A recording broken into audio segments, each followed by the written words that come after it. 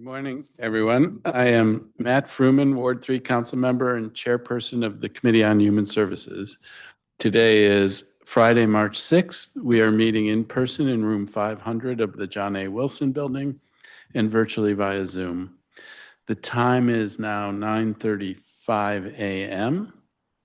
Today, we are conducting the second of two performance oversight hearings on the Department of Human Services, or DHS. DHS has one of the most challenging jobs in the district government. It is both the district's homeless services agency and its public benefits agency. It serves the most vulnerable residents at the most difficult times in their lives. It is also charged with quickly implementing complex federal policy changes, particularly in the current environment. That work requires strategic planning and resolving significant technical challenges, as well as frequent and transparent communication with district residents. Even in the face of these challenges, the examples of employee excellence in the agency's response to pre-hearing questions highlight the skill, professionalism, and compassion of DHS employees who show up every day to protect the dignity of the people facing hardship. We saw one prominent example last year when DHS adeptly responded to the crisis that occurred when the federal government started clearing encampments without notice to the district. Thanks to the work of the agency and community partners, hundreds of residents came inside to safe shelter.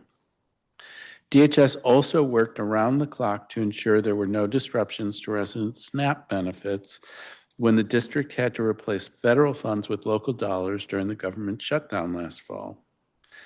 During performance oversight, we mostly focus on where the agencies need to improve. Evaluating performance fairly, though, also requires thinking about the agency's strengths. We know from the challenges DHS confronted last year that the agency is capable of effectively pivoting, adapting, and quickly responding when needed. When we hear from residents about where the agency can improve, they are asking for reliable performance of the basic functions of any government agency: budgeting, communicating, and following written rules. The most notable areas for improvement come in DHS's day-to-day operations. While we cannot expect the agency to get everything right or foresee every challenge, we can expect it to better serve residents by focusing on effective administration. That means transparent, accurate, realistic budgeting. It means 100% of the money allocated by the council is used for its intended purposes. It means delivering timely, accurate eligibility determinations and well-written notices. It means setting residents up for success with clear, achievable exit plans when they leave time-limited programs.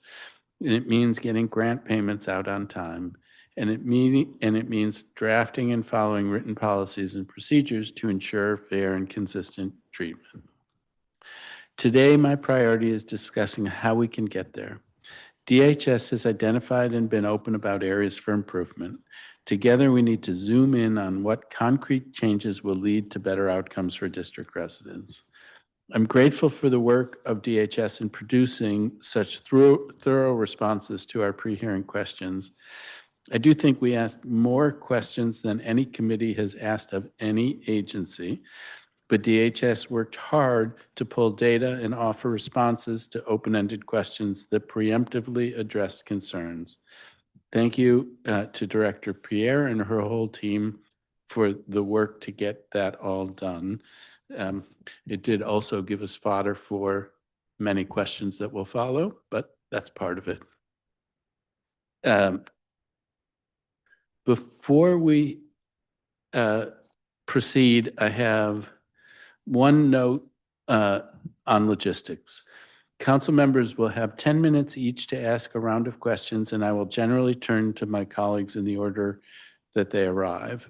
We don't have anyone here yet, but I do expect that others will join us in what is likely to be a relatively long day.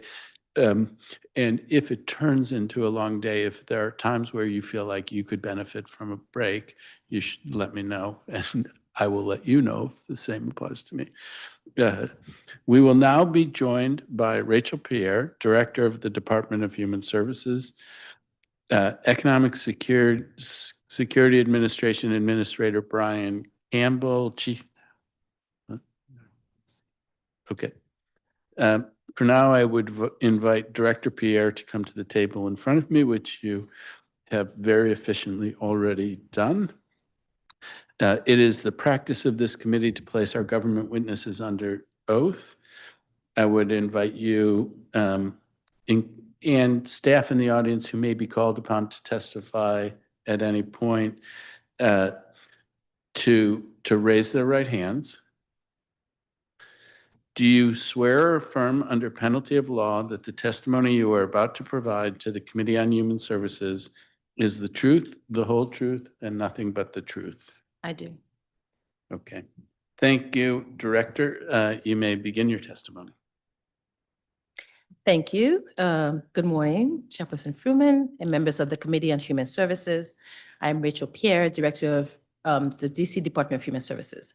Thank you for inviting me to testify today regarding the activities and accomplishments of the department in fiscal year 25 and fiscal year 26 to date.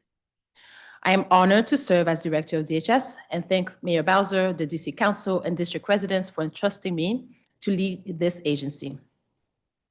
It is a privilege to serve alongside the more than 1,100 employees of DHS, individuals whose dedication is grounded in service, equity, and improving outcomes for residents who rely on us every day.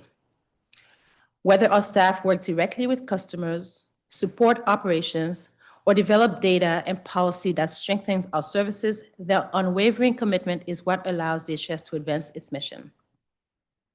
Like many district agencies, DHS has navigated significant pressures over the past year.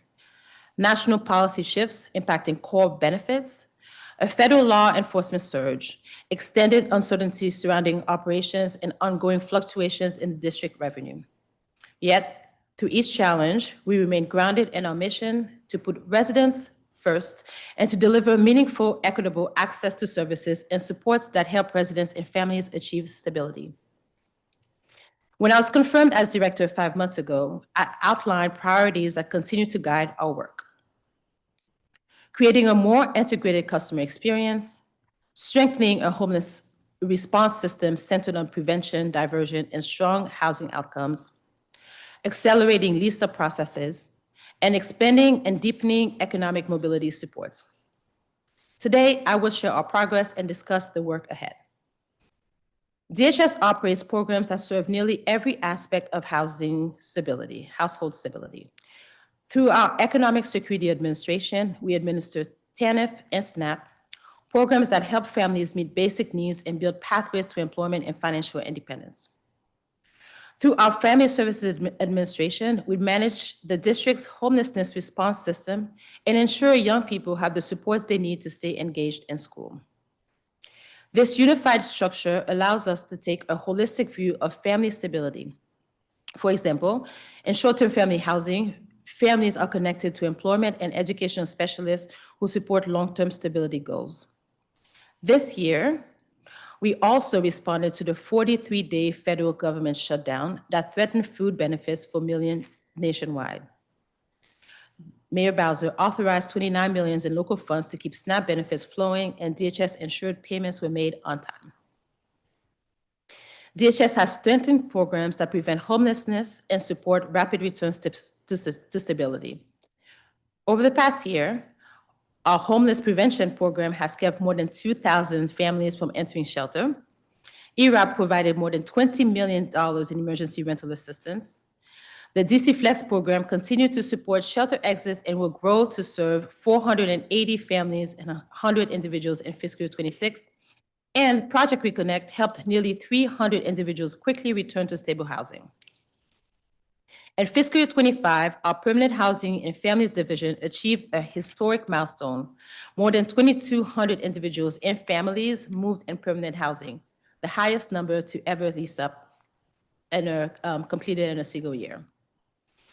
We are also improving emergency and bridge housing. In fiscal year 25, DHS opened East Street, our second bridge housing site, which will serve up to 190 individuals. Our first site, the Aston, has served 158 individuals. More than half of those who exited have moved into permanent housing. And our low barrier shelters, DHS has implemented housing-focused case management to create a clear, actionable pathways for residents to exit shelter and obtain stable housing.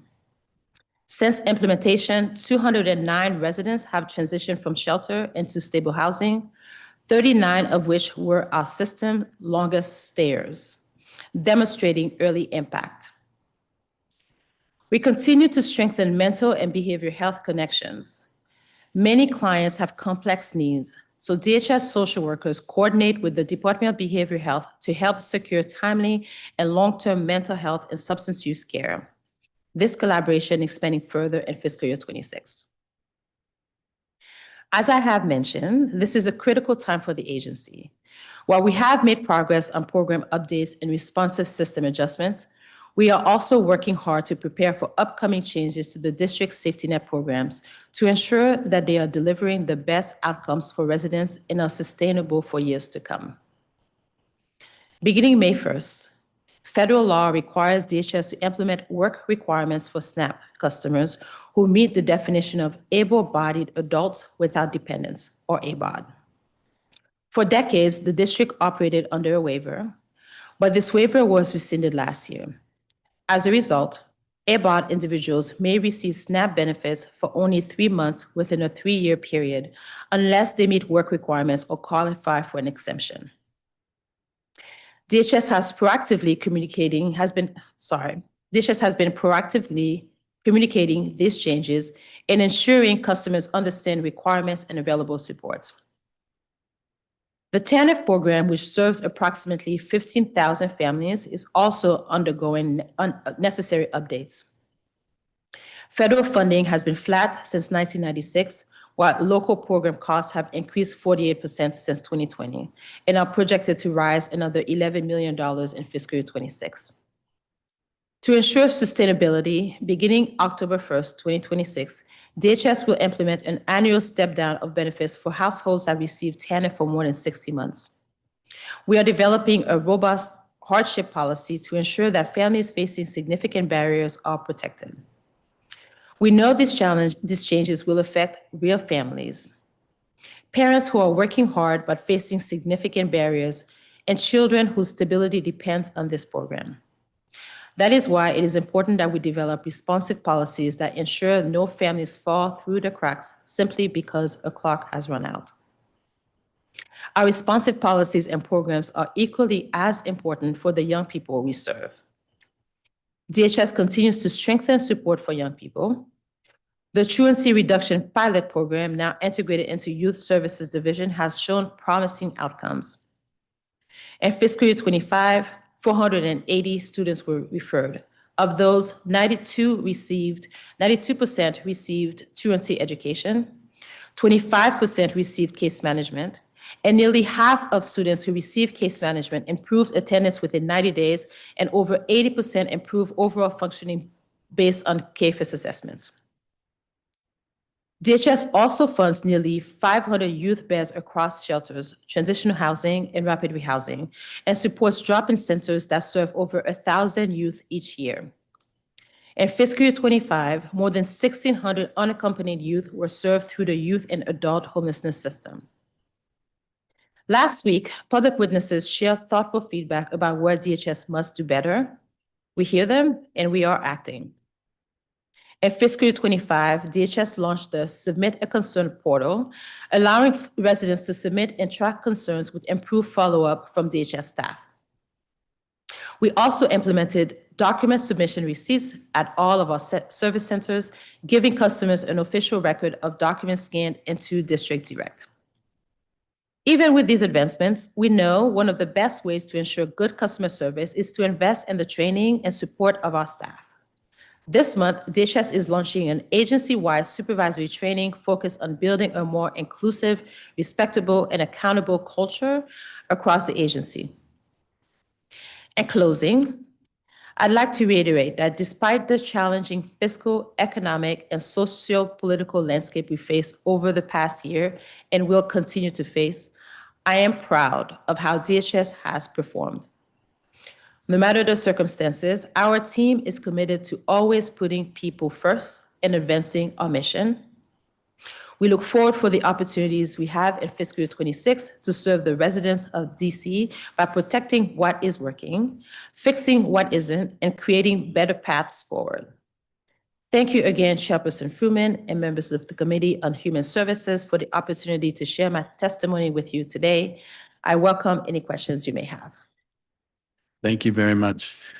I do think, as I said in my opening statement, there is much to be proud of. There remains, and I'm sure you share this view, a lot that needs to be done. Throughout the day, I'm going to be reflecting back some of the questions that we heard at the hearing with public witnesses, and it may well be that in some instances, some of the ideas floated may not be practical, but still, I think it's worthwhile to have a back and forth about it and reflect those comments that folks have made. Absolutely. I'm going to start with family shelter. In FY24, 289 out of 3,677 families seeking shelter at Virginia Williams were denied placement. That's about 8% of families.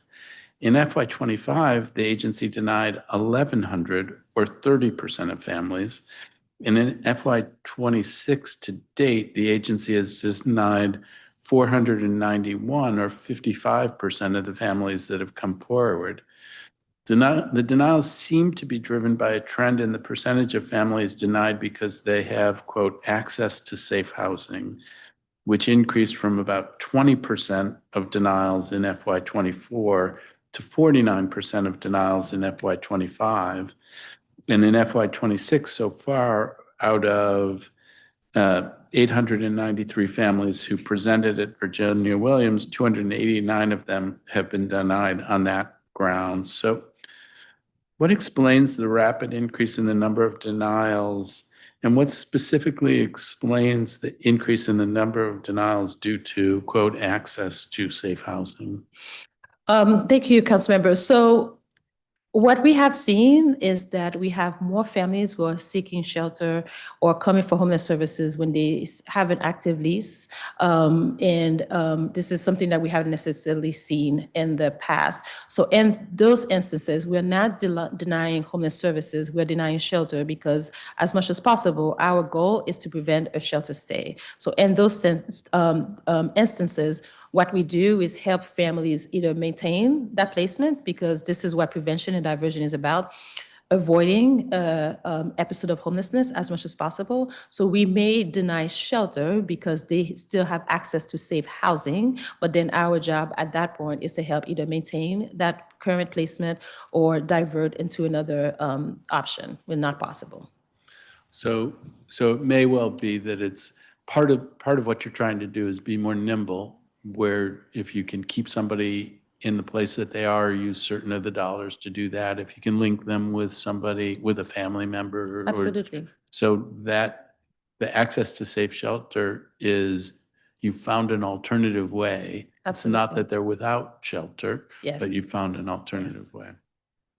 And the frequency of doing that appears to have gone up. Is there an explanation for, is it that you have more tools? Is it that it's a higher priority to do this? Why is it happening more now than it was a couple of years ago? We know that we've invested quite significantly in homeless prevention program for prevention and diversion. So this is why we have more opportunity to offer this alternative. And this is what prevention is about, preventing an episode of homelessness. Okay. Since the start of FY25, 79 applicant households were denied because they were not legally families under the HRSA, but the HRSA doesn't require applicants to prove blood or marriage relationships. They only have to share that they intend to remain together as a family unit. Under what circumstances, other than lacking a minor child, which is a separate category, would you group people, would a group of people be found not to constitute a family? So you're right about your definition about families, but it matters if the person is coming from the same household, right? So oftentimes a group of people may show up together if, they're partners, but they belong to two different households. So we have information that proves that they are not in the same household. So for example, someone may be receiving a voucher or be part of a household receiving either a voucher or part of a household receiving other type of benefits. So that's how we check on if this is a household that's coming together or not. So that's one of the reasons somebody could seem to be denied shelter together if the adults in the household are actually proven to be in a belong to another household, or whether or not the family has custody of the child, for example. That could be another reason why families cannot come in together. What appears to be like a group of family who are not necessarily blood related would not be able to come in together. It sort of sounds related to the other thing, that if there's an alternative place where the folks are housed and it's separate, so maybe two people, one of them has housing in a different place, so it's a separate household, rather than bring them together in shelter, it would be to encourage them to be together in the housing that they already have. Right. The rule of shelter is when somebody does not have access to safe housing. Okay. In FY25, 22% of families who applied were provided shelter, but only 30% of families who applied were denied shelter. This is the data that we saw. So the question then is, where's the other 48%? Are those people who were diverted? So why the numbers don't add up? Can you repeat the numbers? So 22% of families who applied were provided shelter, but only 30% of families who applied were denied shelter. So that, add them together, that's 52%. What happened to the other 48%? It could be that they were not eligible for the district's homeless services. So they could be a variety of reasons. I'm not sure I'm tracking that data point.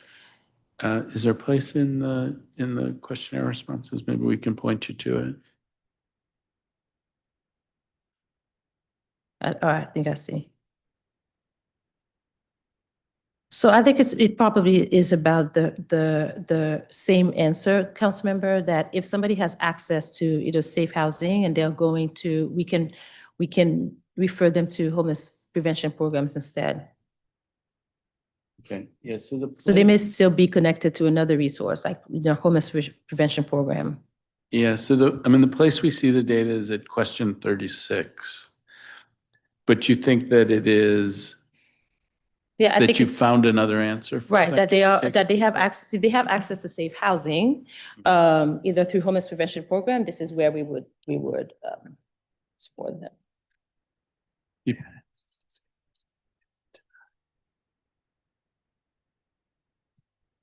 Yeah, I think that's what it is, council member. But if they had access to safe housing, would that be a basis for denial? Maybe For shelter, yes. If they have access to safe housing, that is a basis for denial for shelter, not homeless services program. So we're talking about emergency shelter. So what it is that we would help the family. This goes back to prevention and diversion. This is why we've invested so much. We would help the family have access to another housing if they don't have access to safe housing that night. Okay.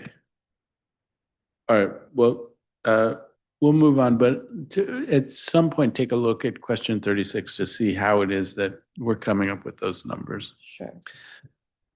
Turning to the data from the agency's response to question 40, which if you look at question 36, then you can leap forward a little bit further. Why don't you look at 30, take a second and look at 36. Yep.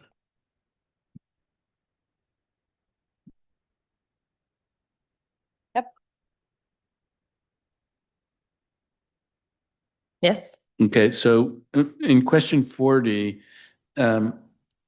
there's several categories of shelter exits, and there were several dozen exits in FY26 and FY25 and 26 to true other. What does that category mean? So families often just withdraw from shelter themselves. They leave. They are not required to tell us when they leave shelter. Sometimes they leave on their own without any interventions from DHS. So that's the true other category. Those are people who are withdrawing on their own. I'm going to have some questions about that Yeah. in a bit. Yeah. Excuse of me, course. just one second. So just, maybe their situation got resolved or they decided to find an option on their own. No, I mean, here, I think it's in question 40, there's self-withdrew, that's 71, but there's true other, and that's 29. So it seems like it must be something else. True other / unknown. So that's if they are diverted or they diverted outside of our system, this is what we call, true other. So it could be that they went back to their home state, or it could be that they were able to kind of resolve the situation from, HPP. That's what we call true other. That's the category that we have in the true other. So again, it's these folks who you're finding a way to serve by finding a different kind of place Right. for them. To help problem solve, and they are able to resolve their homelessness with some outside of official DHS intervention. So, and it's also unknown. So, I mean, you may not know the specifics of it, and I think you just said about self-withdrawal, that it may be that people self-withdraw and they don't tell you and they're not obligated to tell you. They're not obligated to tell us where they are going. If they're just leaving, they're not, they say that they're no longer need shelter and they leave, they don't come back. So I do think, and then, so let me ask you about self-withdrawals, although you may already have answered it. There were 71 people who self-withdrew from shelter in last year, and there's 16 people have already self-withdrawn this year. Those, is that up from past years, and what would be driving it? So I think part of what we saw, Councilmember, and this is a little bit anecdotal, but part of what we saw in the summer when we stopped entries into FRSP, we also saw a decrease in families coming into shelter. It could be that our requirements for FRSP have changed, and folks are leaving shelter and finding opportunities from themselves. We wouldn't kick somebody out of shelter unless, they violate a program rule, or they were an IEP and then they found out they're not eligible. So, we do think it's positive if somebody is able to resolve their homelessness. That doesn't mean that they didn't receive any interventions from DHS, because they come into shelter, they have case management. The case managers may have helped them think through about, the resources that they have within their own community, but we are not alarmed by that number. I'm not alarmed by the number either. I just am trying to understand it. And I think, all of it strikes me as potentially healthy, that folks, and maybe what you're talking about, and maybe it's anecdotal, is that if folks think, well, I'm going to get a rapid rehousing voucher, and so I'm going to stick with this, and that's the thing that I'm going to get, and aren't looking for an alternative way to solve it, then if the circumstance is that they're less likely to get a rapid rehousing voucher, but they can find another answer. Right. That's not a bad outcome, so long as that answer is satisfactory. What I think is happening here, and this is my impression, is that you are using new tools to try to find different places. Right. But I'm not seeing, and it's a growing process, the data that gives clarity about how those tools are delivering. So like true other doesn't tell me, but if it is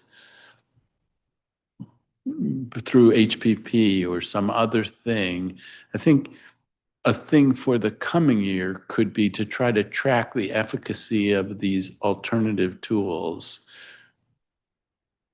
to either to make a stronger case for even more support for those tools or to revisit them.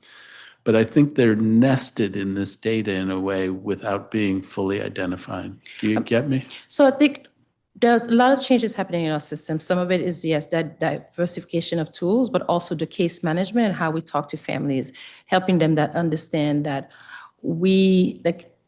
FRSP is really just time limited. What we don't want is help, move families into interventions that they cannot sustain on their own, right? So the interventions that we have now do require either the families to be, working or engage in TEP providers with the TEP providers, or if they have access to a unit, with DC Flex or HPP that just does require some sort of like problem solving on their own within their communities. We have not seen necessarily an uptick of people like leaving on their own, but we do think that the conversations that we're having is helping. Okay. In the family setting, you guys have opened a bunch of new sites, and maybe there are others that you may yet open. Do you project bringing all the single short-term family housing overflow sites online this fiscal year and keeping them online for the rest of the fiscal year? Yes, we project that we will bring them online this fiscal year. And then maybe this is asking you to foreshadow the budget that hasn't come out yet, but do you expect to keep them online in FY27? So we just continue to assess, if capacity demands it, our policies still provide shelter for any families year round. So that will just be our policy. We'll just track demand. All right. And it looks like the data that I'm seeing, are there 63 vacancies currently around 63 vacancies? So this currently? morning, we had 75 vacancies in a family shelter and then we had 30 rooms offline. So, altogether, you can look at maybe 100 vacancies. The offline rooms, they are turnover when, families leave. It takes us a couple of days to turn those rooms around. But this morning's census had 75 vacant units for families. So the district's lease at Harbor Light expires May 1st. And that is the site in last year's budget. We had a fair amount of conversation where there was the idea was floated to have not so much a congregate, but some kind of semi-congregate shelter for families there. And, ultimately, I was glad that we didn't have to do that. I was glad the agency was able to use the site as a hypothermia site this winter. We don't want to see it go to be a fully congregate site. And, I know that the conversation's a little bit more complicated than that, but what are your thoughts about Harbor Light? Are you thinking about keeping it in the portfolio if the lease ends up on May 1st? Is that the end of the use of Harbor Light, or are you looking for using it in different ways? Well, right now the lease is up, as you mentioned. I think you said May 1st or June 1st, but it's up in the next couple of months, and we don't have any concrete plans yet for Harbor Light past the lease. I have a crack team, so they're going to be a little bit the bane of your existence. But the agency response to question 10 suggests that 1.2 million was budgeted for the Harbor Light lease. But the property's lease to the district spreadsheet shows that the rent has been about 800,000 a year. So what explains that difference? Why is there a $400,000 cushion there? For the operation, so that's anything that's not covered under the lease. That's anything like snow removal, janitorial, anything to kind of keep the property that's not covered under the lease. The 800,000 is just for the leasing of the space, and then the additional funding in that line items is to the upkeep of the property. So you're including maintenance there as part Yes. of the lease. Okay. You currently project, and so we're going to get into, and you and I do this pretty frequently. Like you have these many are going to leave this, these many are going to enter, trying to make sense of pipelines. So you currently project exiting only 37 families a month from shelter via FRSP. Mhm. And I know you want to control the budget, but is that enough to avoid overflow in the shelters? So it's more than controlling the budget, council member. It's also making sure that we steer families towards an exit path that's sustainable to them. Right. So it's enough for us at this point, and we continue to kind of, track again capacity on a daily basis.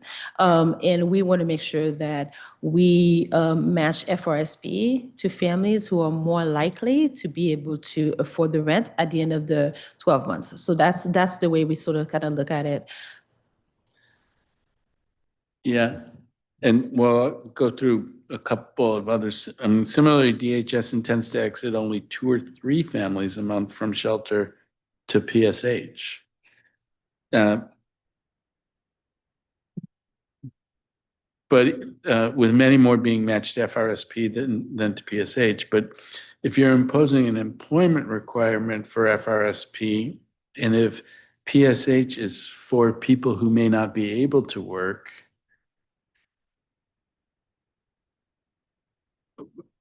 does that suggest that there's just 40 folks exiting shelter a month between the two? And shouldn't we be matching more folks to FRSP in order to keep the pipeline going? And it may be that it's the same question in that I think you're saying you're not looking at the pipeline flow, you're looking at the numbers of people who you think are going to be suitable for an FRSP. And if they're not suitable for FRSP, it might be because they are suitable for PSH, because you can't expect them to establish independence within a year. But the same thing comes together of if it's only 40 people together being exited using these tools, you're not concerned about a overflow getting full and not having enough capacity? We are concerned about capacity every single day. So we adjust as needed. We think about it every day. We project, when we think we're going to be at capacity. But PSH, we match PSH so through a coordinated entry process. So the community in the beginning of each fiscal year, through the ICH process, sort of determines the strategy and the priority for matching the PSH vouchers. So right now, for this fiscal year, we have a 10% projection match from short-term family housing and then 90% from FRSP. Also, the eligibility requirements for PSH is to be chronically homeless and also to have a disability. So most of the time, the families who match this description are families who've been in FRSP longer. So they are families who are more likely to be found eligible for PSH. Okay, and so the way in which the numbers work is that there's an allocation. 90% goes to the short-term family housing. 10% goes to the short-term family housing, 90%. And I guess that goes to, and it's not meant as a criticism, but this goes to the challenge that we've had with FRSP, where people went into FRSP who wasn't the right solution for. And so now you're trying to match them with what it would be the right solution for them, which is PSH. And that's part of working through the backlog of folks who've been stuck in FRSP for too long. Then the result of that is it doesn't leave a whole ton of PSH for exiting people out of short-term family housing. Right. But they may not be eligible also in short-term family housing. They may not have reached chronicity yet. So chronicity is at least 1 year of experiencing homelessness in order to be eligible for PSH. So what happens if we've noticed that a family has recycled many times, so they are more likely to be eligible. So these are the families that we will match to PSH in short-term family housing. But if it's a family that's new to the system, they've been in short-term family housing for 3 months, they have not reached chronicity, so they would not be eligible and prioritized the way the community has thinks about prioritization when the resources are not enough.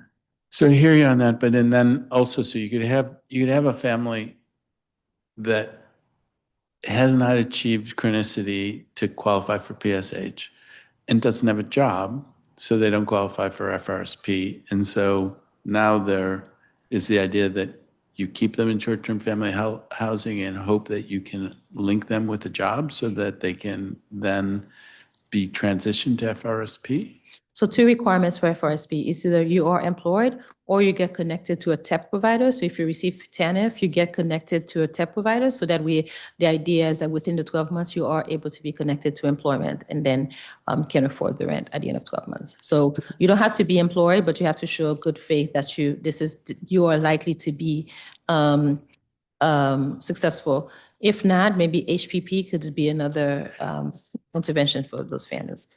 Okay. And a lot of this comes down to fears about overflowing our capacity, and both of us are tracking it day to day. So we will stay together on that. Looking at the expense of emergency shelter, it seems like it's between $4,600 and $4,900 a month, depending on the location. And the cost of FRSP is $3,500 a month. And so I guess, it's interesting. It may be that in the recent past, that cost differential pointed to getting people into FRSP. But then the recognition became they are stranded in FRSP, and that's not the right solution. But there is a cost benefit to getting folks into FRSP. Why wouldn't you? Is that the reason that you wouldn't put more folks into FRSP because of the fear of continuing to strand people in that program? Yeah, I think we've heard from the community council member, we've heard from residents, we've heard from landlords, right, that families are moving with our support into FRSP, and then the families say, hey, after 12 months, like, you knew I couldn't afford this unit, so even if it's cheaper for us, it's the social costs to the family who continues to live, even if they have safe housing for 12 months, they continue to be housing insecure because they know that they can't afford the unit that they're in. So it's important that we are good partners to not only our residents, but also the landlords, because at the end of the 12 months, when we stop paying the rent and the family is not able to continue on their own, we hear back from them and they do feel that it's not a partnership. If we help somebody moves in and then after 12 months, we say, hey, like, they're on their own. Yeah, and if to the extent there's an eviction process, then the tenant has that on the record. So, Exactly. it may be an ounce of prevention is a pound of cure, and so that you spend more keeping people in shelters. And if we are effectively helping them get connected to paths to independence, then it's worth that investment because of the investment the cost down the line of going a different route. It does go, and we'll get to this later, how effective are we at connecting people to paths to independence? But that's a separate question, but that's the rationale for why it is you'd spend more today because of a fear of what would happen a year out, a year and a half Yeah, out. we've seen what happened the last couple of years with FRSP in terms of ensuring that, again, heard from our residents that they are worried about moving into a unit that they're not able to afford. Okay. Think about other ways to keep families moving out of shelter. There's a broad range of lengths of stay across the shelters. The Kennedy routinely has the shortest, while other places have lengths of stay that are almost twice as long.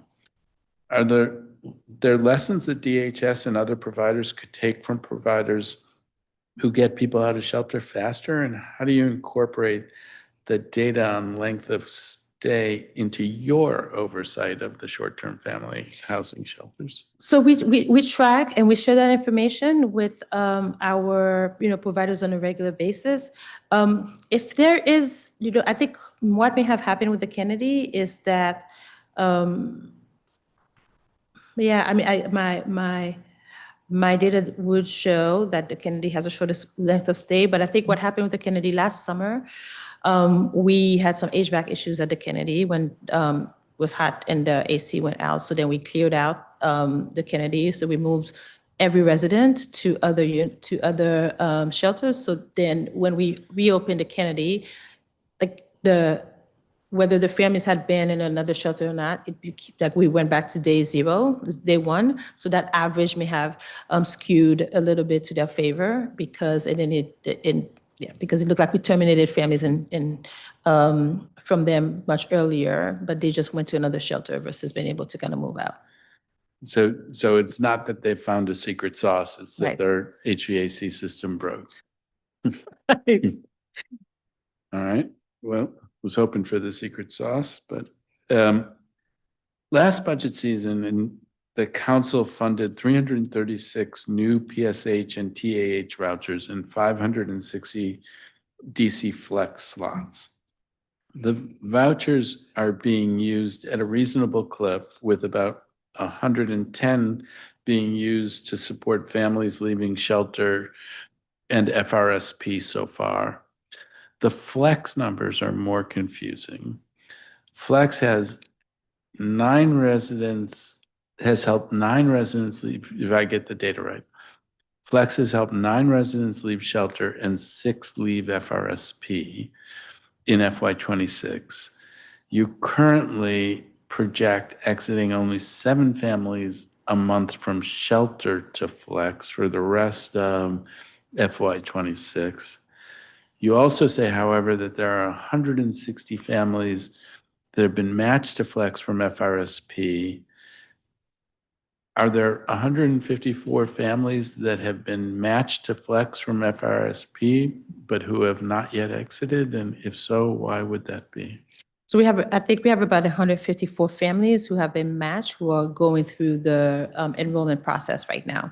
This process usually takes about 60 days, rather. So they're going through the completing eligibility requirements and enrollment. So, okay, so that's just, we're relatively early in the fiscal year, and so now you're pushing these things out. Yep. But still, if there's 560 Flex slots that we funded, are we on a trajectory to use them all? If we're only gonna, what were the numbers? What's the expectation per month of how many folks will be moved from shelter to Flex and FRSP to Flex? So what we have seen is that fewer families that we had originally projected to move from Flex to Flex from shorter family housing are exiting through DC Flex. The primary reason is that you need a unit to have DC Flex. To be eligible for DC Flex, you need to already have a unit. Yeah. And oftentimes it's difficult for families who are in shelter to already have a unit. We do help families get a unit through DC Flex, sometimes with a combination of HPP and DC Flex, but it's easier to exit families from FRSP to DC Flex because they already have a unit, because they had leased up through FRSP. Yeah, I mean, this gets a little bit where I'm going to go there, but the two work together. So if somebody who's in FRSP, they have a unit, they're falling behind on their unit if the FRSP has ended, or they're still in FRSP, and you can link them to Flex and hope that that's enough that will sustain them going forward. With employment as well. While it's not a requirement to enroll in DC Flex, it's not a requirement to be employed when you're enrolled into DC Flex. It is a requirement to get recertified at the end of the first year. So we are, again, trying to match families who are more likely to be successful with each intervention. So if, they have employment in DC Flex, that's a combination for someone to be able to maintain their unit at the end of the 12 months. And then, but then for the next year, you have to be recertified. And so I guess there's a little bit of a concern of this postpones that cliff. Because if somebody gets DC Flex, they're not employed, they don't get employed, it's not enough to cover.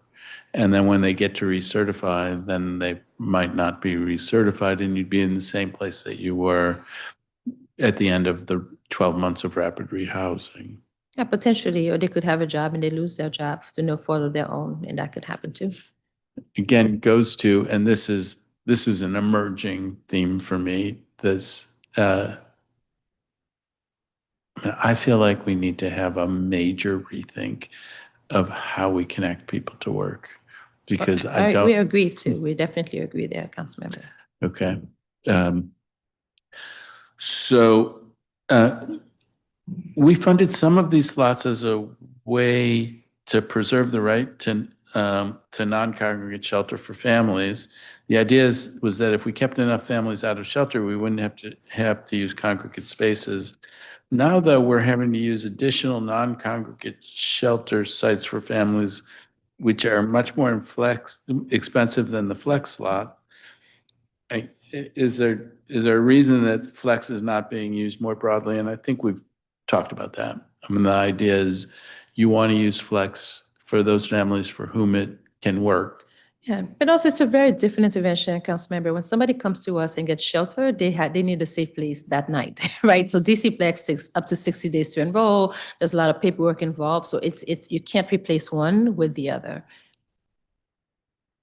Meaning that Yeah. DC Flex is not gonna remove the flow of folks coming into shelter. No, it won't affect the flow of folks coming into shelter. The question is whether it could affect the flow of folks exiting shelter, which would leave more space in shelter.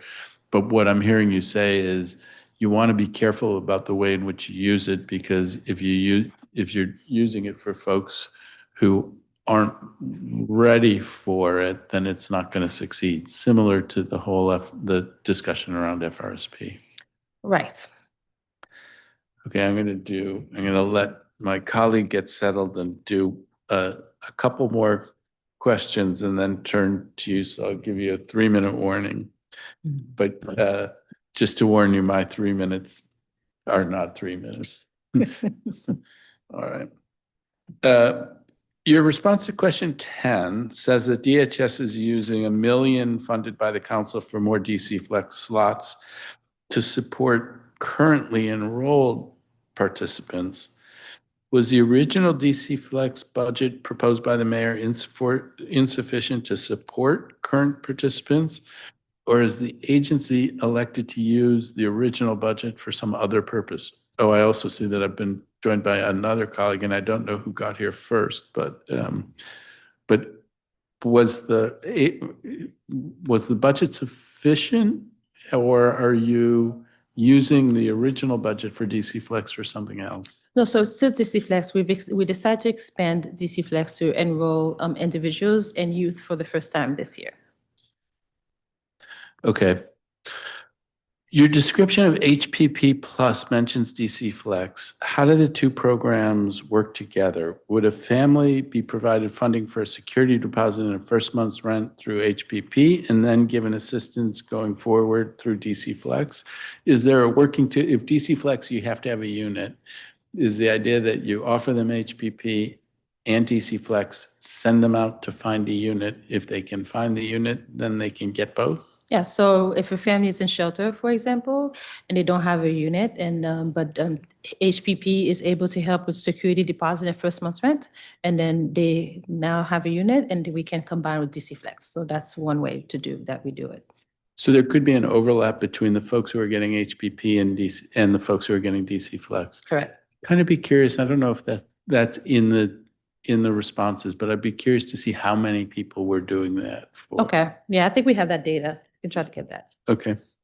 I noticed in your responses that the administrative costs associated with DC Flex have gone up over the years from 9% in FY22 to 15% now. Why?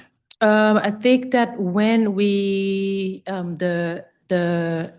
we issued a new contract, that the provider was able to get the negotiated rate that they had across the board with DHS. So that's their negotiated admin rate. So they had the similar admin rate for other Right. services that they provided, and they got it there. Right. Okay. We recently spoke about the agency's child care policy for adolescents in shelter. And we want parents to be able to work, but parents who work overnight don't really have anywhere to leave their kids. I mean, we talked about this, that I forget the context, that it's hard for you to be able to allow kids to be left alone in the shelter. And, but then the parent's stuck if they have work in the nights. So are there any options available? Are you thinking about ways that that might be accommodated so that we could keep folks connected to work even as they're in shelter? We want to keep folks connected to work, but we have to just be careful about how we, I think it's two different things. One is for the safety of the children who could be left alone, the other children in the shelter, everyone. As a policy, parents have to supervise their children at all times. So we have, shelter staff, shelter monitors, but they are not childcare givers. I think the whole system has a little bit of PTSD with what happened to Alicia Rudd. So we are very strict about that. But a case manager, can help a parent just kind of troubleshoot and figure out options to leave their children if they have to work overnight. If they have a job, leasing up as quickly as possible is also, an alternative, because if the child is old enough to be, left by themselves, then the parent can do that when they leave shelter. But we are very clear, we're not really interested in revisiting the policy of leaving children unattended in shelter without their parents, no matter the age. Okay. Thank you very much. Councilmember Henderson, I hate to tell you, but you were like a minute after Councilmember Parker walked in. Oh, are you sure? But Councilmember Parker has just generously suggested that if you want to go first, you're welcome to. No, Councilmember Parker, that's totally fine if you want to go ahead. Okay, I'm happy to jump in. Good to see you, Director. Good to see you, Councilmember. It's not often a director smiles so big when they're at oversight, so I love that. I wanted to start with youth homelessness. Given my work on the Council's Committee on Youth Affairs, what data is DHS looking at to justify the 24 months lifetime time limit for youth in transitional housing? Thank you. So the simple answer is that we realized that we had a transitional housing that became almost permanent housing. We had young people that would come at 25 or 26, but because we didn't have time limits and a clear exit path, then sometimes they would stay until they were 30. And then we needed to modify what transitional housing is supposed to be in order to kind of create flow into the system. So this is why we said the 24 months. So then what we also did is modified our contracts, is that we required staffing of an employment specialist to kind of help the young people actually connect to either jobs or education while they're in transitional housing programs, so that there is flow out of the system.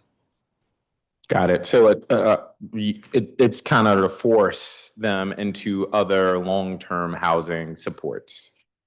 Hopefully we can help young people resolve their homelessness with other programs that we have. I think one of the things that we mentioned this year we're excited about is that we're also for the first time offering DC Flex to the young adult population. So DC Flex is a shallow subsidy of $7,200 a year. If the young person then after two years in a transitional housing, just say they get employment, I think DC Flex is a really good exit path for them. We're also looking at roommate matching. So really young people oftentimes enjoy, living together, or at least it makes more sense financially for them to be able to do that. So we want to help young people move on and hopefully move out of the homeless services system.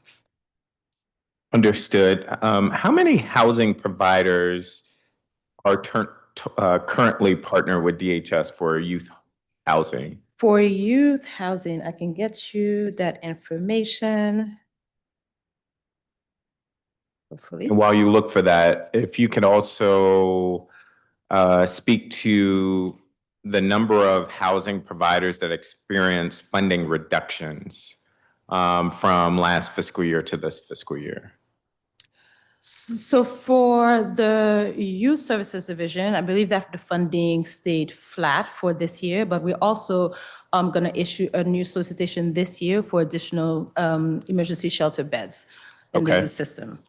And as it relates to how many providers, I can tell you, well, I thought I had that information, but I can kind of look it up.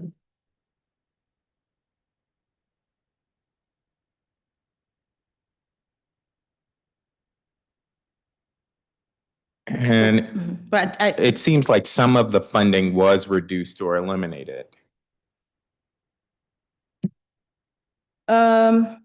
It's possible, Councilmember. I don't have that dollar amount with me right now, but I do know that if the funding was reduced, it's probably because we did not issue a solicitation last year, but then we do have the funding secured to issue a solicitation this year. Okay. And what is the expected timeline for that new solicitation? This summer, so that the start date would be next fiscal year.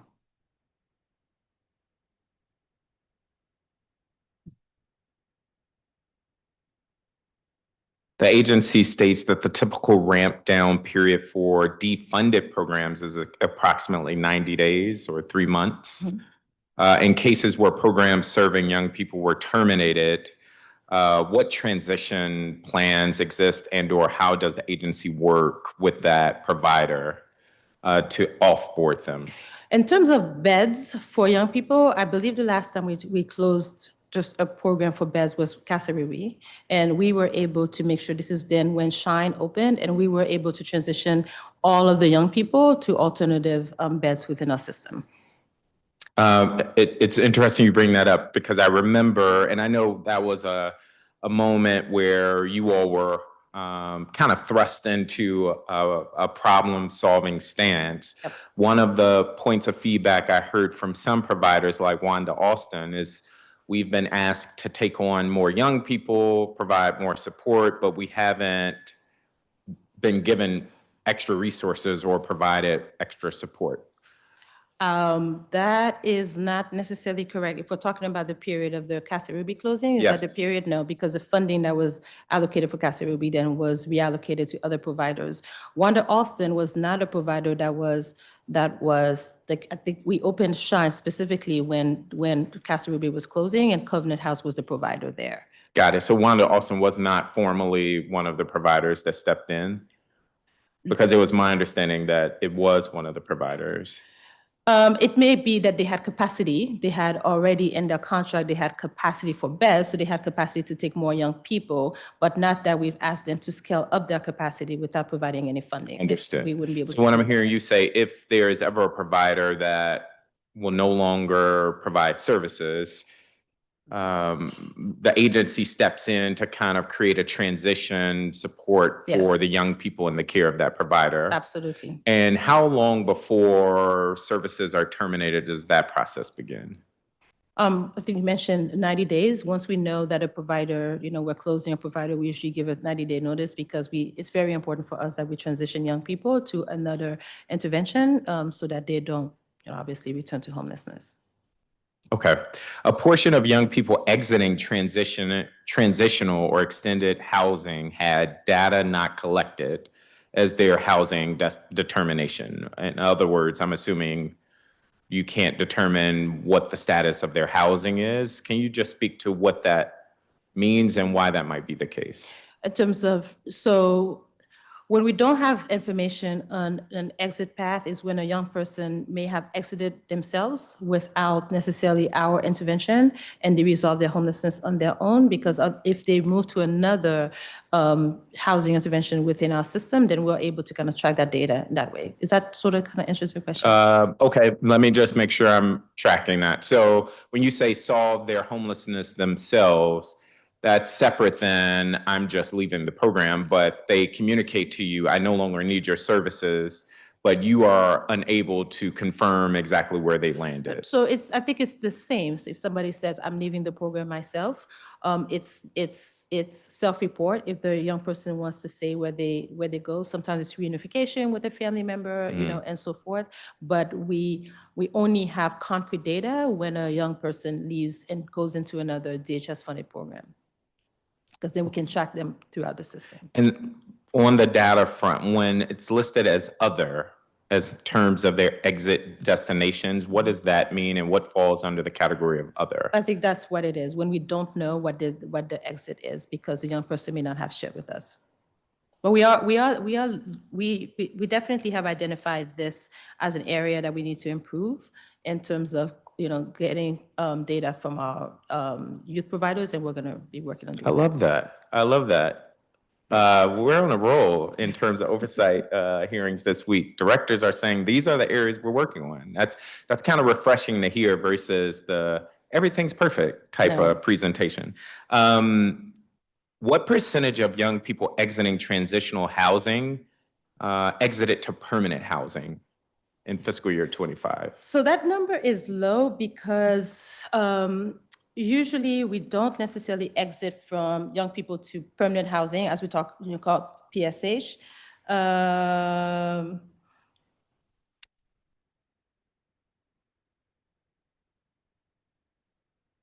think it's about 52%, I want to say. Yes, 52%. Okay. And I'm assuming that's on the higher age end of youth. Right. So like the 27, age. So some of them go into PSH, some of them go into rapid rehousing. This is the permanent housing exit. And is there a strategy in place to increase or improve that number? So the strategy for us is really looking at what transitional housing is, extended transitional housing, and helping we don't want a young person that goes from youth homelessness to adult homelessness to, increased chronicity. So we'd really try to focus on helping, the interventions that a young person needs is very different, and the intervention that someone who may have been experiencing chronic homelessness for 10 years. So we are looking at what are the housing exits that we can provide earlier in the process to help them not have to transition to the adult system. Understood. And in my last 15 seconds, what is the average time that a young person spends in transitional housing or extended transitional housing? So we are changing it to 24 months. To date, what is the average time? I think we had something like 4 years. But Wow. So that was a concern. Like I said, we had some young people that stayed until the age of 30. And obviously that was not the right intervention for them. Okay, so 4 years is the average. Yes, Okay. I believe so. All right, thank you. That is my time for this one. Thank you. All right, thank you very much, Councilmember Parker. I had gone for an hour, so I'm going to let Councilmember Henderson go, and then I'll come right back to you if you have another round, and then back to Councilmember Henderson. So Councilmember Henderson, when you're ready. Thank you, Chair Fruman, and good morning, Director Pierre. I want to start with questions about truancy. So we received last spring some initial data from the truancy reduction pilot program. When is the next report due? So the next report, it's in draft right now. It's going to Deputy Mayor's office. So we're hoping to get to council in the next couple of weeks. Okay. Did you all see a difference in parental responsiveness or student responsiveness to the truancy pilot in comparison to, say, the ACE program? And let me just go back to your first question. So it's March 31st is when it's due to council. So it's on track to get to council by March 31st. Okay. So we haven't, so far preliminary, we haven't necessarily seen major difference, but we do know that we've had a 92% contact rate. So that means that from all of the referrals that we receive, we have been able to make contact with 92% of the parents. Okay. The pilot program was funded this fiscal year at 10 schools. Last year, schools were added to the pilot program on a rolling basis. Did DHS add all of the new schools at the beginning of this school year, or are new schools being included over time? So new schools are being included over time. So we started the school year with 4 of the 5 schools that we ended last year. Digital Pioneers chose not to, we didn't continue with Digital Pioneers, but we started this school year with the 4 of the other schools. Okay. And then Kramer is middle school, and then we're adding more schools. Okay, so currently we're at 5. Currently, we're at 7. Who are the other 2? So the other 2, I will tell you. So we are currently at KIPP, Anacostia, Eastern, Woodson, Kramer, and then we have KIPP College Prep. So we have 2 different, we had KIPP Legacy College Prep, and we're at KIPP, the other KIPP College Prep, and then we are at Cardozo. Okay. So we opened 3 new schools this year. Digital Pioneers dropping off, was that their decision or your decision? I believe it's because we hadn't received a lot of referrals from them last year. So then between DHS and DME, we decided to go with another school. Okay. We decided to drop them from there. So the 2025 report showed that the pilot had a 50-50 likelihood of improving a student's attendance. This, of course, was a small sample size. We were adding new schools on a rolling basis. Each student had different challenges. Does DHS receive information from OSSI on the attendance outcomes for students that successfully completed? Or, how is the data sharing working between the agencies? It's working well. We are getting better attendance data from OSSI on a regular basis. Okay. The legislation that established the pilot sets the standard that a student to be eligible must have accrued 15 unexcused absences to be referred. That seemed pretty high because at that point, a student is well beyond the truancy standard, which is 10 days. Do you think that the program could be more effective as students if we were intervening before they hit the 15-day mark? So we're at 10 days at Kramer, and for middle schools, and we are still at 15 days for the high school. So we are going to look at just the data between what happened with the middle school intervention and the high school intervention to just have an idea. But we are tracking just attendance long term.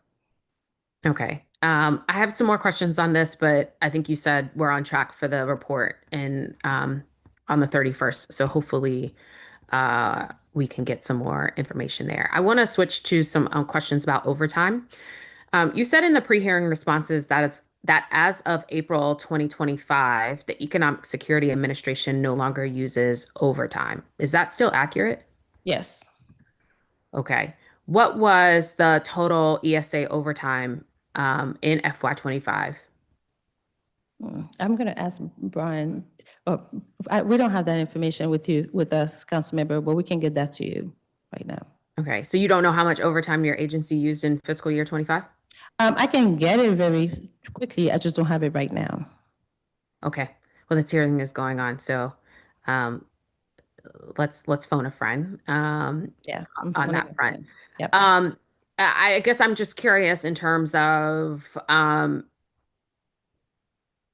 you all were using overtime to catch up essentially in terms of improving our application processing times. Yes. As well as the error rates. And so should we take this to mean that you all sufficiently have caught up, or that our application processing time is just going to take a hit? The right answer is that our application processing time has taken a hit. It's, we were at the 90s before, but we are now at the 80s. I think we're at 83% in terms of timeliness. But we also are shifting to focus on the accuracy error rates, because as we know, there's a bigger impact to the district if our error rates are lower. So the strategy is just really focus on, even it takes us a little bit more time to make sure that we're more accurate. Okay, so are there any positions in ESA that are currently frozen or in active recruitment? We have positions in active recruitment, but we also just, I'm sorry, council member, my colleague Brian Campbell is here. I'm going to ask him to answer the recruitment questions. Okay. We have right now 11 positions, SSR positions, which are in active recruitment. We're ready to onboard 7 right now, and we have a new solicitation going out to bring on the other 5. And if we have a more essentially budget capacity, we will increase that. Actually, maybe 4 actually. We'll increase that to the degree of budget capacity, but we have 7 new ones coming on. Okay. Is that enough to be able to meet the need? Because if I recall correctly, and this I think was perhaps under the prior director, but I imagine that the standards hasn't necessarily changed. Even when you guys onboard someone, particularly in ESA, it takes several months before they're able to work on cases on their own, right? That's true. That's true. There certainly is a ramp up period in terms of training.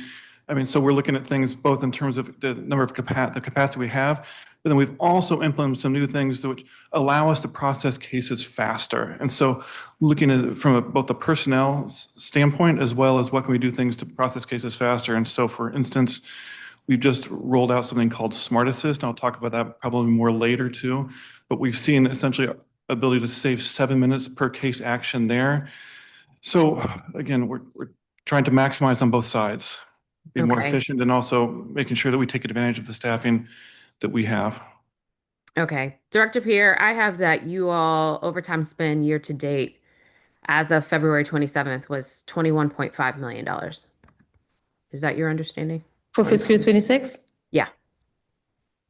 21.5. Yeah, I would have to check on those numbers, council member. I'm asking my CEO to pull it. Yeah. Okay. I'm not, because overtime is frozen. At ESA, I do know that we made an exception during the federal shutdown so that we could administer the benefits on time, but that was a very short time limited.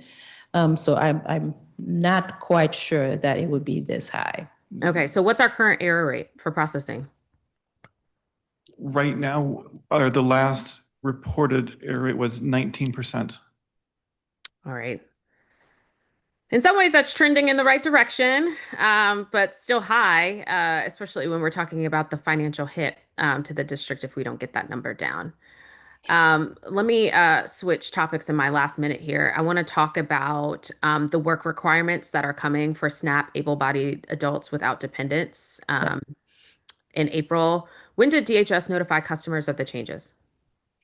Last fall, I think it was December, was the first time that we sent official communication from DHS, but we are on track with the 60 to 30-day notice. We also sent updated communication on Monday of this week. And then we also now have a new landing page that specifically speaks to the SNAP changes. Okay. Does DCAS require any coding changes to ensure that the agency and customers can track hours accurately?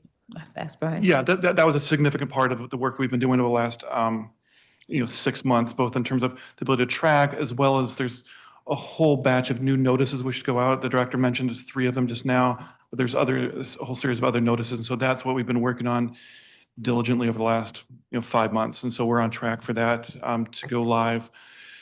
Can I ask this? Have you guys run an analysis? Like, let's say these work requirements were in effect today.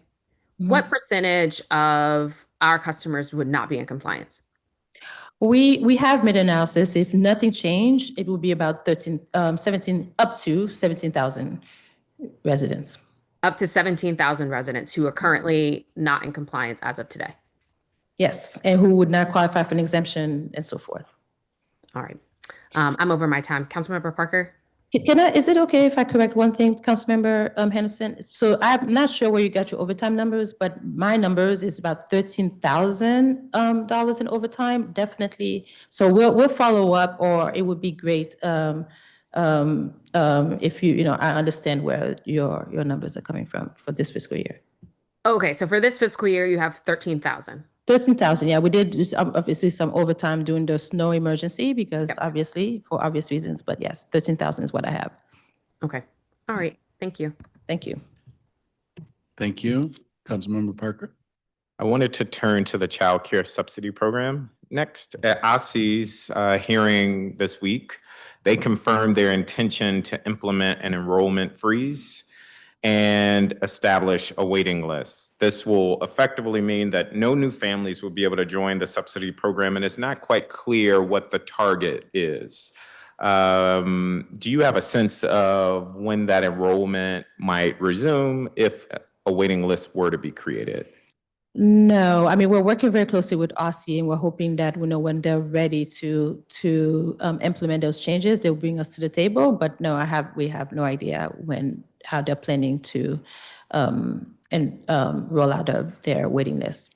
Okay.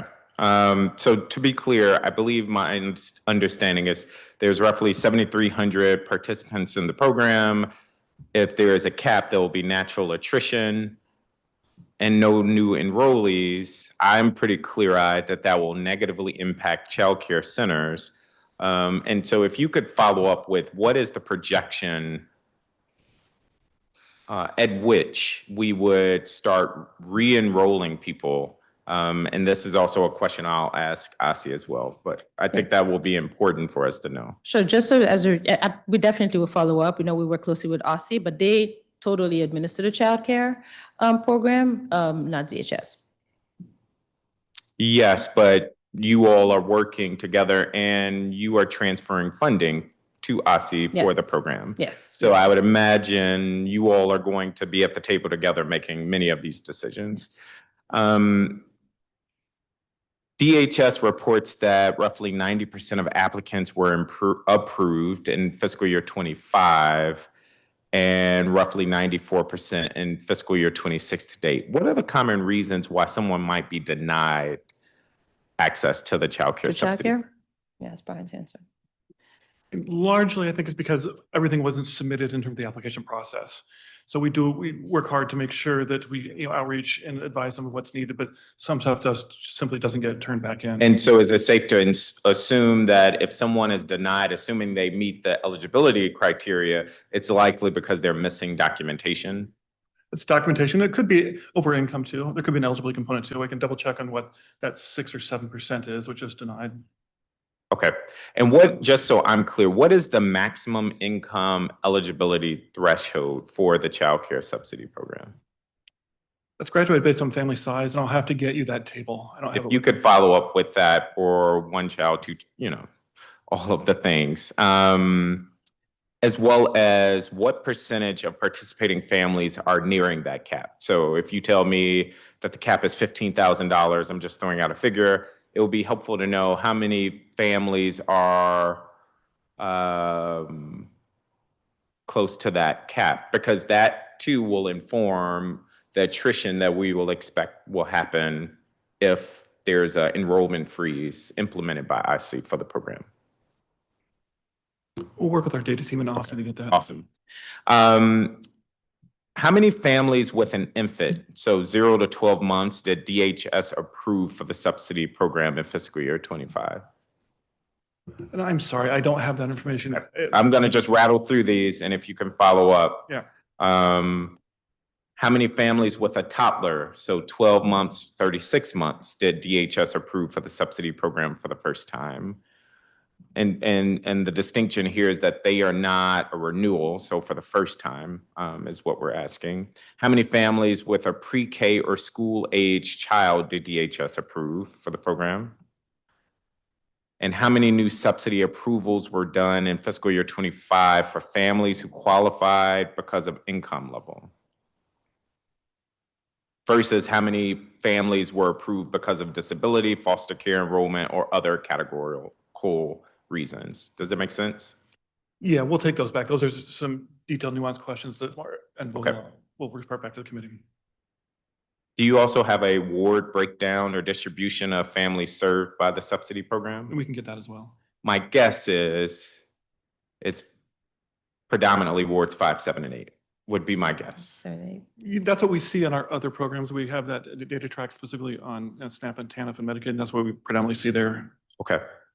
Do you have a sense of timeline when you might be able to return this back to us?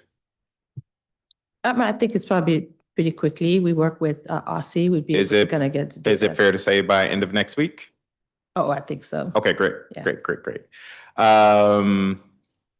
How many families does DHS estimate are enrolled in both TANF and the Child Care Subsidy Program? And I know you spoke to some of this in your pre-hearing responses. You have it?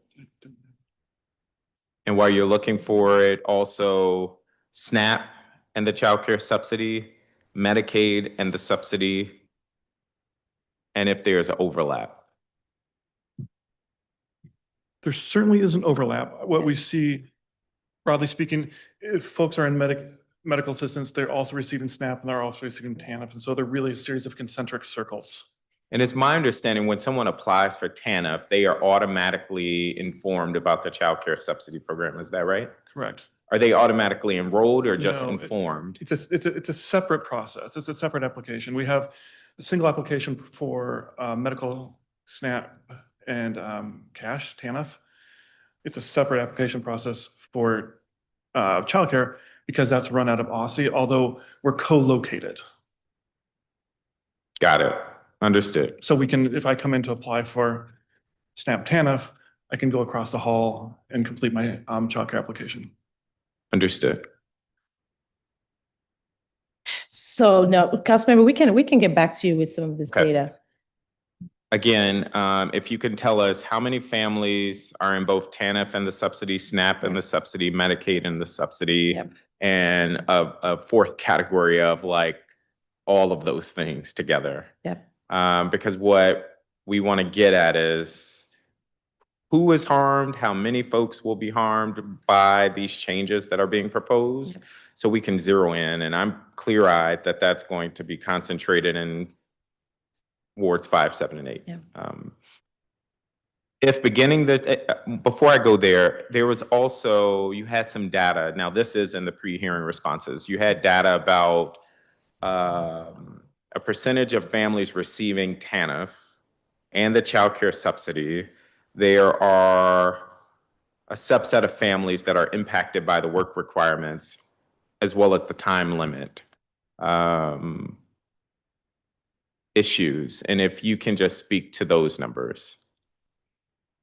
So as it relates to time limits, we anticipate that about 50% of the families receiving TANF right now are over the 60 months time limit. So Say that one Can more you say time. that percentage again? over around 50% of families receiving TANF. That's for all families receiving TANF. Yes, over the 60 months time limits. I'm sorry. We're going to just go back for Sure. and what is the cost savings of implementing that 60-month time limit? So we have not yet implemented it. Fiscal year 27, we will start a step down for families who have reached 60 months. What is the projected cost savings for that?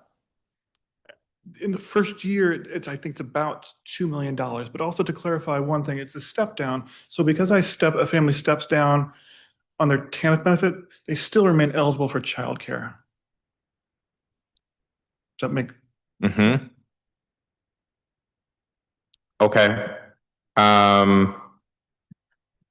And just so you know, I'm looking at, I'm running out of time. I don't see page numbers, but I'm looking at your responses. It says of the 1,742 households receiving TANF benefits that were sanctioned for not complying with work requirements, 101 received a child care subsidy, or roughly 6%. And so can you just speak to what might be the potential implications if they are having their TANF benefits impacted and impacts to their child care, which is going to affect their ability to obtain work? The step down of their benefits would not impact their childcare if they're still eligible for childcare. Got it. Okay. And the step down is a phase out of their TANF benefits. It's a phase out of their TANF, but then, Down, not out. yes, phase down, not out.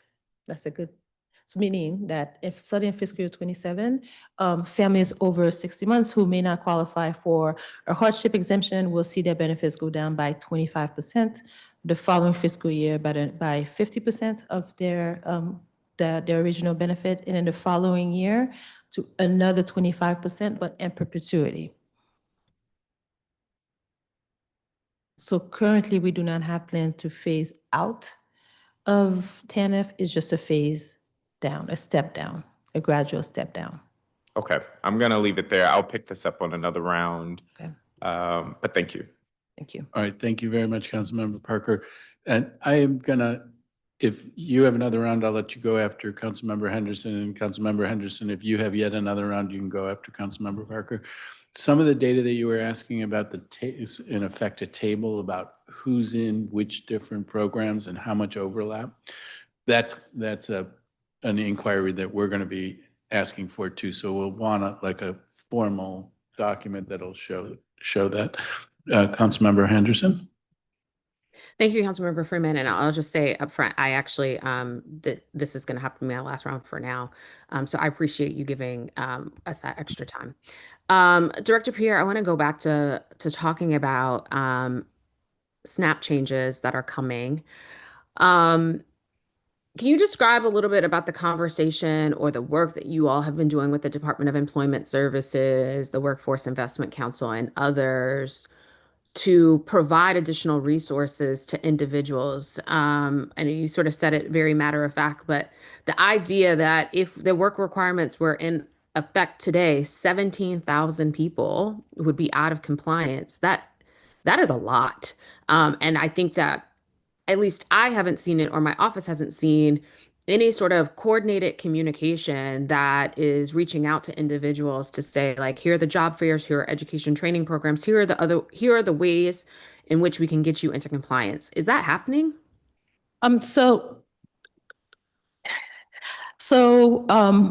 A couple of things. So it's not going to be starting on May 1st that everybody will lose their benefits. So what it's going to be like a rolling basis when people kind of come, recertify. So we are, a few things that's happened this year is that we extended the slots in our SNAP TEP employment training program. We are also expanding our work fair program, so to make sure that we have opportunity for folks who may not be either work eligible, not work eligible, but looking for employment. They can volunteer for a certified program.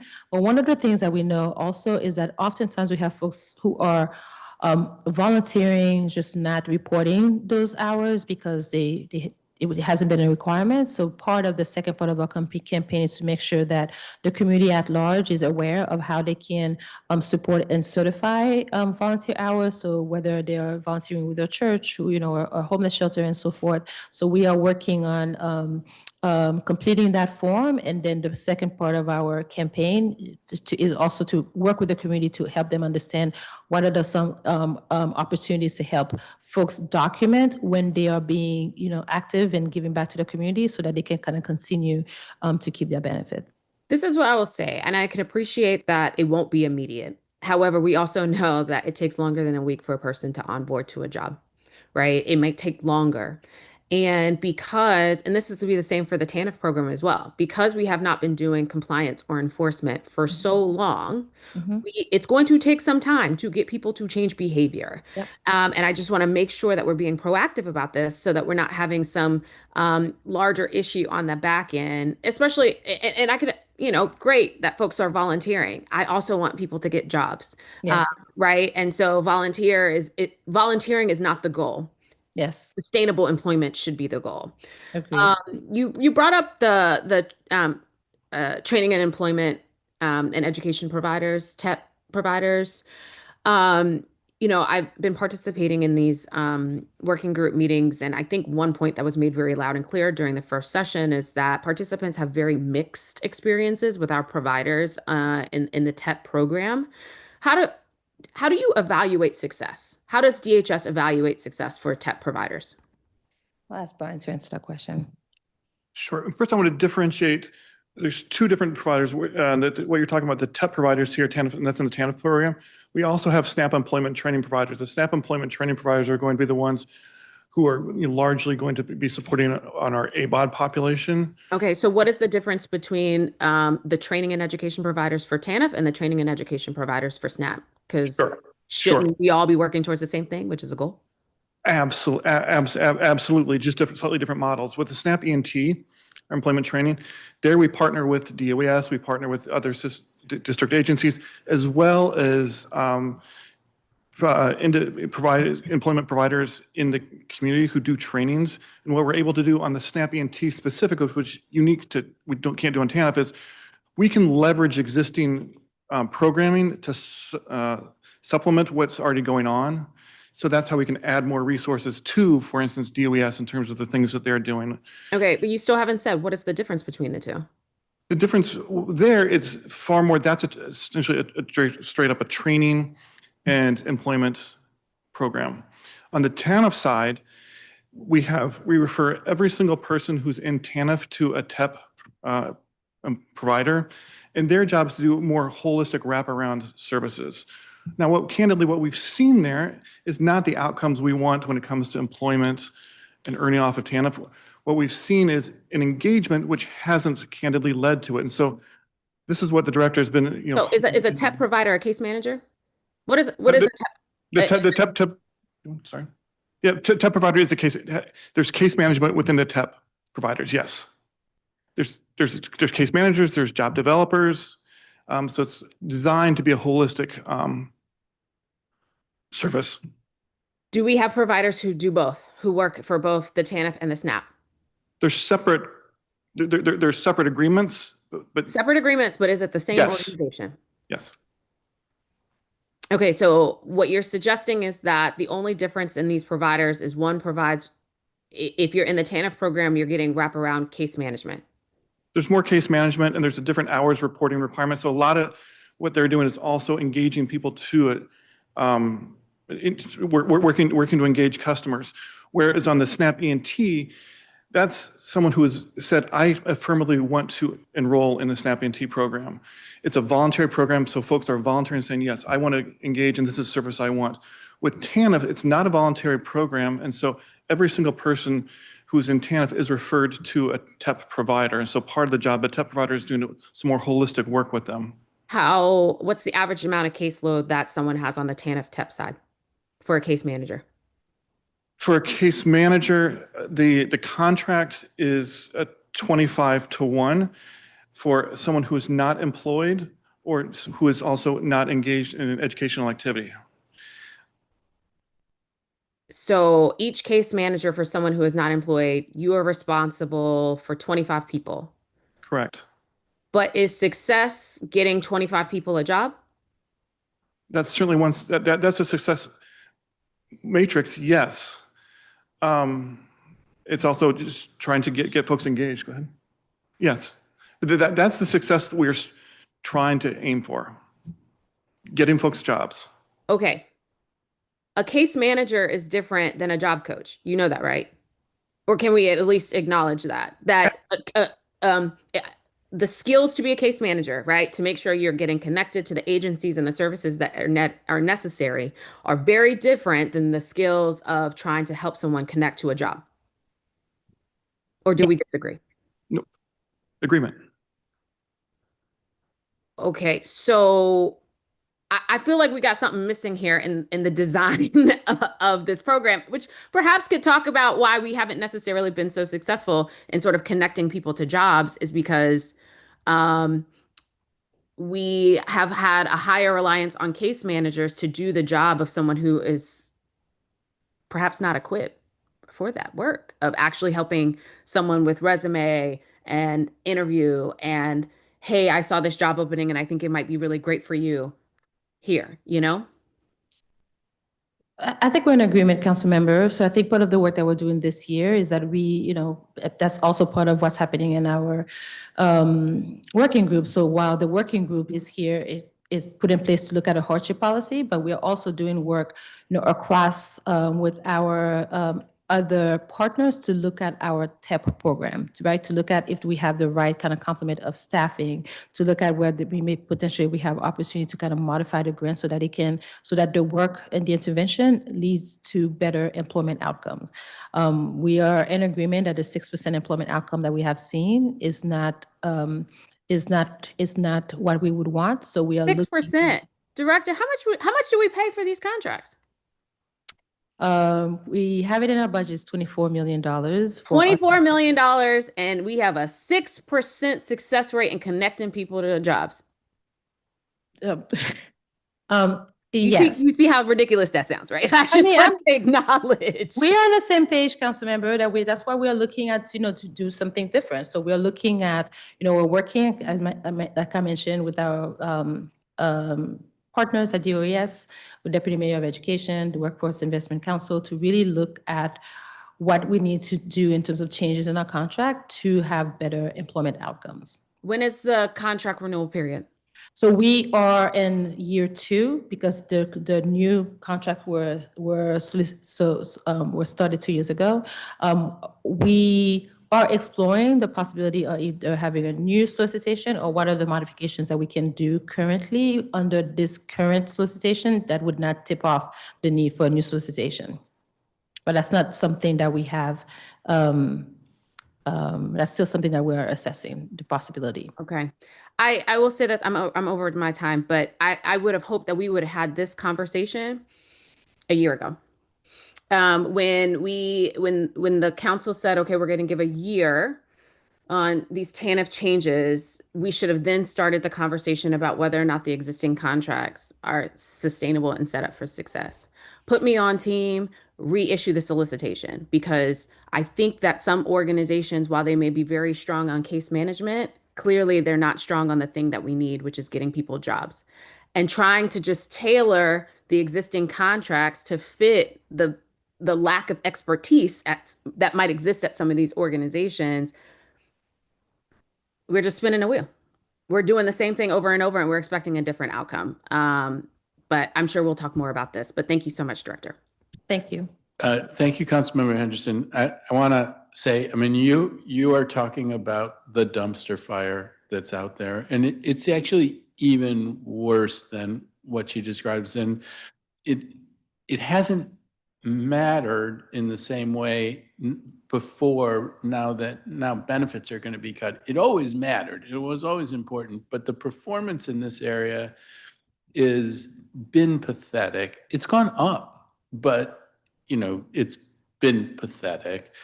And the patchwork of there's TEP and there's SNAP, and part of what we were talking about is how many people are in both, and do they have to deal with 2 different people, and how much time do they have to spend on that kind of thing? This is a public service announcement to you and to Councilmember Parker. We all need to put our heads together to completely rethink our approach to adult workforce, because not just in this place is it not working. We have all kinds of programs out there that are also not working, and it is so critical. And the infrastructure, nobody can defend the existing infrastructure. So let's think together about how we remake that infrastructure. You're thinking about it internally, include us. And to the 3 of us here who are at this hearing, this needs to be a high priority in the coming year. Yes, it should have happened last year, but if at the end of this year we haven't come up with ideas about how to significantly improve adult workforce and linking people to jobs, we really will have fallen down. So on that cheerful note, Councilmember Parker. Oh, you want to say something? I think I just want to make sure that it's clear to us as well, and we have the same priority and urgency, and not just from DHS, but from the whole administration. So we are working very closely with Deputy Mayor of Education to look at. We had this initiative to look at all of the workforce program across the city. So not just DHS, the ones at DOES, to assess them to see where we have opportunity to leverage, each other, looking at outcomes throughout, all of our programs, and then and the Deputy Mayor of Education has also offered us support in terms of improving outcomes for a TEP program, meaning that while it may, because we haven't done it yet, it may appear that we are not working towards it, but we just want to make sure that we get it right. So there's a lot of just assessment and review and an understanding of the changes that need to happen this year, but this is an urgency for us as well. All right, glad to hear it. Councilmember Parker. I wanted to come back to the child care subsidy program, but also connect the dot here with TANF. The number was 6%. 6% of TANF recipients are receiving the child care subsidy. And the point I was pushing at is that means the rest of those families are not receiving child care support, at least through the government. And if we know that that is missing, how then are they expected to meet the work requirements? It seems like we're closing in the walls on all sides. The work requirement piece, I get that's coming down from the federal government, but there's still a piece, as my colleague was getting at, that we're not helping folk get into work. At the same time, we're pulling the rug from the child care subsidy that might allow some families to actually obtain work. Can you speak to that? It's a concern for us as well. So that's why we have an ASEAN representative in the work group that we have formed. We finished a few sessions, and we have the participation of Councilmember Fruman, Councilmember Henderson, Councilmember Nadeau as well, and other agency partners, so that it's clear that if we need to make sure that our hardship policies make sense for the families when they could be potentially losing other benefits, right? So maybe one outcome of the hardship policies, if you're not able to receive childcare, or if you're not, if you're on the waiting list, however OSCE plans to determine this waiting list, is that there may be, that could be a hardship that allows you to maybe keep your benefits. So I don't want to get in front of the results of that work group, but this is why we are developing a hardship policy, so that we are very clear that we don't unfairly penalize families when they are losing other benefits to no fault of their own, or potentially childcare. Okay. I will be transparent. I think we need to revisit the changes made to TANF. I think some that we discussed last year, including the COLA exemptions, have merit. I think this imposing the 60-month window is just hard to justify with everything else going on. Sure. I think imposing the waiting list for the child care subsidy program is just hard to justify, given what we know is coming down the pipeline. Sure, and I also Councilmember, I agree with you. I don't know if that 6% is a number that I'm tracking. That's only 6% of TANF recipients are receiving So I just want to go back to, maybe I have it wrong. I want to go to your responses. Sure. Do you have the number of the question? Because I can just go back and see. Give me 1 second. I think that's the percentage of the number of people who were sanctioned under TANF, but I'm not sure we got the exact number for. There's just the number of the question, and I can just see what we answered. Give me 1 second. Number of the questions too. I think it's 6% of the sanctioned families. Sanctioned families. Yes, it means 6%. They're sanctioned for not participating. Or seeking work. Yes, and they are receiving childcare. Mm-hmm. So that's a different number. But that means the vast majority of those sanctioned families are not receiving childcare support. Yes, but the families it's 1,700 families are sanctioned out of the 151,000 families, 87,000 families who are receiving TANF. Is that the number? No.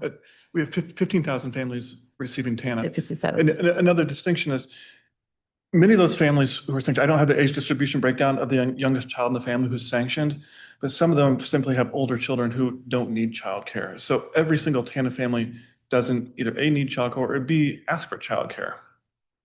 Okay, let me just come back here. So in fiscal year 25, there were 7,990 TANF terminations. Is that what you have? Or does that align with you? Say it again. Mm-hmm. And it seems like 58% of those were reinstated, in large part because paperwork and processing. Right. Like, what is the agency doing to address such a large number of recertification issues? To be honest, I'm not sure they're really recertification issues. We send a notice out to require folks to recertify, but if information doesn't come in, then the case does close. And what often happens is information doesn't come in or folks don't respond, and the benefits are cut off, and then that's what elicits a recertification. Now, one thing, that's what we call kind of churn. And one thing we're looking at is how do we mitigate the churn? Because that's certainly not. 69% of the terminations occurred at recertification. Right, meaning the folks did not the families did not recertify. So what is the agency do, or is it just, what is the agency doing to get that number down? If we know that it's likely because of processing and paperwork and documentation. Right, and that's what we're working on. What's the outreach we're doing? Are our notices clear? Are folks getting notices? On the agency side, it seems as though the mean number of days between the application and decisions increased from 40 days to 57 days. Timeliness, yeah. So that's something in DHS's control. Am I not correct? That's something we certainly track in terms of how long it takes us to process an application. So what is the agency doing to improve, you know, in that area? Sure. A couple things. One, it's a product, well, two things. It's a product of how much staff capacity we have to process applications that come in. So we're looking at that. Two, the second thing is we're looking at how do we make sure that we're bundling applications or bundling things correctly. So if you apply for SNAP and apply for TANF, we make sure that one person is looking at that.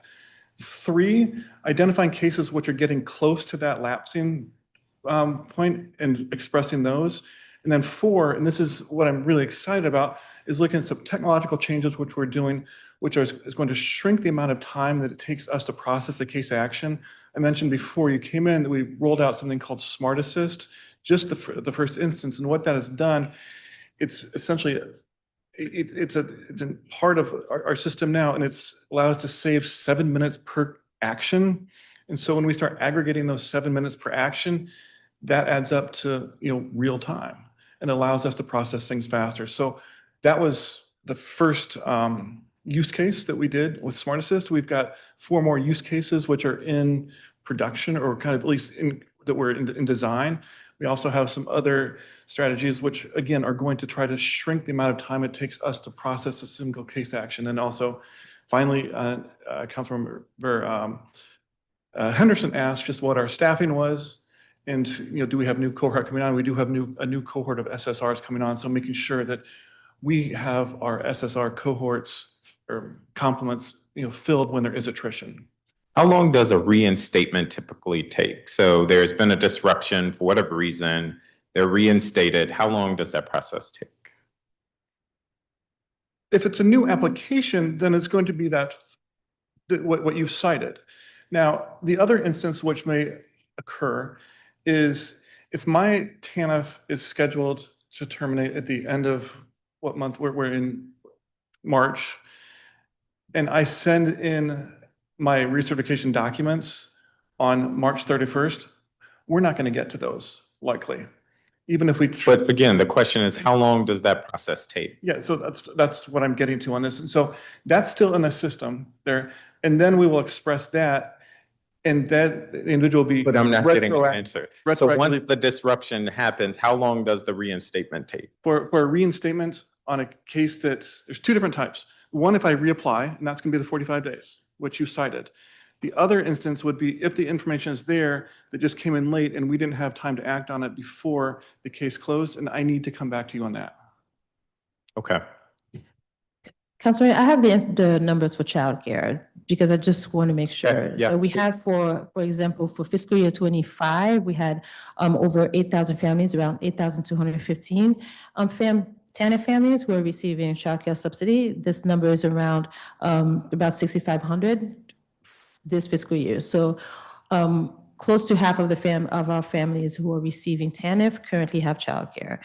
So the difference could be that either the children of, you know, school age, or they may not need childcare and so forth. But the majority of our families who receive TANF, you know, who need childcare, receive childcare. Because we haven't had a wait list, most of the families who are eligible for TANF are also eligible for childcare, so they've been able to receive a childcare subsidy. Okay. If I could just ask a few more questions, then I promise I'll stop. No, 100%. Okay. What does your hardship policy look like? And can you elaborate on what powers that gives DHS as it relates to TANF and other subsidy programs? So currently, council member, we are in the process of developing this this hardship policy. We have contracted the services of a national organization that's working with us.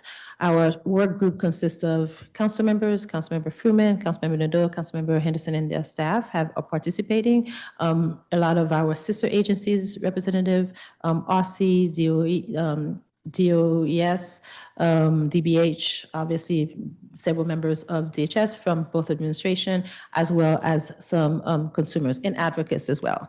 And we are in the second of three work group that's for this whole mix. However, they also had 2 listening sessions for just TANF customers before, and we have some TANF customers who are part of the work group as well. What is the goal in terms of timeline, that policy will be in place by when? So the last session, that's a good, when is their contract ends?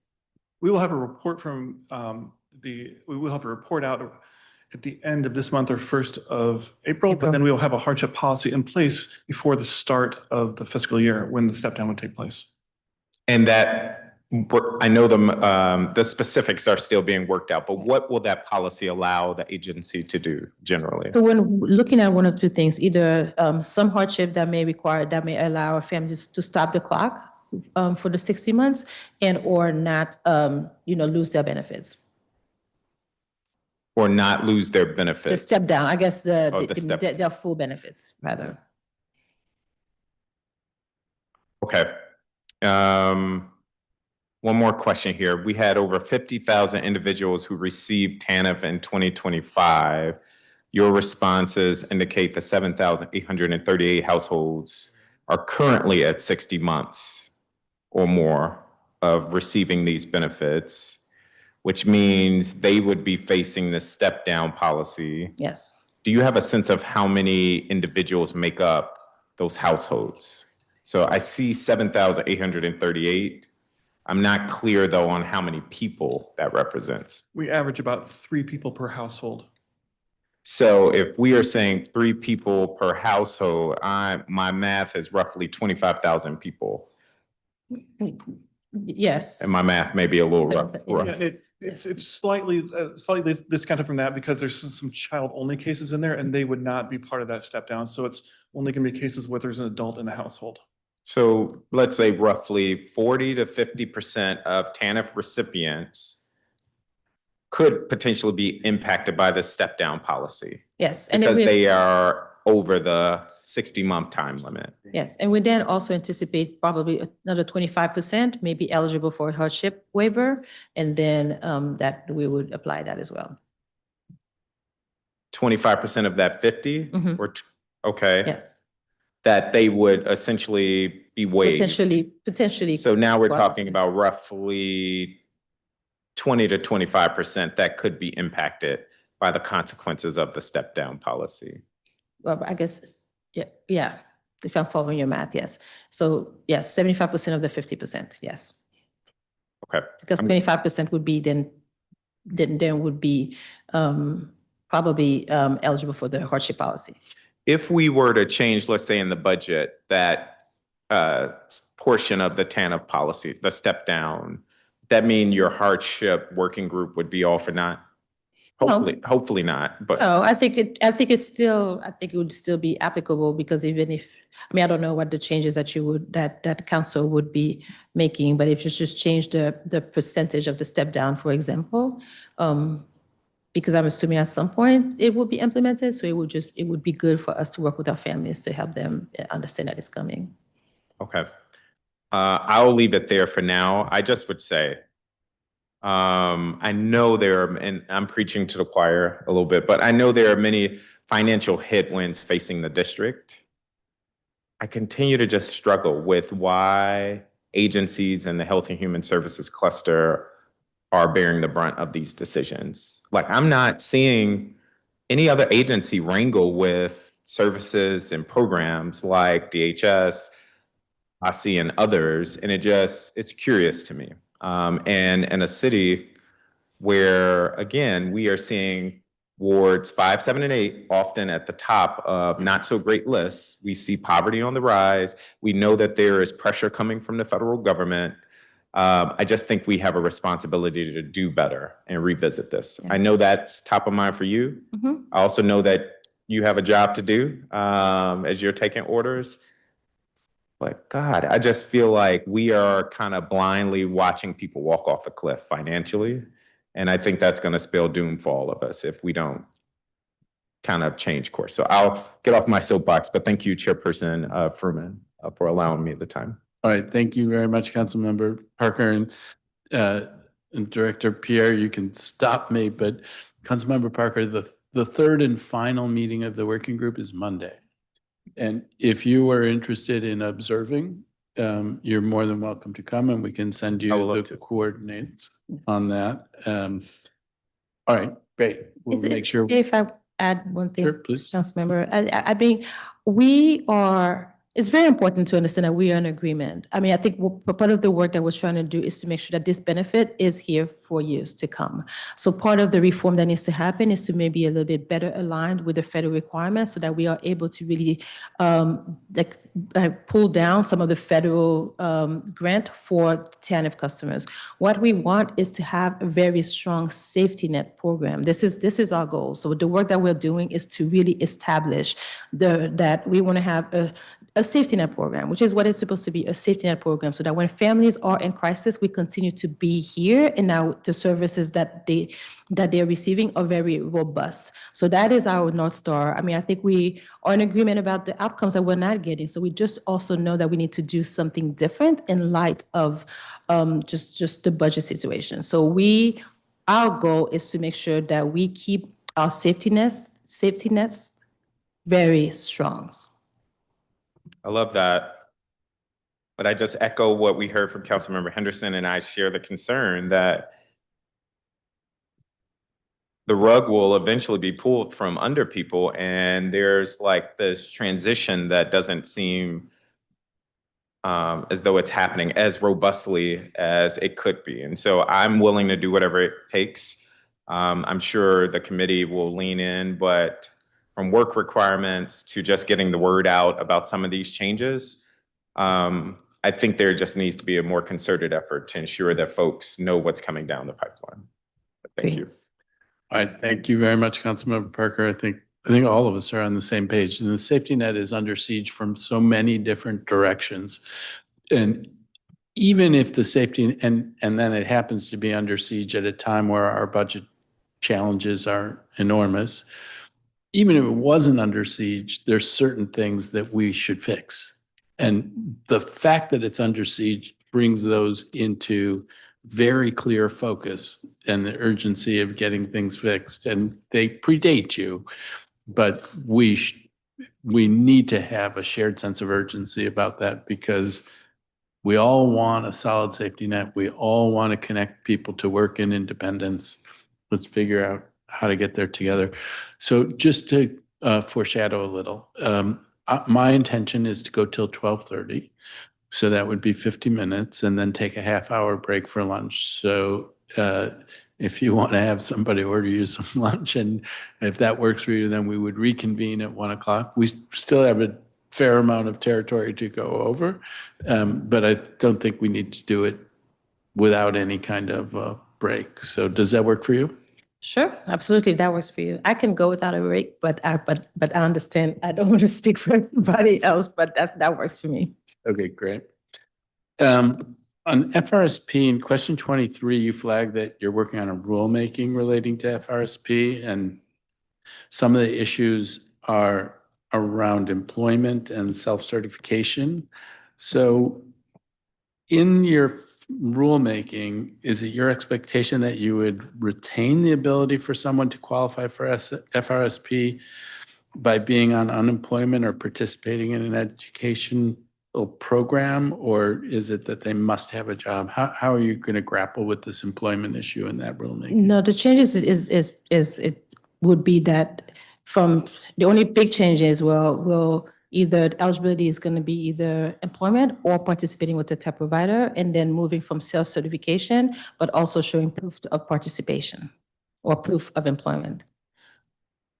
I'm sorry, so, and what was it on self-certification? So right now, if a family tells us that they're either employed or they are working with a TEP provider, that's enough versus providing proof of employment or proof that they are working with a TEP Italian provider. So is it your expectation that you'll still accept self-certification or you'll require proof We will require proof. under the rulemaking? Yes. Okay. Staying on the topic of employment, we heard from providers that having vocational development specialists in the shelters was effective and appropriate, but their testimony also implied that those specialists are no longer there. Is that accurate? We instituted specialists or VDS specialists into the shelters. You reinstituted it? Yes. Okay. And on self-certification, the thing you won't be able to self-certify is your participation in an employment or a TEP program. You'll need to show proof of it. Are there other things today that a person can self-certify in pursuit of FRSP that they no longer will be able to self-certify? In my understanding is only that those are the only changes. Okay. And what drove the decision to eliminate self-certification? Were you seeing, do you believe that you were seeing fraud, or do you, why did you take it away? Oh, I think it's just to make sure that it's in our rulemaking. I don't think it's, we always want to have the opportunity to require evidence whenever, we think. Okay. And I suppose it's a pretty easy thing to establish proof. Right, So pay stubs or, yeah. Okay, thinking more about FRSP generally, successful and remanded appeals are currently costing the agency $335,000 a month. The agency usually successfully defends litigation, but the rate at which exits from FRSP are overturned is rising. You say in response to question 58 that many cases were overturned on technicalities like not verbally informing clients of appeal rights, but say more about what those technicalities are and what DHS could do better to head off successful appeals. So it really came down to training, council members. So we look at trends. So we realize that we just need to do better training with our case managers, and we're doing that so that they understand that providing a family a notice of program exit, we also need to give them a verbal review of the notice and explain what the notice means. So this made us realize there was an opportunity to do better training to our case managers. So there was always it's not just that you had to give the paper, that you also had to do a verbal explanation. And folks, was it systematic that folks were not doing it, or was it just? It wasn't systematic, but in cases that the client could prove that it wasn't done, so those are the cases where the exits were overturned. Okay. 17% of families entering the shelter in FY26 were in FRSP in the past 6 months. Last year, only 10% of families in shelter had been in FRSP in the past 3 years. Why are families returning to shelter so quickly now, especially when we know eviction can take a long time? Even if they're exited from FRSP, eviction could take a long time, and yet the number of folks who were recently in FRSP who are now in shelter has gone up so significantly. So I think the 17% only represents about 15 families, council member. And some of the families they may have been long stayers in FRSP. So it's not that they had just entered FRSP, it's just that they re-entered shelter after 0 to 6 months of exiting FRSP. So they may have been long stayers and returned through either administrative appeal after they were exited from FRSP. They lost their appeal and then they were not able to keep their units, or they were evicted. So that could be some of the reasons that families could come. We also, the data though that you're tracking also includes special placements. So when a family may be in FRSP and they are either experiencing a safety issue in their units, we allow them to kind of come into shelter while we help them rehouse. So, yeah, I mean, I wondered when I thought about this, when it may not be a terrible thing in that if the person stayed on and waited till they were evicted, which would take more than 6 months, I mean, no eviction is happening in 6 months, then they would have a credit report against them that would be a hard thing to carry.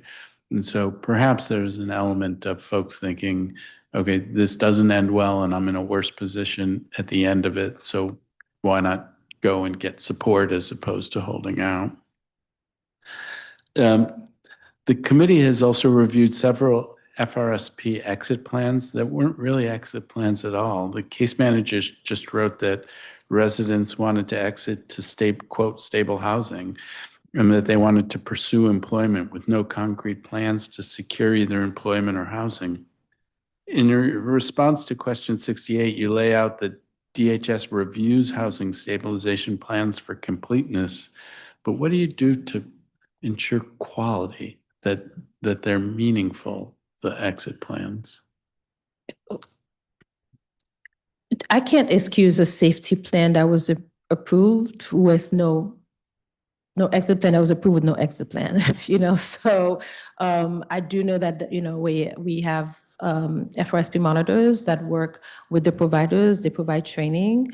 They are supposed to review the exit plans, but if there are exit plans who are drafted that are not real exit plans, so that's something that would be problematic for me as well. So that would make sure that to take this information back to our program manager and really understand how something like that could go through the approval process. Okay, I wouldn't, I mean, I've seen one that, there's a lot of them, I'm sure, but I've seen one that was very sparse. And it could be that a spot check, a quality control round to see whether or not this calls for a much higher level of engagement to make sure that they're meaningful could be appropriate.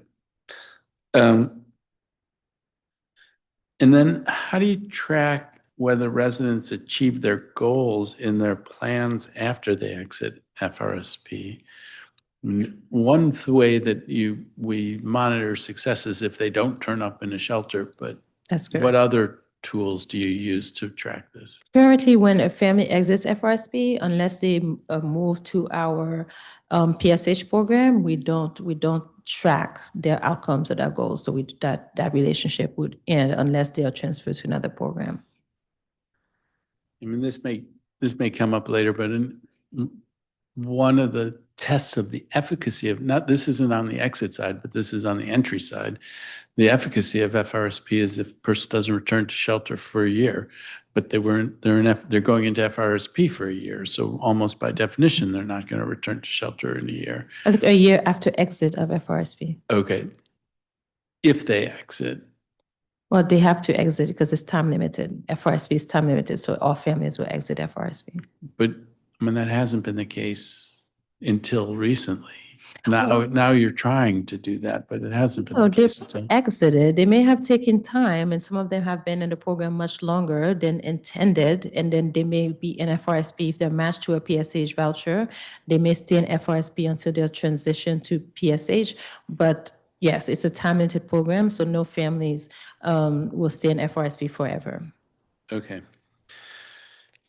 Children's Law Center identified that despite poor outcomes for FRSP case management, it still costs $500 more every month than career map case management, which is intended to be much more robust. What explains, why is the cost higher for FRSP case management than for career map case management? I'm not sure I would say that it's necessarily more, it's supposed to be more robust. The families who are coming into FRSP are families who are exiting homelessness right here and there. So they just experienced a housing crisis. They were in shelter, for, up to 3 to 4 months, and then they're moving into housing. I would say that these are probably our families who are the most vulnerable because we know that the experience of homelessness is traumatic. All of the families who entered career map. The 500 families who are currently in career map had been in FRSP for quite a while, so they had already established some level of stability, although we still saw that in career map, especially for the first year, the first 2 years rather, there was a lot of just rehousing and helping people kind of get connected to additional supports. But I would say that the families in FRSP who are coming into FRSP, especially in the last couple of years, are probably the families who are the most vulnerable. Okay. Only 1% of clients enter FRSP unemployed and then leave with a job. The policy rationale behind FRSP is partly that housing stability should allow people to invest in growing income. How is it possible that we're seeing such a low number of residents gain employment while in FRSP? It was just not a focus of FRSP historically, Councilmember. We did not require employment to either enter FRSP or to maintain FRSP. We also didn't require participation in TEP provider before. So we are hoping that the data will change with our implementing our new eligibility criteria. Yeah, I guess, I mean, this goes again to the soapbox that many of us have been on about the reworking of this world, because that's a place where it sounds like there weren't necessarily structures in place to help people. And then in other places, although folks who are on FRSP might also be on TANF and have TEP, Right. they might also be on SNAP and be part of SNAP E&T. You mentioned in your responses that you're working on a coordinated caseworker model that integrates TANF and FRSP case management. Where's that? And I would submit SNAP as well. Where's that? And you alluded to it when you said that the administration is very focused on this as well. So Talk about that process. yeah, so right now we are focused on looking at the TEP contracts, right? If it makes sense for us to continue to have, a little bit what Councilmember Henson was saying, this level of like case management, and really maybe the TANF contracts really continue to just focus on just employment and job coaching and so forth. So that's why we have our TANF program managers and some some FRSP program managers and other FSA folks included in our work group for the hardship policy, because we want to make sure that this work does not happen in isolation, right? To see if we remove, for example, the case managers, we're still revamping, we're still thinking about the TEP contract. If we remove the just case managers from the TEP providers, for example, it may not makes sense for us to kind of combine the two. So we are just really assessing the possibility of what it could look like, and we just want to make sure that we're very thoughtful about how we do this, and then see what we could potentially put in place in fiscal year 27. And this goes to the questions that Councilmember Parker was asking about data and that I was echoing. I mean, I do think a table where we could see how many people are in each of the programs and in multiple of the programs, and maybe we will try to craft that table, a blank table, and work with you about what's realistic, or Yeah. maybe you have something, but I think it would be helpful. Yeah, But- we know that 70% of families who are on FRSP are receiving TANF. So we are doing a little bit of that crosswalk to look at the data. But we just want to make sure that we just don't make all of these changes at the same time without being very thoughtful about the potential impact and consequences of removing one service while we remove another one. You have something to add, or you're good? I mean, all of us are forethoughtful, but it also is helpful to know what the landscape is. And so 70% are in TANF. How many are in SNAP? And then also the question was, how many of them are relying on childcare? And so getting a sense of how many places we're touching one family, I think is helpful, because you can also have requirements associated with each of them. And now it's a benefit, but also a weight. And then we're paying different people to be doing the similar things with the same family. So stepping back and looking at that infrastructure, not to say then don't be thoughtful about it, but be thoughtful and informed by data. Absolutely, that's what we're doing. Okay. So part of what I'm getting at, and I think you're want to be careful about it, is there a benefit to aligning case management across programs so that each client has one central case manager? Or putting systems in place to allow case managers to communicate with each other if there are multiple supporting? Like, how do we deal with multiple case managers? So let me start with your second question. Yes, there are systems in place that allow case managers to talk to each other, and we do it on a regular basis through teaming. For example, if a family is also involved with CFSA, so the CFSA may invite us to their case planning and vice versa. But most of the times, case managers provide different roles. Obviously, we, FRSP or a short-term family housing case manager would not be able to replace CFSA case manager, for example, and the intervention is extremely different. So we make sure that we talk to each other. We make sure that when there are multiple case managers in a family's life, it's clear who's the lead case manager and who basically provides, the coordinated support. So we do talk to each other. We get invited whenever there are teamings, but most case managers in different settings provide different interventions. So they're not just easily replaceable. Our, FRSP case managers who are trained on how to do like lease ups and, help with the housing continuum is a very different case manager that, maybe just works in a community who's not part of the housing ecosystem, for example. No, I hear you on CFSA strikes me as different. Housing component strikes me as distinctive. SNAP ENT and TEP, I mean, it may be that different strategies are being used, and you talked about it, but why? If a TANF person needs support in building a resume, doesn't a SNAP person too? So there are places where the overlaps are tighter. Yeah, Brian, you wanted to? Let me just add to that and I'll turn over to Brian. But just as a reminder, Councilmember, TANF is only for families with minor children. SNAP obviously covers a wider population. So that's also the importance of needing both, because singles receive SNAP and they would not be eligible for TEP, obviously. No, I hear you, but if you have families that are on SNAP and TANF, then Who's the lead? then you have the overlapping circle. We don't overlap there. So if there's a family on TANF, they're going to receive the employment services through the TANF program. They would not be receiving the same service. They would not be receiving SNAP ENT services. So we do delineate it that way. So there's no overlap. Okay.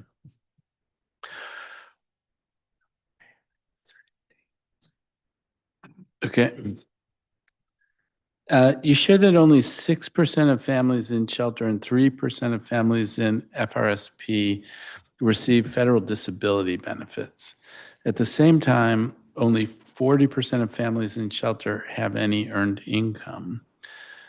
What can we be doing to connect more homeless families who cannot work with benefits that might provide more robust support than TANF in the long run? So there are families who cannot work and there are families who do not work, right? So for families who do not work, this is what we thought it was very important to change the eligibility criteria for FRSP to encourage family to participate so that they can work. As it relates to families who cannot work, that's a family who will probably be, if they cannot work, that means they have some chronic issue either, or they are a caregiver of a child with some chronic disability. So we know that we can do a better job connecting people to disability services in some cases where they may be eligible for workforce, support there. But all that the changes that we've talked about is to make sure that we help connect families to employment and when they can work. I hear you, but I mean, where they can't and where disability services could be provided. And the question is, what steps do we take to make sure that we're connecting people? I mean, frankly, from a fiscal perspective, the disability services are paid for by the federal government as opposed to benefits that we pay, and they can be more generous. So you would want to connect people to the more generous benefits that have less of an impact on our budget. Do you have any kind of formal pathway or referral pathway or data sharing mechanism with DDS for connecting disabled residents with vocational rehabilitation or developmental disability services? We do not officially, but we did have a conversation with a meeting with Director Reese a couple of weeks ago when we have identified a path of how we can improve that relationship. But in the meantime, what we are doing is looking at, for example, our assessments. We're sharing the TANF assessment with DDS to see where there are opportunities for us to potentially include some questions that could trigger potentially a referral to the DDS. So we are in the process of better formalizing that relationship. Okay. And my next question was, is there a point along the way where the homeless services system family entering the homeless services system would be screened for potential eligibility, and you're sort of getting at that. That's what you're talking about? Right. Okay. And is the same true on the single side? So on the family side, there's a screening, and on the single I side? think on a single side, it may happen a little bit faster because most of our families, especially our singles, who are like unsheltered, they may sort of be flagged as someone who probably needs additional benefits or additional supports. They may not always participate in the assessments and the referral process, but some community providers may have within their staffing plan like SOAR workers. So SOARs are folks who are experts or trained to be able to connect folks to their benefits.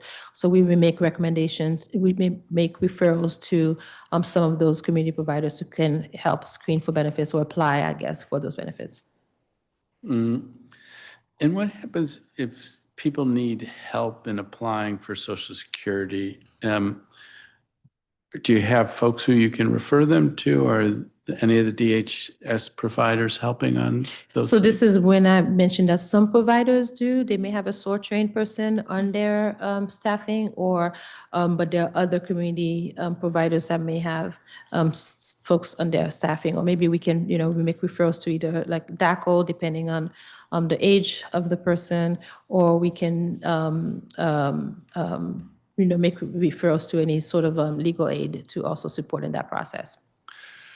Okay, and this may go to the table that we were talking about, but I saw that 2/3 of FRSP families are on TANF.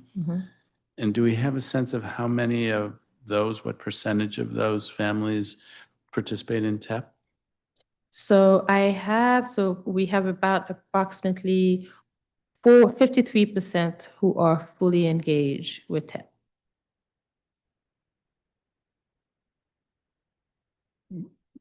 53% of the FRSP families are fully engaged with TEP.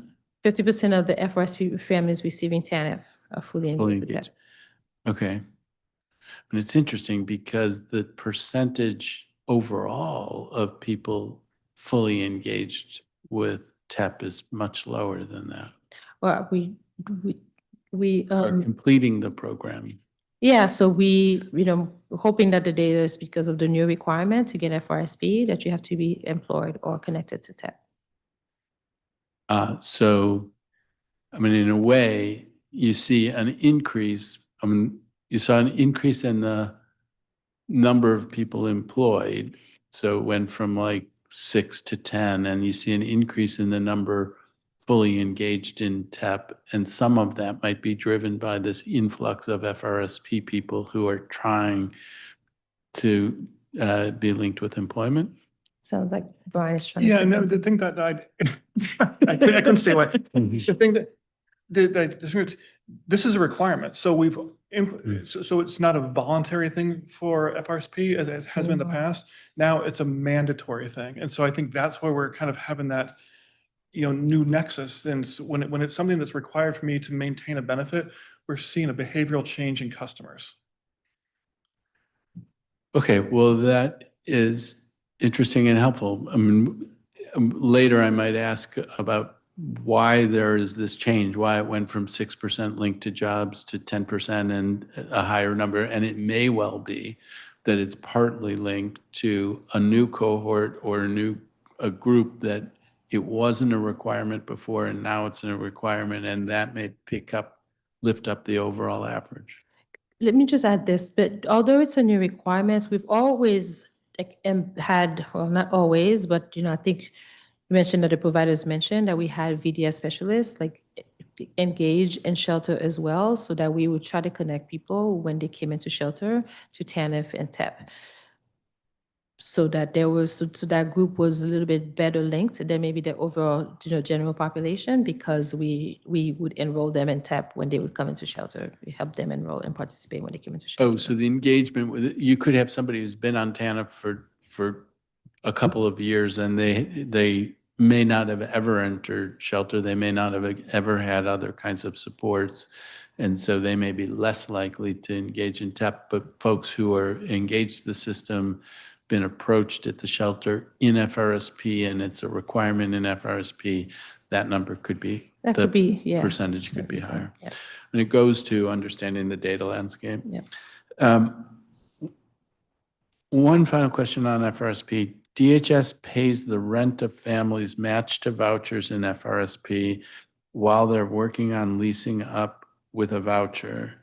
Does it do the same for families matched to Flex? No.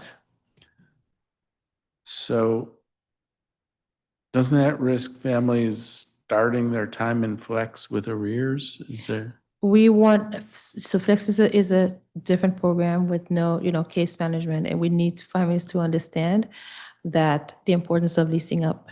Sometimes what we've seen, so it's just a different, interventions. I mean, the reality is for when a family ends or has reached a time limit in FRSP, but they are matched to a voucher, that means we actually have the funding to keep them housed, so we have the funding to kind of continue to lease them up. We just use that funding for LRSP to pay for their rent while they're FRSP and, help them move forward, it's a very different intervention when somebody then receives DC Flex. So we want to make sure that the family enrolls as quickly as possible to have access to the funding. Okay, and on the voucher side, the voucher's funded for the full fiscal year, and so you have those dollars there. Yes. Okay. Your answer to question 76 notes that individuals can be connected to Project Reconnect at a drop-in center or a low-barrier shelter where diversion specialists are available. Are they available at every drop-in center or low-barrier shelter? Not low-barrier shelters, but yes, every drop-in center. So Adams Place Day Center, 801 East, and the Downtown Day Services Center. And how would somebody know where and when to go to get connected to Project Reconnect? So also, referral based. So, the provider community knows about Project Reconnect. So we have an email that they can email, but so these are just the only 3 places that people can walk in. But we also sometimes have roving Project Reconnect staff that go into shelter. Our outreach teams are aware that they can make referrals to Project Reconnect. Shelter staff are aware that they can make referrals to Project Reconnect. It's just where we have staff. We just don't have enough staff to staff like all of our low-barrier shelters or all of our drop-in center. I mean, is it on your website? I mean, the Project Yes. Reconnect is on your It is website, on but our is a website. mechanism to let people know where they can meet up with somebody from Project Reconnect. Is that on the website? I'll have Could to it make review the content of that, but it is definitely on our website. I'll just have to review and if it's not clear, we're happy to make those updates. Okay, and while on the topic of sharing information on your website, do you have a timeline on updating your website to clarify the hours and availability of FSA providers who offer ID forms. This was a thing we talked. Dated, council member, I was looking forward to sharing that with you, that it's currently online, it's updated. All right, wonderful.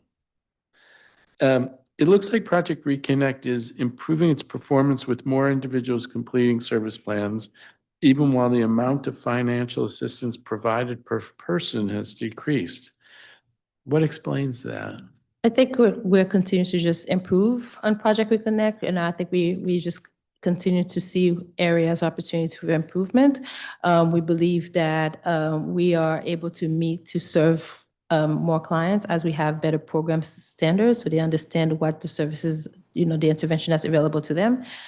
So we have more, we'd have standardized process, so we have, a way to better standardize the services, the interventions that individuals are eligible for. And we have not decreased the amount per se in terms of the cap, but we are spending just more per person than in past years because we just have improved our operations. Right. I think the data shows that you're spending less per person. Could be, but I don't think it's because we've changed the cap, right? It's just maybe that we're just more efficient on how we are using our dollars. And those dollars, they could be, what are those dollars typically? What we call kind of like housing ecosystem. It could be to help for security deposit. It could be to help buy uniforms because somebody received, employment. It could be to help with transportation costs to go into, a job. So we assess the individuals and see what are the barriers that could keep them from either keeping their job and they need their job to pay for housing, but it also could be used to help relocate a family individual, for example, if they want to be reunited to a family member in another jurisdiction. So we could pay for transportation to kind of help them as well, as long as we can confirm that they have another host family who's ready to receive them. So that would not just paying somebody to take a train to New York because they want to. Okay. A related program, in question 85D, you share that $73,000 in HPP funds went to DHS special cases. What does that mean? And why were DC Flex payments included in this category? So this is when we do what we talked about earlier, when we can combine the HPP and DC Flex to help families actually qualify for DC Flex. So then we use HPP to pay for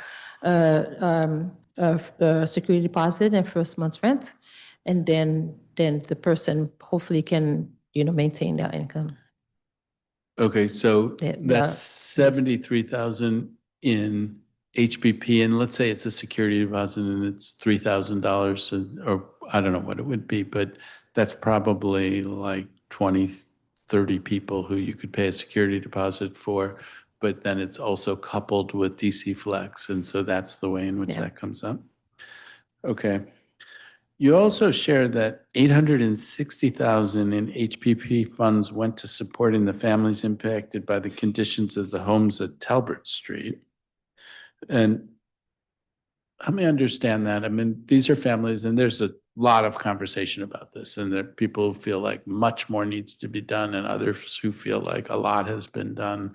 But how did you get involved in it, and what were those $860,000? I think it's 46 families. It sounds like around $20,000 a family.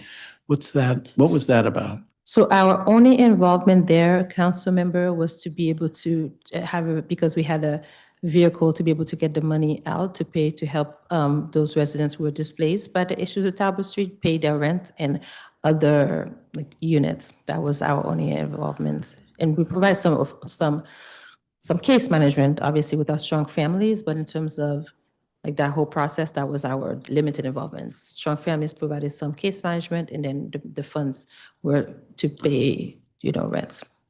So, and if it's on average $20,000, it's not necessarily a year's rent, but pretty close to a year's rent that got covered. Yes.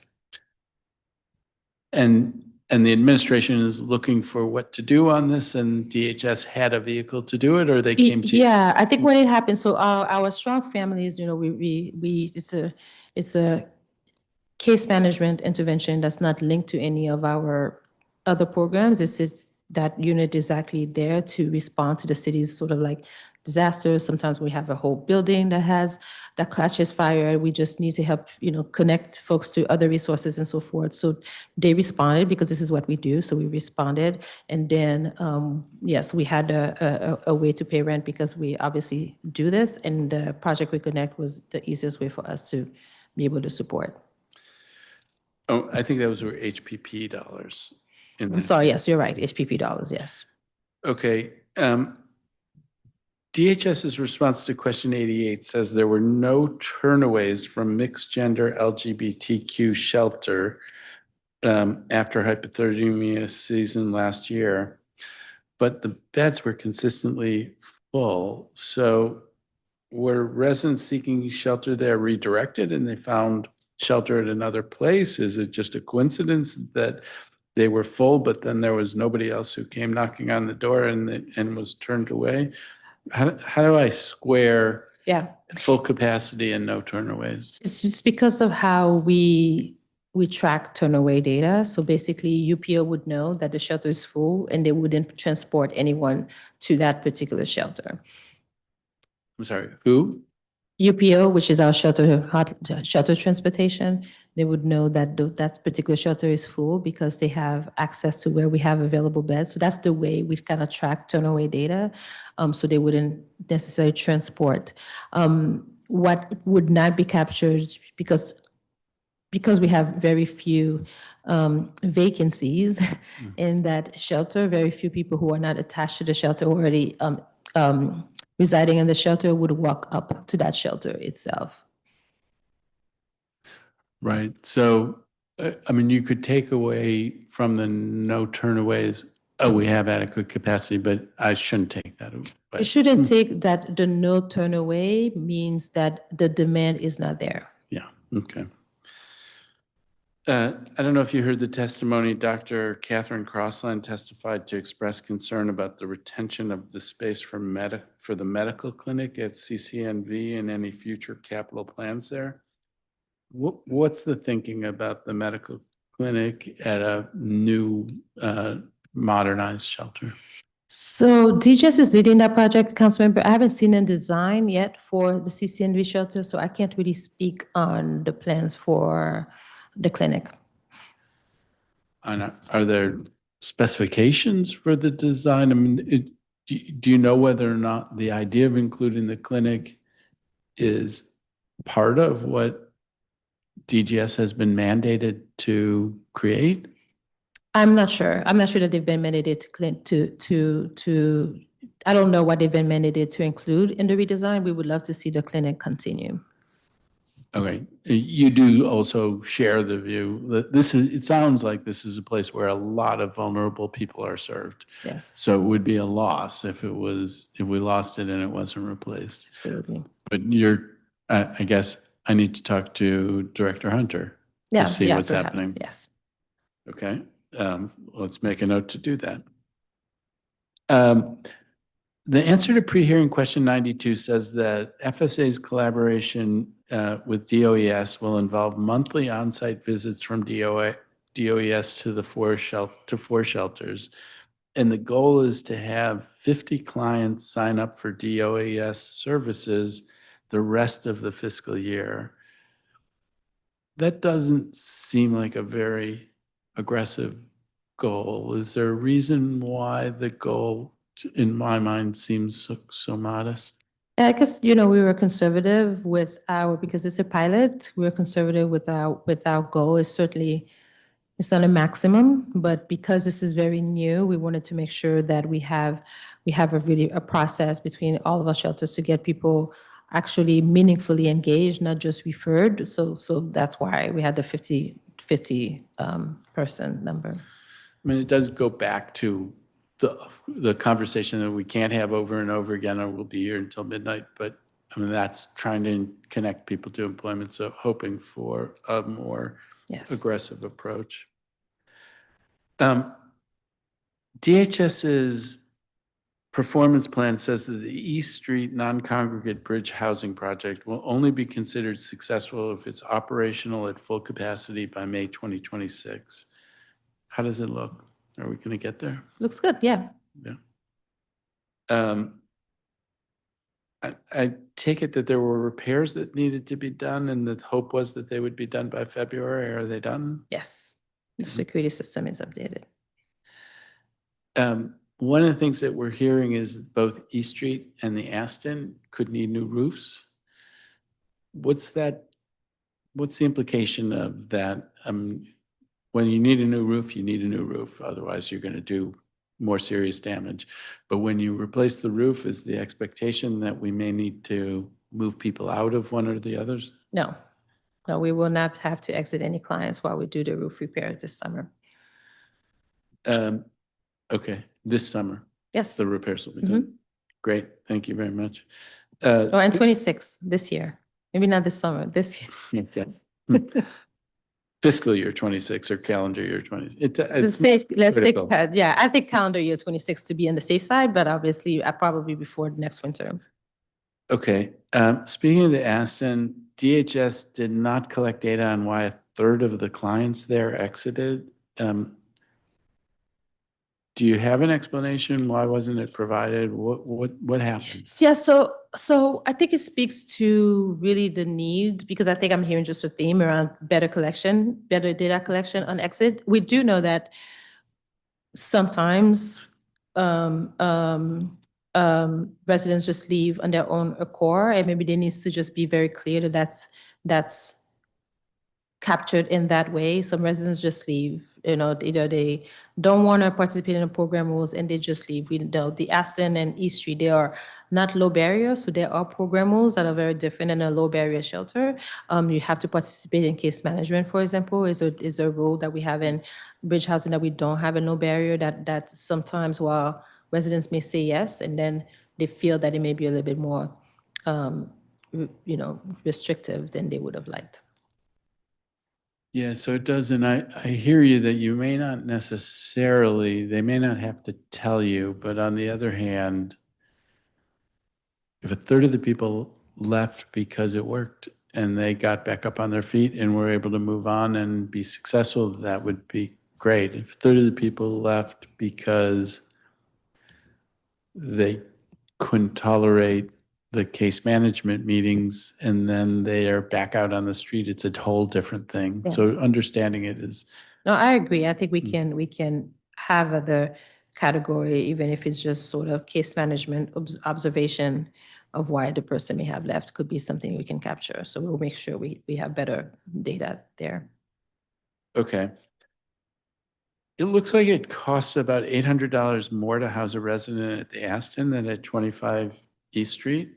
Why is the difference so large? So we know that case management, security and whatnot may have, those costs may be like identical, but there are difference, in operational costs, maybe food costs spread across, fewer residents also may lead to why a per client cost be higher, because we have fewer residents in the Aston. Fewer residents in the Aston than Yeah. at East Street? Well, we have more, so our budget is based on, what it would be at full capacity. So obviously we have more clients in the Aston currently than at East Street, but at full capacity, we anticipate to have more clients in East Street than we have at the Aston. Is it also sort of building cost figured into that, or is that not part of the? I think it should be just the operation Just- cost, but I can follow, because the district owns both of the buildings. When I visited 801 East, and thank you very much for having me come there. I was very impressed by it. I was frankly particularly struck by the workbed program and identified it as something in which DHS seemed like we should do more of this. I think I probably said this when I was there. But We currently have about 15 of those beds vacant every night. Is there any way we could max out capacity in that program? What are we doing to try to fill that? Because it does seem like part of the answer.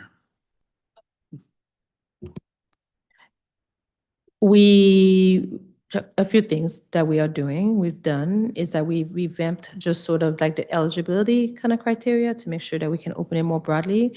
Also, creating just a centralized waiting list, because what we also sometimes saw is that there were other shelters who just were not aware that there were work beds.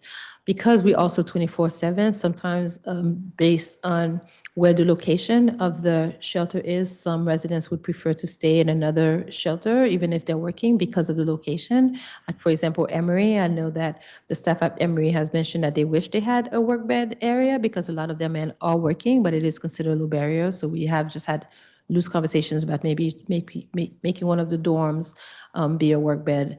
But we're working on having just a wait list with improved communication around when those beds are available across the system to make sure that folks are aware of the beds. It is interesting that, so where is it? It's not far from Metro. It's not far from the Nicosia Metro, but it's just a location, depending if somebody's working like in Noma, and then there's a shelter right there at Emory that if they would prefer to probably could stay closer to their jobs. But maybe this goes to, and this, a theme for me is like having the inventory to cover all of the places along the way in continuum of care.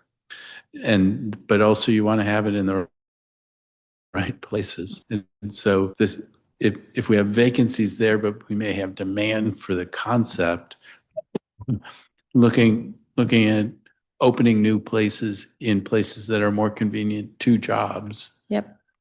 Strikes me as sensible. We have some sites offline, and we're thinking about when they come back online, or we make them low barrier, or we make them like work beds and whatnot. So we're assessing the demand. Okay, and a different category is respite. In answer to question 96, the answer to question 96 says that 25 respite beds may be added to East Street in FY27. Does DHS anticipate that expansion will occur? We've heard from providers that we need more respite, but I see that currently only 63% of the respite beds at East Street are filled. So what what explains that? Is that the case that many of the respite beds at East Street, at 801 East are vacant? Vacant? No, you said we answered that the majority of these beds are vacant, because we work very closely with hospitals, and we like to do the coordination of discharge from hospitals to, one of our respite beds. So I think the answer said that 63% were occupied, so then 37% were vacant, That's possible, yeah. But you don't, and what do? You were saying, and then I spoke to. No, so we do work, what we usually do, we ask for the coordination with hospitals when they're going to discharge someone to one of our respite beds. We are increasing, we plan to add additional respite beds in our inventory in fiscal year 27. We plan on having more respite beds, for example, in East Street. But currently, we work in coordinations with the hospitals to coordinate Yeah, I mean, that's part of the genesis of my question, is that I hear that you're planning to, and we've had advocates who have come and said, please do this. And then I see 37% of the beds at 801 are not filled. Is there the demand for it? There is a demand for it because we hear from the community all the time. But I'm not sure where the mismatch is, because they know how to kind of coordinate with us. Even during the snow, we coordinated any transportation from hospitals to respite beds. Okay, I'm going to ask a couple of numbers questions about vouchers, and then we'll take a short break. So I see there were 226 PSH individual vouchers out there, 636 PSH family vouchers, and 42 TAH family vouchers not yet leased up. So there's a total, and by my tally, 904 outstanding vouchers. We had been leasing up at a pace of about 124 vouchers a month this fiscal year, but the pace slowed to 86 lease ups in December. Do you have a sense of how many lease ups there were in January and February? Yeah, in January, let me get that information for you. So actually, no, I don't have January. January, because we're about 30 to 60 days behind in the data, so we won't get that January data until the end of March. But as of March 3rd, we had 131 lease ups in both November and December. 89 in January, but that's not a complete number. So we are so far, but that number could go up, and then 49 in February, but again, that number could go up.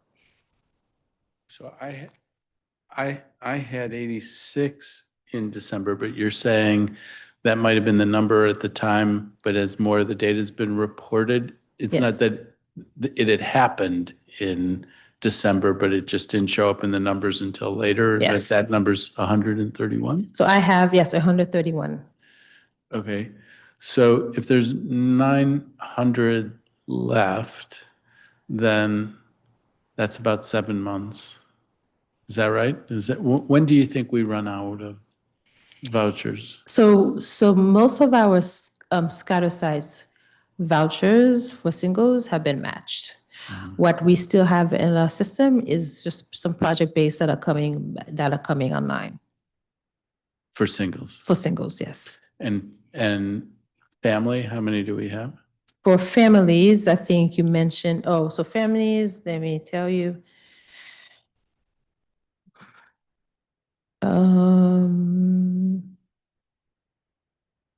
So your question is how many vouchers left do we have for? Yeah, so in response to question 132, it says that 606 families will not be leased up by the end of the fiscal year. Your response to question 125 says that there are a total of 678 outstanding family vouchers. So And how do I square those? yeah, so that was an error, council member. So the correct response to the 132 should have been 336, not 606. So these are projections that they can change, but that number was an error. Okay, so you think 336 won't have been leased up by the end of the year? Yeah, potentially, but they'll be matched. They'll be matched. But, and it foreshadows a thing I was going to ask about next, which is, I think you're saying that none of the family vouchers that we allocated for fiscal 26 would be leased up, which is also 336. So it sounds like you will have matched the 336 but will not have leased them up. Not all of them, Okay. but yes. Is the 336 inside of the 636 vouchers not yet leased up, or? Yes. Yeah. So then there's only 300 PSH vouchers that will be leased up by the end of the fiscal year. 300 more. That's a projection. That's the Yes. projection. So there will, if that's the case, and we stay on a pace of 120 lease ups a month, then sometime this summer, we're going to not be leasing up any families. We will match them, or you're saying some of those 336 might then be leased up, but not all of them will be Yes, leased up. potentially, yes. Okay. Okay, and then what's happening as folks move out of the program? Are you now freeing up those vouchers, and do they give you the ability to lease to somebody else, or what's happening with those? No, currently we're not able to turn over those vouchers because we did experience some funding pressures in matching the projected number that the dollar amount could support. So in order to be committed to all of the families and singles that we have matched, we are not able to use the turnover vouchers. This does also go to some of Councilmember Parker's soapbox, because we're about to run out, and at the same time at the DCHA hearing, Director Pettigrew has said they're done with Section 8. And so we still have some vacancy in public housing. I guess there's a wait list associated with that, but we're not going to, come the end of the summer, we're not going to have tools to be helping people in this space or in the same way. In the same way, but yeah. Okay, not the most cheerful note to go to lunch on, but I think it's a natural break. So we will recess. It is 12:35, and we will recess to 1:05. Thank you very much. Thank you.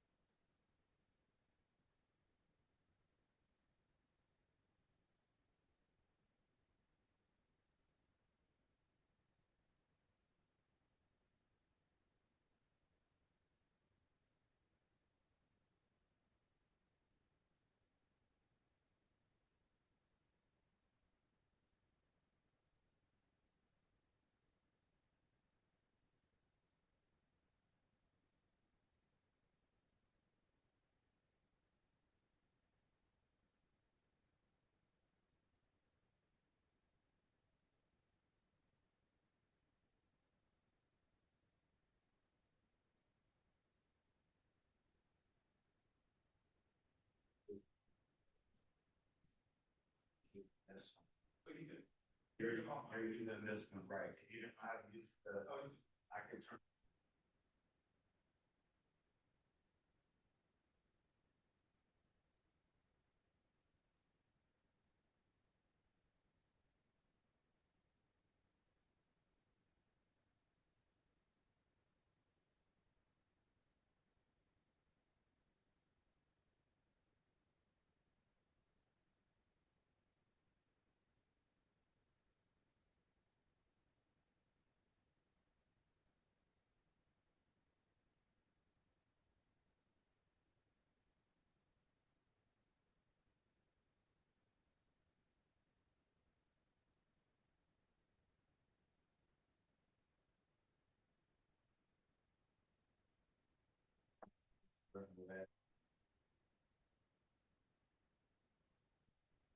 Sure.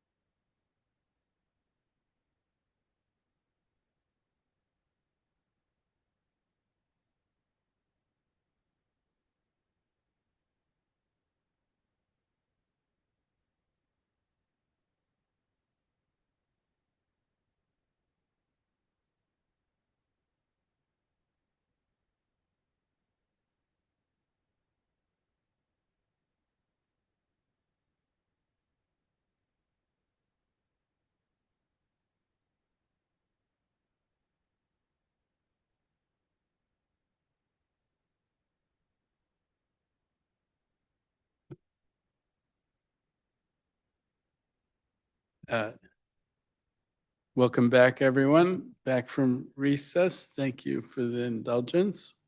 Um, you know, we're still in the FSA section. We will be turning to ESA pretty soon. Last November, my committee held a hearing on behavioral health supports for voucher households. And that roundtable resulted in several policy recommendations that we then discussed with DHS and DBH, who gave us very helpful feedback on them, accepted several and said they are already working on some of them. The first recommendation was allowing initial ACT team referrals even when consent to treatment is not possible because of capacity issues.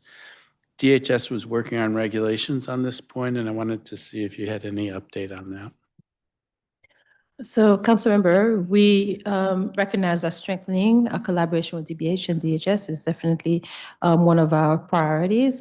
We are in the process of relooking our regulations and updating those regulations. They had not been updated in over 10 years, so this process is going to take quite a few months, obviously, because we have to balance all of the priorities while we do this very with a lot of intentions. So we are still working towards that process. Okay. But it's still an idea under consideration that you're working with and trying to figure out how to do it. Yep, and we're doing just maybe a similar process and having a work group session, hopefully be able to get a facilitator between DBH and DHS to be able, in our provider community, to be able to kind of do this work with the inclusion of our partners. Oh, I'm glad to hear that. Thank you. Thank you. Another recommendation was providing PSH providers with a clear protocol and a single point of contact for escalating concerns about unresponsive mental health providers. PSH monitoring said it would identify unresponsiveness in its oversight process and follow up with treatment providers and DBH. And DBH said it would better convey to PSH providers who to contact when treatment providers are unresponsive. What's the status of follow-up on that? So we've invited DBH to attend one of our community of practice meetings in April so that they can talk to the community, they can review their standards so that, so it's basically it's going to serve also as a training to understand how to better make connections and who the point of contact would be at DBH.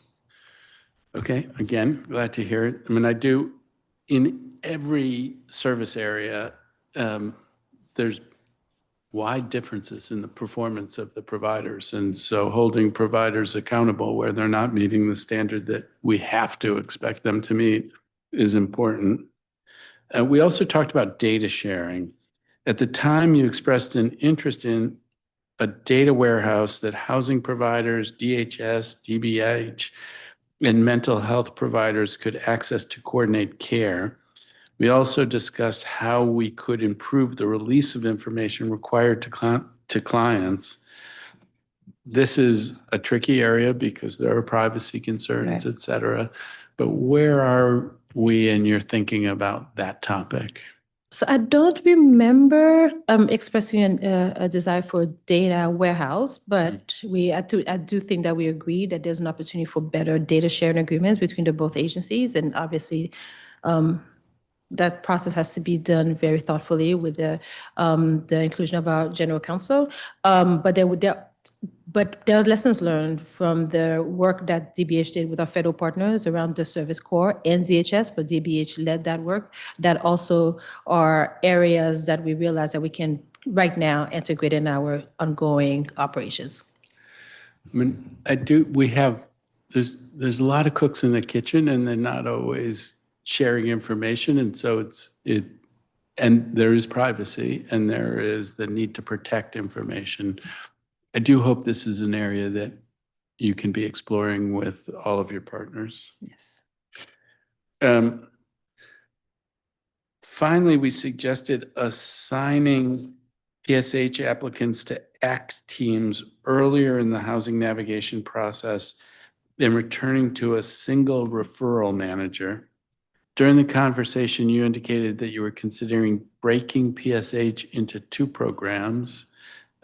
Permanent supportive housing for people with chronic illnesses and physical disabilities, in a housing first treatment focused model for people with severe mental illness and substance use disorder. Case management in the second program presumably would not be optional. Where's your thinking on these topics? So yeah, looking ahead, we are looking at not making case management optional for PSH. I think the idea is looking at that, when I mentioned the PSH program versus the Housing First program, is because although in the district, we use it interchangeably, but it's not because, we lead with housing, but I do think it's important for us to sometimes understand the distinction between like the Housing First model has as an evidence-based intervention versus a PSH program, because there are differences in how the program works. But we are just looking at not making case management optional in PSH, but rather offering opportunity for folks who can step down. So if just say that they've graduated from needing this intensive services, there's an opportunity for them to step down to maybe a TAH model where they have loose case management or not as intensive case management. Either. I think some of these ideas have been out there. There was PSH Plus that was referenced in the Homeward 2.0. I don't know if it's in Homeward 3.0.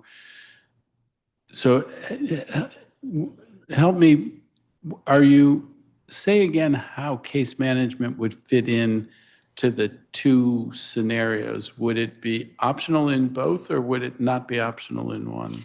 So it would not be optional for PSH, right? It would not be optional for PSH. However, we have also heard from some of our residents who've been in PSH. When they recover, they've been in a program for many years. They don't need that level of intensity of services. And we want to give these folks an opportunity maybe to step down to a program where its case management is not as intensive. Currently, our targeted affordable housing program is a not intensive case management program. Clients are seen once every 3 months. So then we want to make sure that there's flow in our system for a step down when clients do not need that level of case management. And so would this involve a rethinking of the approach to all of the existing PSH beneficiaries so that it would start where case management would not be optional, but then there would be a pathway to step down to a TAH model over time? Or would this just be for new people coming in? So once we change the regulations, it would apply through the whole program, but it will start with everybody receives case management. Obviously, some folks have already stepped down from case management, so they're still receiving the voucher. Maybe they can move to TAH. We'll have to look at assessing all of the clients, but because they are receiving services, we know the intensity of the need of the client. So we'll have to figure out exactly what the regulations, where we end up the regulations before thinking about how we're going to implement. But the idea is that we want to make sure that the folks who really need the services have access to services, and we don't unintentionally continue to harm people who feel like they no longer need the services and they have an opportunity to step down. Okay, I really appreciate that. And it's all wrapped up in the regulations that you're working on. And so it's not fully formed yet, and it'll be months before it's fully formed. Exactly. Then those regulations presumably would come to the council, or how would we become aware of the regulations? Would they require council approval, or would they be subjected? I don't know if they require council approval. I guess there's like a open comment period. Okay, so you will let me know. Yes. My crack team is not going to miss it in any case. And I guess I see the benefit of this because I think one of the things that we've seen is a sense that there are people who need more who aren't getting it, but there is also a reality that there are other people who don't need more and should. So we need to meet people where they are. And sometimes they need more than PSH case manager, and in which case we make referrals to a higher level of care through DBH, such as ACT team and so forth. Okay. On a related note, we heard a lot of testimony about the inconsistency in the work of PSH program monitors. We learned last year that their work is not governed by any written policy or procedure, but basically a series of spreadsheets that feels like they may be used inconsistently. Would DHS consider promulgating written internal policies and procedures to standardize monitors' practice? For PSH? Yeah. Yes, so we have a standardized scope of work. We continue to provide training whenever there's we have a new group of case managers, and we'll continue to, do the monitoring, but we do have a scope of work for the PSH program. For the PSH monitors, you do have a standard operating. Yeah. Okay. I wonder if we have it. I wonder if you could send it to us. Sure, they could definitely, yes. Okay. I was excited to see the Community Connections Housing Support Care Management pilot launched last year to provide supplemental case management to voucher holders in buildings along Connecticut Avenue. A report on the program's first year shared that 95% of the participants are already connected to case management through DBH or DHS. For PSH voucher holders, when someone enrolls in the Community Connections case management, does that replace their DHS PSH case management? How exactly No. do the things work? Are they doing different things? I know the Community Connections to some extent is working closely with building managers and such. How do they differ and how do they fit together? Yeah, so they don't replace because it's a different intervention. So the community connections, like intervention is brief case management. So they come in, usually is to help the reconnection to either a DBH service or a referral or connection to a core service provider. Oftentimes it's for clients who may have already been connected, who lost their connection. So they come in, they do their brief reconnection, brief case management, and then PSA just continue for the life of the client ultimately. Okay, and I refer to it as Connecticut Avenue, and I know that it was a handful of buildings on Connecticut Avenue, but my impression is that it's bigger than that. Are you doing this in other buildings in other places? So that contract is with DBH, not with us. They just work very closely with us. And my understanding is right now it's only in Ward 3. Okay. Is your perception that it's positive? Would you like to see it in more places? I think it's positive. It helps, it definitely, any additional services that can help clients get reconnected to behavioral health services, we see it as a positive. Okay. On a different topic, we also heard testimony on the insurance requirements for PSH providers being so excessive that they are pushed into the excess market. Has DHS ever spoken to the Office of Risk Management about the extent of liability coverage required by ORM? So this is something that's established by our Office of Contracting and Procurement, OCP. So we have flagged the concerns that the providers have mentioned for this, the excess coverage. Our understanding is that once a contract has been signed with that level of insurance required in the contract, they are not able to modify it until the next performance timeline. So that's coming up in July, but I'm not sure that there's anything we can do about it, but we continue to flag to OCP around, the concerns of the providers.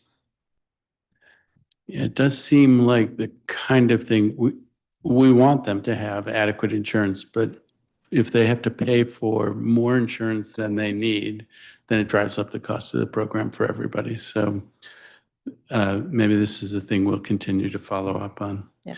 Emergency rental assistance, we're not going to relive the rollout. We've talked about the rollout. I appreciate it. And you, I think you take to heart all of the concerns that have been raised about the rollout. I am concerned about the cost of appeals with overturned denials projected to cost $1.5 million in FY26. One reason appeals were successful was because landlords did not participate in the ERAP process. What happens if a landlord refuses to participate even after a successful appeal? How do you deal with So that? Unfortunately, we go back and reopen the case, and then they have 15 days to try to get the landlord to participate. But then again, if the landlords do not participate, then there is no path for us to approve a ERAP application.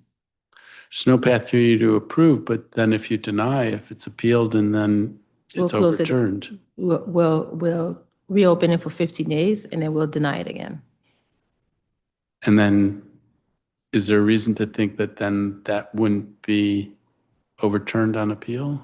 I mean, I'm worried about this, and we did work in the ERAP legislation in the Rental Act to deal with what happens when a landlord doesn't comply. And part of it is that they lose access to recovery for the period that, but not that the tenant would necessarily automatically receive ERAP just because the landlord didn't participate. Yes, they could maybe get ERAP for a new unit, so a different intervention, but they probably would continue to be denied for the current application. So for example, if they had applied ERAP for a new unit, a security deposit and so forth, they may have received ERAP in that instance. But if the landlord does not participate, then we can't force the landlord to participate. We can try to help the family in a different way if they're looking to move to another unit through HPP, but we can't force the landlord to participate. And if the landlord does not participate, then the case cannot be approved. Yeah, but what I'm worried about is, I hear you on that's your process, but if you follow that process and then the court or the administrative law judge says, overturns your denial, then we're stuck in a loop. And is that what's happening? I don't have the number of cases for which a client the denial was overturned, and then we went back and opened the case and the client appealed again. I can follow up to see in how many instances that may have happened. All right, let's do that. And maybe the cases predate the effective date of the Rental Act where And that's probably exactly what it is. Yes. Okay, well, let's look into that to make sure that we've addressed this issue. Another reason for successful appeals was when the provider selected a denial reason that did not align with the factual stated reason. And that's a quote, but I'm wondering, what does that mean? Is that just that on the form where it's a denial, it says one thing, but the tenant can demonstrate that what they actually claimed was something different? Is that what's happening there? Is this a clerical error? Yeah, I think it's probably one of those things that requires more training on the part of the provider, because it looks like it's an administrative error on our part when they're overturned for those reasons. Okay, and then there's another category of denial that gets overturned because a client was now facing eviction and was previously not court involved, which I'm interpreting court involved as being in an eviction process. Yep. And so is the idea there that you may have denied because the circumstance wasn't imminent, but now the circumstances, by the time it's Correct. on appeal, the circumstance is imminent, and so Exactly, correct. So then it could be that now the client's situation has changed and they are facing eviction because by the time they got to the appeal, their situation has changed. And this is another thing, I mean, there's an interplay, the laws change, but in the Rental Act, we created a path to avert eviction, but if and only if the ERAP Has been approved. would fully cure. So I'd be curious to see if that's what's happening in these places. And then we can get you probably just the data to see in which cases that's happened. Okay. You also shared in responding to question 136 that 29 applications had been approved for payment, but only 15 of those landlords have been paid. How long on average is it taking for approved payments to issue? And why would it, how long does it take? Usually we have up to 45 days. So is the idea that, I guess, you're processing appeals, you're processing applications for FY '26 that didn't start that long ago. So it's not that many that have been granted but you're still in the process We're of still in the grant. process so that, if they may have been approved, but we're still waiting for backup documentation before making the payments. And remind me, go back to the rollout briefly. I feel like the idea was that you had on the order of 800 slots. So the day we opened the portal, that day, we had 900 in-person appointments that we were able to secure, and then another 200 online. So we had 1,100 appointments made that day. And of those, 29 have been processed and approved and payment of 15? So I think I think the number has been updated from our last response. So we have 116 payments have been issued, but we have 655 applications we are still waiting for additional landlord documentation. Oh, well, now we're in that world. Okay, well, say it again. How many have been granted? 116 payments have been issued. 116. Mhm. And those have been given to the landlords at this point? Yes. Mhm. And then 600 something where you're waiting for documentation from the landlord, and then is there some that adds up to in the 700s, but there's 1,100, so there's 300, 400 others. Are they in process or have They're been in denied? process, and I think maybe we have a couple of appointments that are still being scheduled, but they're in the process. So application has been started, and they are still waiting for either approval or denied. Okay. And also, we have a number of applications been denied as well. Okay. On this, we are going to want to follow up on this landlord participation issue because this was a lot of conversation about the landlord participation issue as we were making revisions to ERAP, and let's see how it's working in practice. Okay. There's been some talk of potentially rolling ERAP into the homeless prevention programs. What challenges does DHS see with having ERAP as a standalone program, and how are you thinking about the future of ERAP at this point? Currently, we have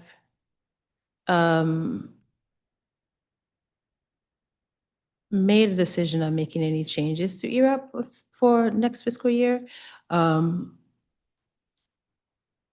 I'm sorry, currently We have not decided if we're going to make any changes to ERAP in the next fiscal year. And so there is, what is today, the 6th? So there's 25 days to make a decision on that subject, and we will see when we see the mayor's budget. Should ERAP come back in the same form, how are you thinking about how you would manage it and the rollout issues? So we would not have a repeat of what happened in the fall. But we still see that a good percentage of ERAP applicants are still being denied, so which still proves that ERAP was not necessarily the best interventions for them. There are lessons learned about what happened in the fall. Potentially having a platforms that could better appointments, the opportunity to make the appointments online directly, even if we still continue to do it by appointment versus having people to come in person to kind of get an appointment. Obviously, in the fall, we wanted to be able to do both. The phone lines sort of crashed, so then more people came in person. So we would look at to make sure that what happened in the fall does not happen again. Okay. Youth homelessness. There was a significant drop in the number of youth exiting the youth homelessness system to permanent stable housing from 233 to 73. How many of the youth exited the system in FY 25, and what percentage of the youth does the 73 stably housed youth represent? So the 73 exits were to permanent stable housing.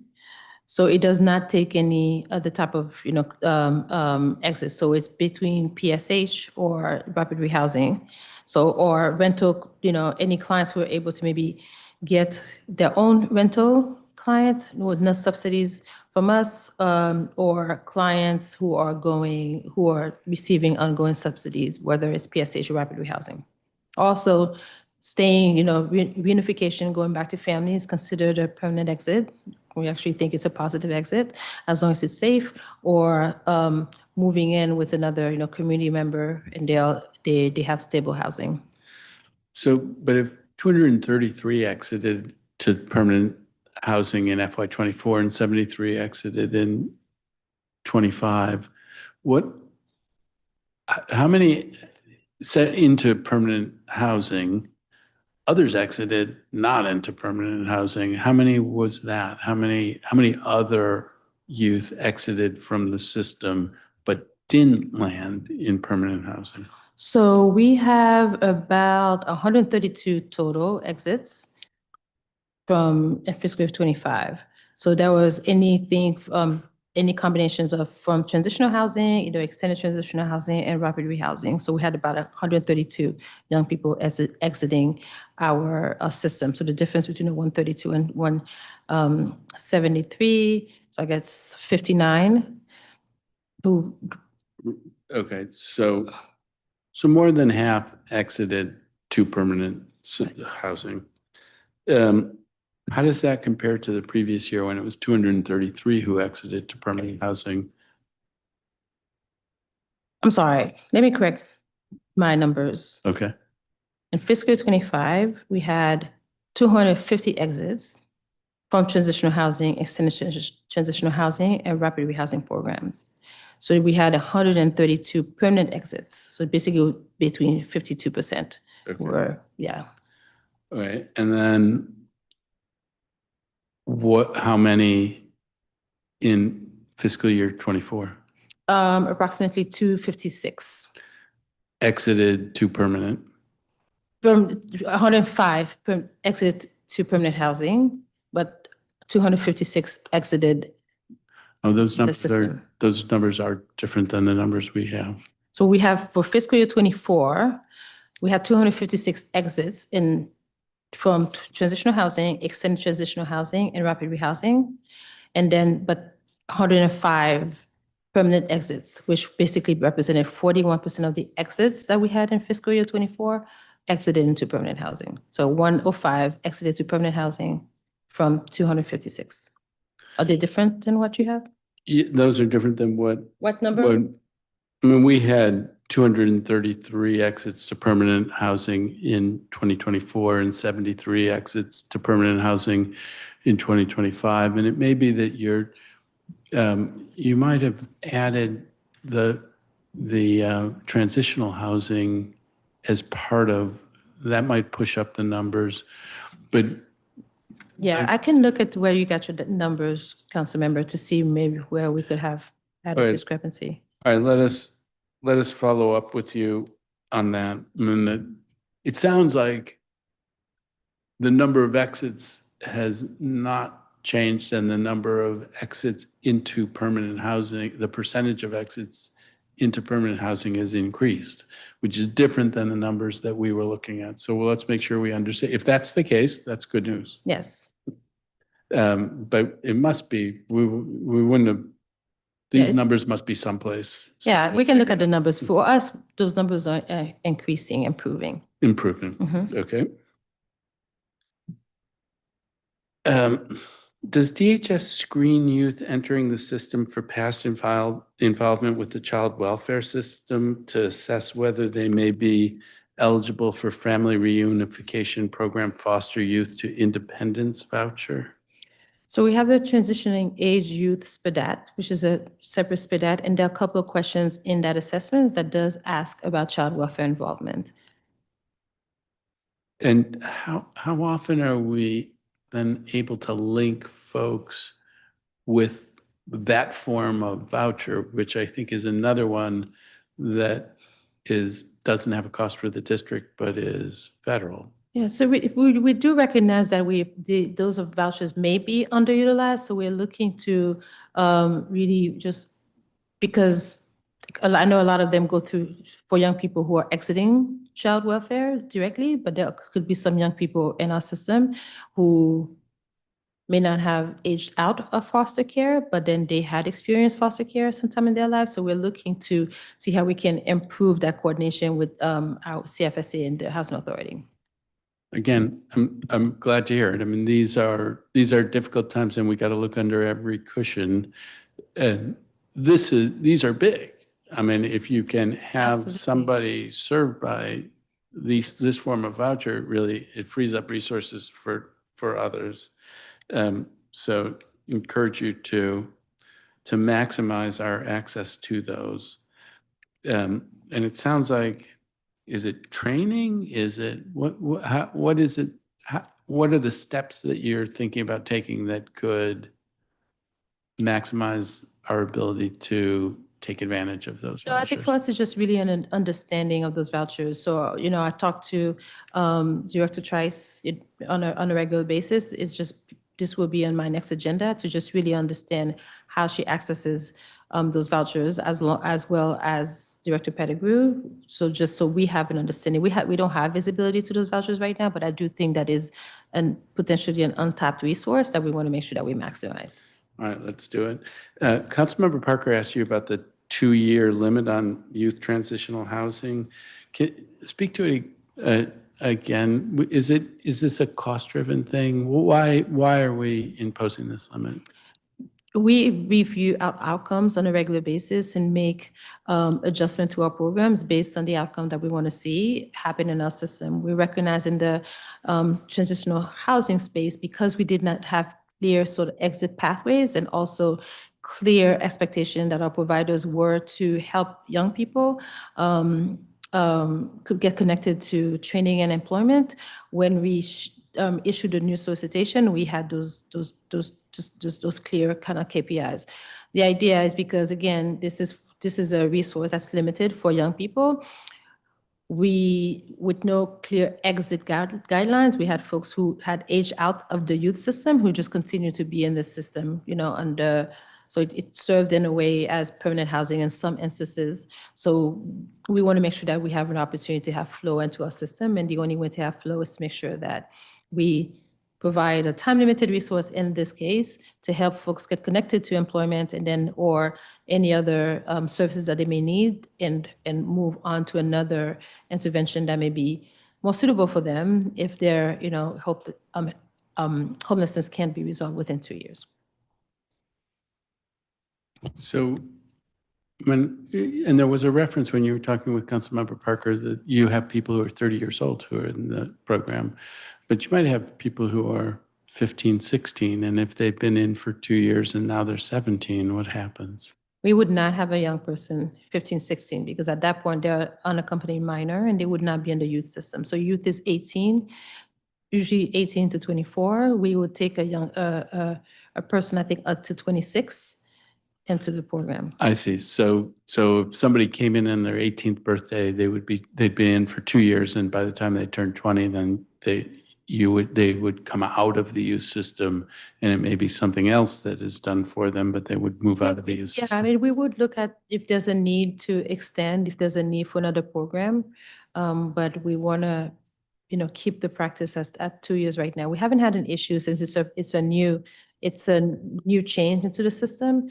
But the idea is because it's not permanent housing, we want to make sure that there's flow for the other young people who are coming experiencing a housing crisis. Okay. In response to question 147, you say that you may run a solicitation for youth shelter in FY26.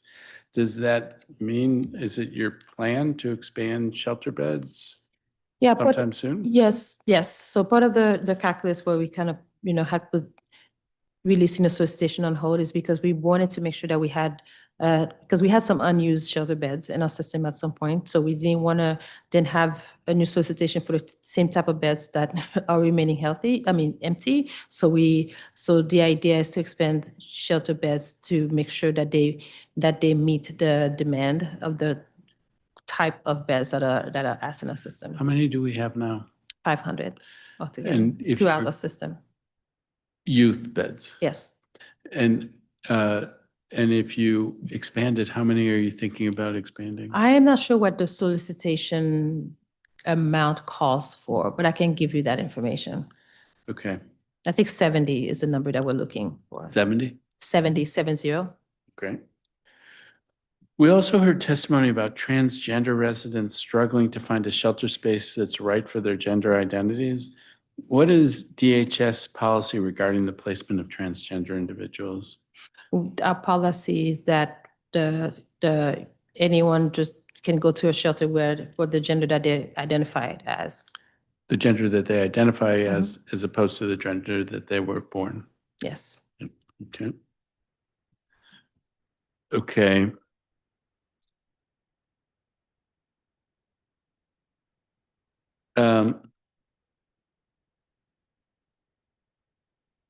The answer to question 10 discusses $600,000 in support to the youth workforce development grants restored by the council last budget season, sharing that the program will only serve 20 individuals this year. So I guess that's $30,000. Is that typical for the per unit cost for something like this? So we are actually dedicating $150,000 to this particular program for this year for the 20 slots, which will come to about $7,500 per slots. And the remaining of the fundings will go to address other funding issues, funding pressures, rather. Okay. In the 7,500, is that comparable to what has been done in other years? So last year, the $600,000, we had 3 providers, and we served approximately like 20 to 30 for each providers. So it is comparable. And this year we'll just extend. We had one provider who had a period of performance left in their contract. So then we're only, as opposed to releasing a new solicitation, we're funding that one provider who had a period of performance left in that contract. So I guess I'm glad Councilmember Parker's not here. I forget, was it Councilmember Parker and Councilmember White who put that money in our budget, and they put it there for a reason? How do you justify it to them that you're using the money for something different? So the money was put back in our budget for as one time, council member, and we just did not want to just issue another solicitation so late in the fiscal year, because we did not last year, because of our budget pressures and because of what happened in the summer in the CR, we had to stop work order for this program. It's one of the programs that were impacted. So this year it was put back into our budget as a one-time funding, and then when we thought about just releasing a solicitation, and by the time we'd be able to issue additional grants, it would be a little bit in the fiscal year. So we decided this strategy versus another, since we're not guaranteed that the funding will be in our budget next year. And it looks like so far no youth have been have participated or been served by this program yet in this fiscal year. Is that right? Yes, so I think we just issued the grant in the beginning of this month, so hopefully they're ramping up. So it'll take a little bit of time. Yeah. Okay. We heard a lot of testimony about the need for a youth homelessness plan. I think the ICH position is I don't think they see the efficacy of that. But does DHS have a position about whether or not we should have a standalone youth homelessness plan?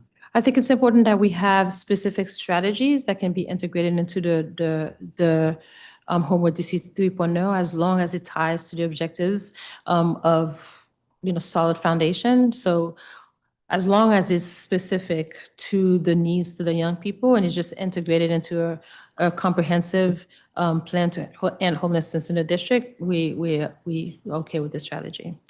Okay. I don't think I want to get deep into it here. You were here recently when there was testimony about Sasha Bruce, and I am troubled by where we're at on that, but I think that's a thing that we should talk about separately and offline.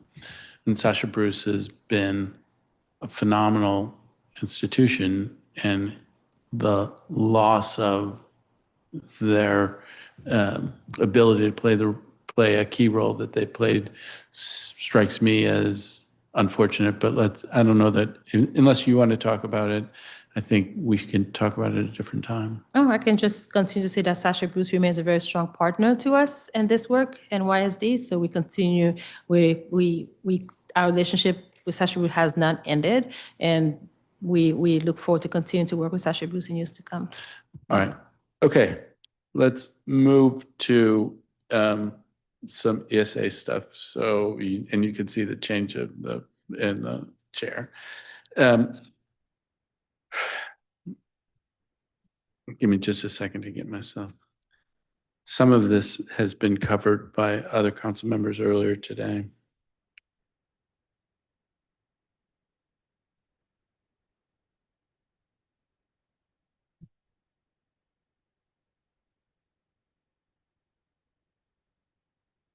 DHS held a cross-agency meeting with DHCF to review program requirements under the One Big Beautiful Act, or OB3. Where do you stand on shared forms, Q&A, and guidance with DHCF on compliance with OB3 and helping people navigate through this? Sure, under HR 1. So this was definitely preliminary planning meeting. No specific systems updates were discussed, but the meeting opened the door for us to kind of continue the collaboration. Both agencies are bringing program experts, support design, just to make sure that we think through about the communication and process planning. So they have not fully integrated into the system. The federal guideline, they're still pending, so we'll continue to be in a conversation with them. Okay, and this goes to, there's a lot of change coming. A lot of changes So coming, yes. if that was a preliminary meeting, I want you to have lots of meetings. Yes, I mean, they're leading, obviously, for the Medicaid work requirements, DHCF is leading that work. Okay.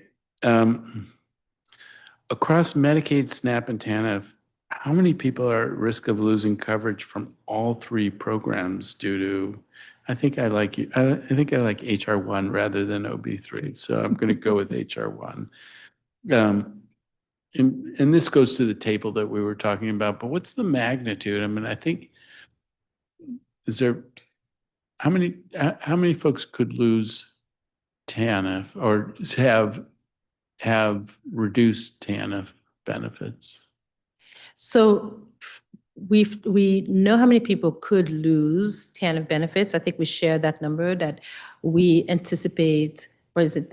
Step down. So the step down, yes, step down benefits. How many, we have 17,000 families in TANF right now. We anticipate, right now, currently 50% of those families would reach the 60 months time limits. So give or take 8,000. And then we also think that about a quarter of those families would probably be eligible for the hardship exemption. This is just a rough estimate. So maybe So a quarter of the half? A quarter of the half. So maybe, give or take 6,000 families could see their benefits step down. And 1,500 or 1,600, 25% of that might be the hardship policy, or? No, 30? so this is roughly, and Brian, feel free to correct my math. So if we have about 15,000 families in TANF, half of them will be at 60 months or more by the end of this fiscal year. So now we're at 7,500.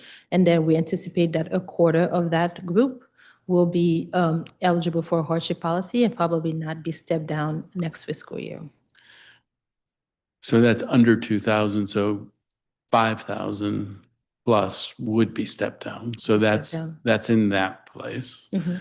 And then with SNAP work requirements and TANF work requirements, how many more people? I mean, we're looking at over 10,000. Up to over 10,000 or up to up to 17,000 is the number that we have. Could be not in compliant with work requirements and fall within the ABOT category, would be at jeopardy of losing their benefits. Yes, individuals, not household. Right. Okay, well, this goes to the table we want to develop.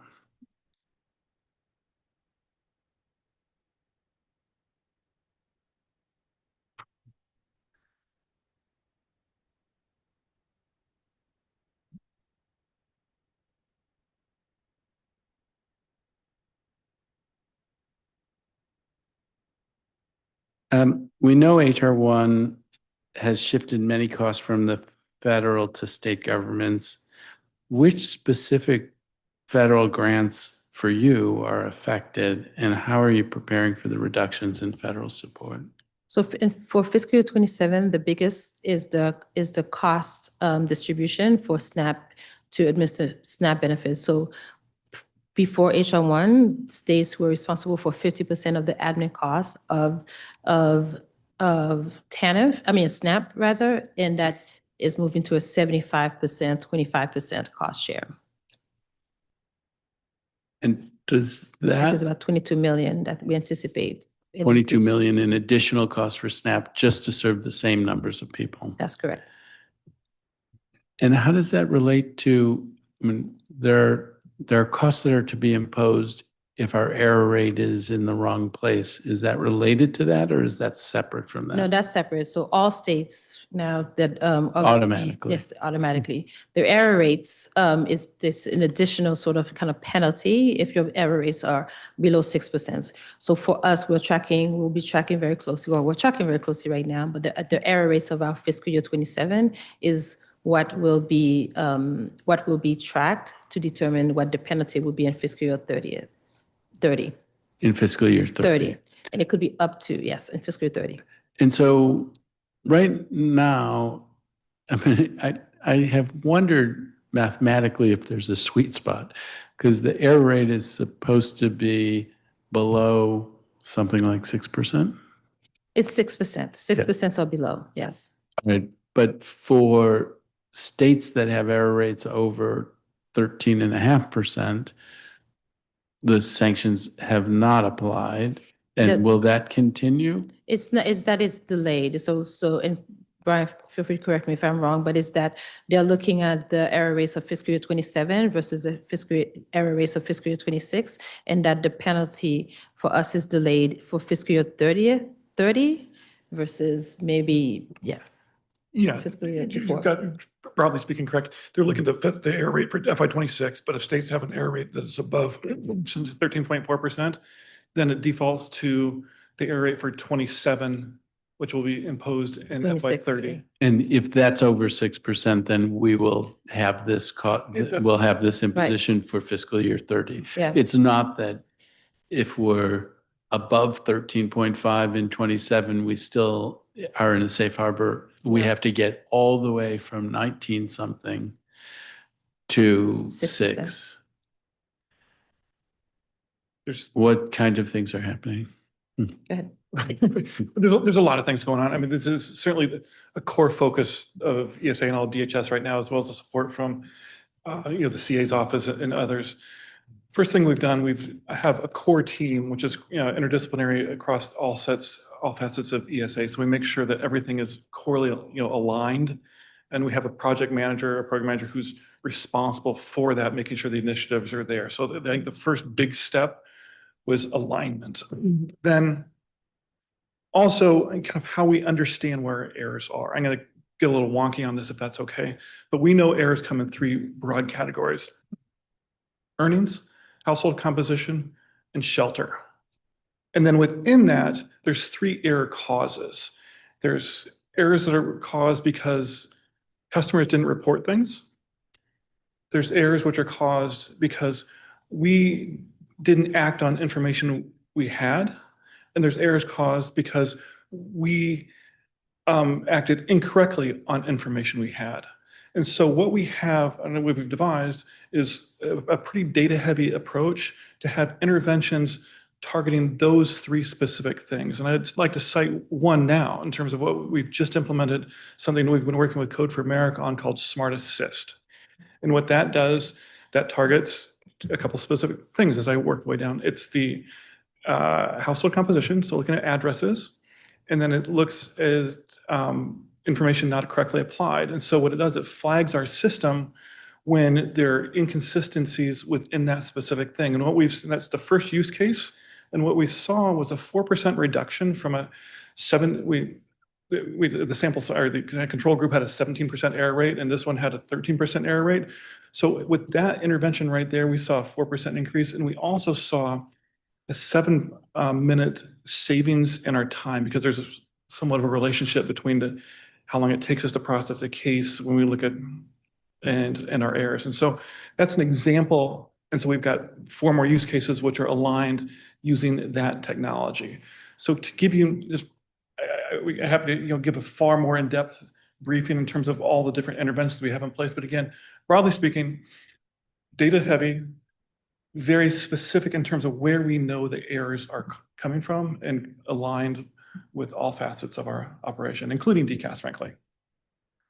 I mean, there is a possibility that I would want a broader briefing. It might take me into territory that I'm less familiar with, but what I and everybody wants to sense is a sense of urgency around it and a lot of effort to push this error rate down. And it does sound like that is happening. So at Director's behest, we have a team who's dedicated specifically to this. And it's a team which includes all facets of ESA, also has support from the Director's Office, support from OPRMI, which is part of our QC unit, and then support from DCAS. And so it's all working, making sure that we're working together in sync. I think we've been doing a lot of things, but they haven't always been in sync. So right now, we're very well in sync, and also doing a far better job of having a good cohort of data.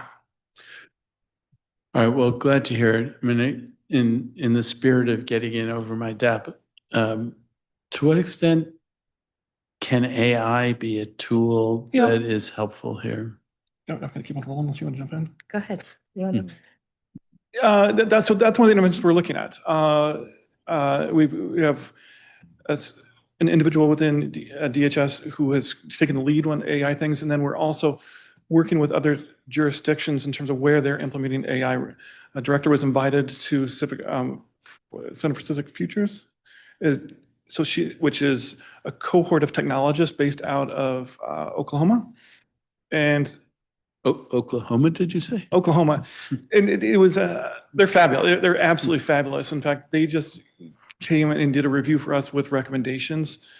I mean, it's terrible, but when you said a cohort of technologists, I did not expect Oklahoma, but I think the one thing, the founder was basically the former HHS leader of Oklahoma. And then he just basically brought, other HHS leaders, and then the retreat was in Oklahoma, but I'm not sure that the technologists are off from they're not all Oklahoma. from Oklahoma. All right. I think the one thing that's unique is this affects. affects red states, blue states, purple states. We are working with all the states because it's going to have an effect on every single state. And so we're all trying to, identify where we can support each other. So you asked about AI though. One of the things that we've been looking at is, can we run an AI script that goes in parallel to what our workers are doing, that essentially is a QC AI script, which will then go through and flag errors as they come. So before we dispose a case, that AI script is run and can identify it there. So that's one of the things which we're taking a critical look at. Okay, and there's all different kinds of pieces, and then there's a human being who Yes. is filling out, Yep. processing the eligibility. And how is DHS evaluating eligibility workers to ensure decreases in errors and positive client experiences? How are you dealing, how are you trying to deal with that? Because there's systems and then there's implementers. And so how do you make sure your implementers are getting it right? Yeah, so it's two different things. But it just goes back to also all the different data points we're looking at. We're looking at data from our QC, we're looking at data from our QA, we're looking at data from our case reviews and putting that all together to be able to really have a firm understanding of where support is needed, both at the aggregate level, where we're having, everybody's making an error, but then also at the individual level where there's support needed. And so we're using administrative data there to be able to pinpoint that. And then we have a couple of discrete teams who go in and do wraparound service supports for those workers who we identified need that extra level of support. That's one. Two, we're doing micro trainings. A lot of we're an overtrained organization, just because there's not really overtrained, but there's a lot of training. And part of the training, there's so much of it. And so what we think we can do when we do micro trainings, something that's done in a 3-minute to 5-minute blitz more regularly, I can absorb that a little bit easier. And so when we're hitting known error spots right there. And then the third thing we're doing is being pretty prescriptive and more concrete in our what we call our supervisory case reviews. So a supervisor has 5 to 7, maybe 8 as eligible workers. And so a supervisory case review being, having them go and being very specific in terms of what they're looking for in a case review as it relates to errors and be able to then support their team in a better way that way as well. Okay, glad to hear it. Councilmember Henderson talked with you about communication around all of this change. I think we don't have to rehash that. I think we have covered that. One piece of it is the interface with DCAS. And how are you updating DCAS and processes to ensure smooth transition? Are we talking about payment error? Yeah, no, it doesn't have a relationship to DCAS?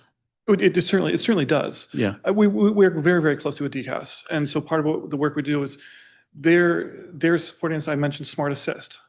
So it was developed by Code for America, but now our relationship with Code for America is coming to an end. And so they have assumed Smart Assist. And so they're the ones who are helping us develop the future use cases which Smart Assist is going to be used. And so they're working with us and working with them to say, these are the use cases which are going to be most beneficial. And then as we have other flags and things that come up, we prioritize the development of system 2. So I talk to DCAS weekly. Okay, so all the process changes that you're talking about, they relate to DCAS. Yeah, through DCAS, yeah. Yeah, DCAS, yeah, So- everything, every notice we have goes through DCAS, yes.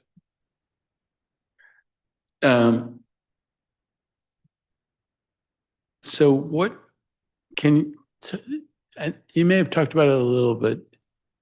What kind of training are you doing for the frontline workers? Are you having pullouts and do a day of training, or how is it working for training the frontline workers in how to make this process work better and bring error rates down? And to some extent, you talked about this, the supervisors are doing different things, but are there training modules that you're doing? Absolutely, it's training modules. And I think that's one of the areas of opportunity that we see as well. How we do our training. Right now, we have systems training and we have policy training. And while they're partially integrated, we recognize that we need to do a more full integration of that. So I'm trained as a single trainer that does the system and the policy all at the same time. We're looking at other jurisdictions, how they do that, and seeing how we can put that together. I mentioned that's the breadth of it. Then I also mentioned how we do micro trainings, which would just be a blast to everybody. Essentially, I get a short, 3-minute video that I watch, and I can absorb that. I don't know if you want to add anything else. This is something that, yep. Okay, and then for residents that do not have easy access to District Direct, are there alternative ways for them to report proposed exemptions or Yes. work hours? Yeah. How does that happen? Through our service centers, they can walk in through our service centers and get help in that way. Okay. And there was the talk, and I really don't want to be disparaging to Oklahoma, of consulting with several national organizations and absolutely not So disparaging. it's Center and Civic Futures. And it just happened to be the meeting happening in Oklahoma. So what were the big takeaways? If you went to this conference, what were the takeaways? So it's more than a conference, where they also invited me to be part of the advisory board so that we can look at best practices, looking at, what other jurisdictions are doing to implement AI. But what's also good about participating in this group is that right now we have vendors proposing their service to us every day. So kind of almost like coaching the leaders on what to look for so that we don't, start in, because of course everybody can promise the promises of AI. So it's really understanding what's happening in other jurisdictions, what interventions are working for them, especially for folks who may have better systems or better error rates than us, so we can learn from them. So that relationship and that work continues to happen. Okay. In your responses, you explained that due to DC's high minimum wage, most people complying with work requirements would be ineligible for SNAP. So meaning that the only ABWAD customers that would stay involved in the program are those who are exempt or those who meet the requirements through volunteering and education. That's how I'm understanding it. You predict a loss of somewhere between 8,500 and 12,900 people. Am I getting it right that if you have a job at minimum wage for the number of hours required, you wouldn't qualify for SNAP? That's correct. It depends on the family If- size. yeah, A larger yes. family, you still would, but for the smaller Oh, families. depending on family size. And so that's why we're spending a lot of our focus right now as well. We certainly want to Councilmember Henderson's point, our goal is to get people employed. I think we share that and we recognize there's lots of opportunity we have there and things we need to do. But the other space that is new with ABOD is something called workfare. And so the distinction with that is I just need to be engaging for essentially 17 hours a month. And so to continue to receive my SNAP benefits. And so with that, we partnered with the lab to work with our SNAP ENT department to develop a workfare program, which is modeled after Pennsylvania. So using essentially a set of forms and identifying who to partner with and whatnot. So essentially that's a volunteer type activity, which is essentially leads to work. And this goes to, it's a bigger conversation about benefits cliffs, but you don't want the incentive. You want people to take the job, but if they take the job, they lose their SNAP.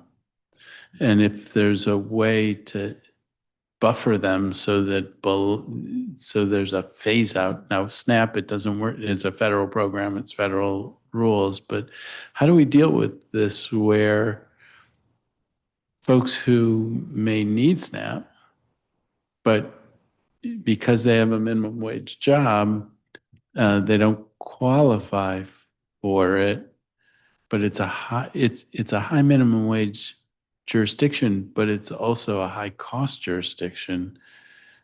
Is there thinking about how do we deal with that? How would deal with not with keeping people who no longer qualify for SNAP? Yeah, that the qualification for SNAP might go away, even though the income, which on a national level might look high, in this jurisdiction is not that high. It's a broader workforce continuum. The job that I get, that can't be the last job, and often that job is not going to be sustainable, especially for you, when I earn off of TANF or earn off of SNAP. That's still a very, very low wage, and so we need to look at it in terms of a building block. Okay. All right. We have been rejoined by my colleague, Councilmember Parker. Are you ready to go, or should I? Okay. There you go. This will be my last round. And Director, I wanted to come to Homeward DC 3.0. And my apologies if some of this has already been touched on today. What is DHS's understanding of the role of the youth system in the forthcoming Homeward DC strategic plan? So I think that the strategy for Homeward DC 3.0 is to embed youth plan within Homework DC 3.0. So we will still have very specific youth like targets following as add-on and looking what, basically it'll be a building block from what happened, strong foundations, solid foundations rather, to Homework DC 3.0. So it's not that we're not going to be having strategies specifically for youth, is that now, as opposed to have a separate plan for solid foundation and a separate plan for Homework DC 3.0 for adults, and youth will just have one plan. What we do know is that young people oftentimes, they do get services in our adult system because they're also eligible for adult system. So we do think that it's an opportunity to have a plan that just really does speak to both population, especially a youth-headed household. Oftentimes we see them in our family system. So we'll continue to have youth-specific targets, but within the Homework DC 3.0. And can you speak to what analysis or what data you're looking at that informed the decision to consolidate the strategies there into one versus treating youth services or a youth plan as separate? Yes. So I want to start by saying that DHS is not the entity in charge of developing the strategic plan to end homelessness. This is the task of the ICH. However, we are obviously a strong participant because we are the biggest agency in terms of the implementation.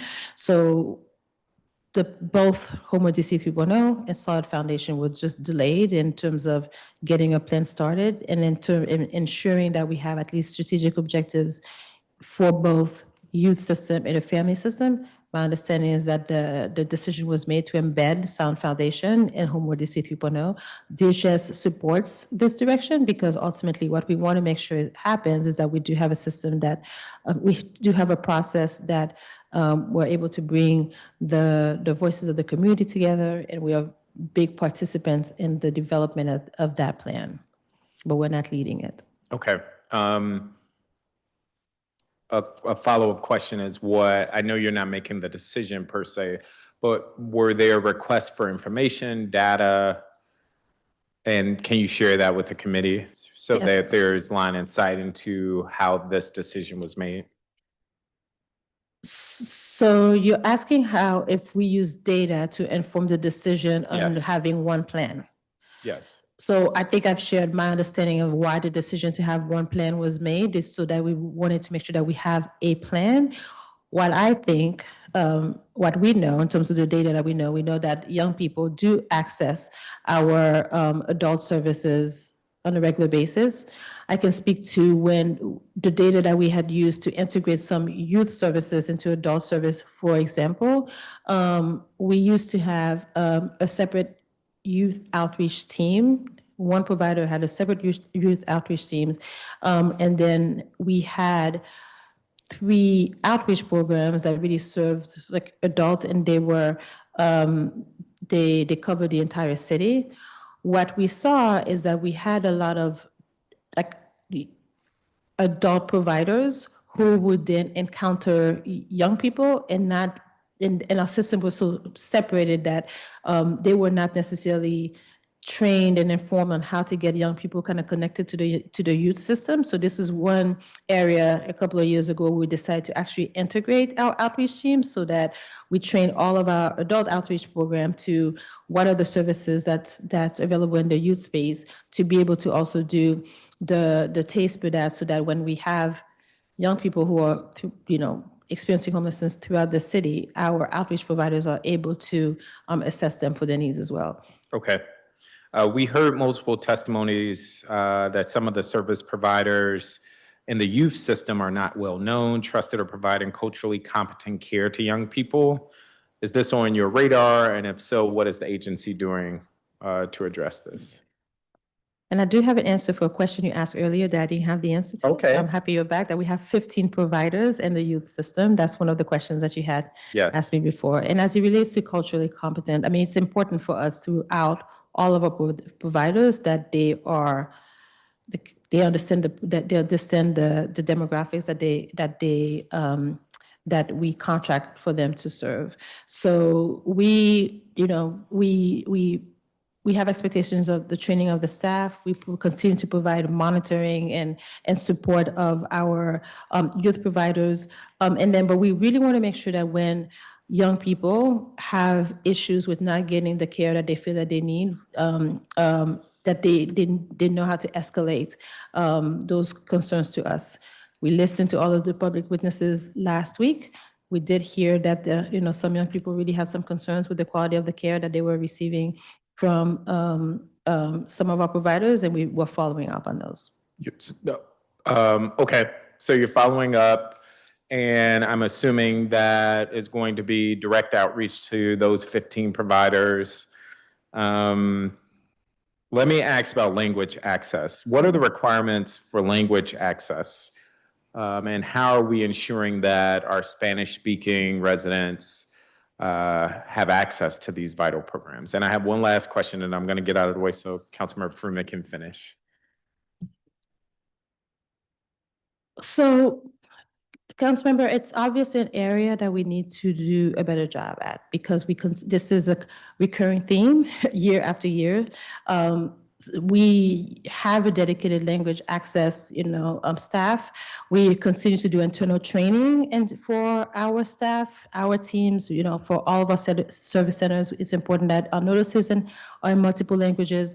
I think we're doing a better job with our internal operations, but obviously we need to do a better job with how we train our providers and the resources that we provide our providers. So we require, and often in our contracts, that we have bilingual staff, but we know that Spanish is not the only language that that others speak in our community. So we need to make sure that we extend the opportunity to access language line to our providers as well. So for all of those grantees, a requirement is that they have bilingual staff? Most of our grants, yes, require that at least we have one bilingual staff. Okay. And then what are the gender affirming and trans inclusive service requirements for service providers? So we partner with the Mayor's Office of LGBTQ Affairs to make sure that we partner with them with the training for our providers, partner with them with the training for our staff. I think like anything else, that there are opportunities where we need to improve on our training, because when we hear, again, what we heard in a public testimony, we sit because we listen, and a lot of us, listen to all of the public testimony, because it's important for us to hear directly from the public where we may have some blind spots, and then follow up and improve our programming from that. Okay, so in terms of language access and then gender affirming access and support, that those are areas of acknowledged growth for the agency that you're actively working on. Yes. If we have one client who comes and feels that they were not treated right in any of our facilities, we look at that and we take it very seriously, and we follow up on those. Okay, I'm gonna keep my word and leave it there. But thank you again, and thank you, Chairperson Freeman. Thank you, Councilmember. Thank you, Councilmember Parker. My understanding is that federal regulations require individuals to be screened for exemptions. This is on the SNAP side, before they are charged a countable month. How does DHS plan to screen everyone for exemptions before implementation this spring? So we're implementing it in the spring, but countable months don't start until I recertify. So we will be screening at recertification. So the first cohort, first of all, all of our staff are going to be trained. There's an 8-hour, you asked about training. There's an 8-hour training on an ABOD that's going to take place between now and the end of April. Then everybody who comes in to recertify will be screened for exemptions, as well as any new applicants, of course, will be screened at that time. There's going to be. Go ahead. That's No. in a nutshell. Keep going. So if are the recertifications relatively equally spread across the pretty year? well staggered, yeah. So could be 1,000 people a month who you'll be doing recertifications for, and in that process, you'll be checking for exemptions to see if there's a way to salvage the benefits because an exemption applies. Under question 197, you have a helpful list of documentation DHS will accept to prove eligibility for work requirement exemptions. Are there data sources that DHS is planning to match against to automatically identify exemptions? You know, there's things in the system right now. So we'll match on certainly age, we'll match if someone's social security. And there's also other things which we're looking to see if we can match. Looking to see how other jurisdictions do it. For instance, one of the things we're exploring is Medicaid billing codes. And so there might be a Medicaid billing, which would presumptively mean somebody would be exempt. And so those are the things we're looking at as well. What are the privacy issues around that? Yeah, that's the problem. That's why it's a tough nut to crack. That's why we're not doing it right out of the gate. I mean, well, you'd need some sort of a very secure system to be able to do it. You'd want to be able to do it though, but. Right. Have you done on the things that you can check?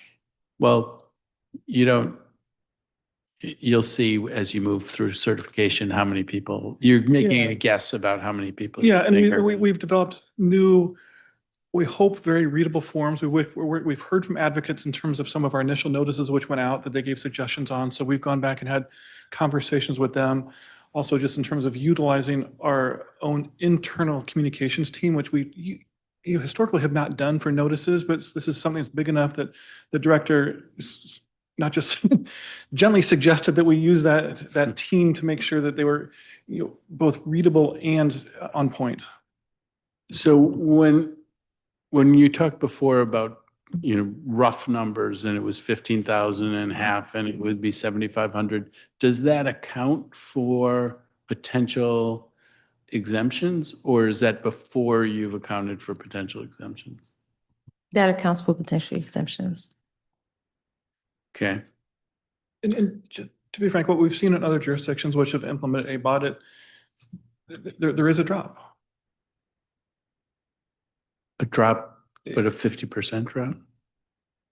A 50% drop? It can be as high, yes. Yeah. And then what happens? I mean, I'm not trying to hold you responsible, but what is experience? It's certainly a hard thing.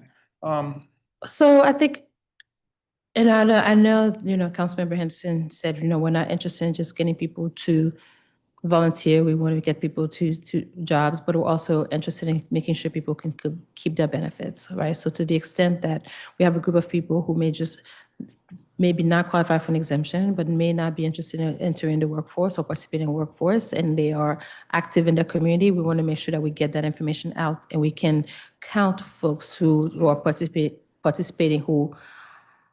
that we're not counting right now, and they may not have an exemption, but we want to make sure that we help people keep their SNAP benefits as much as possible.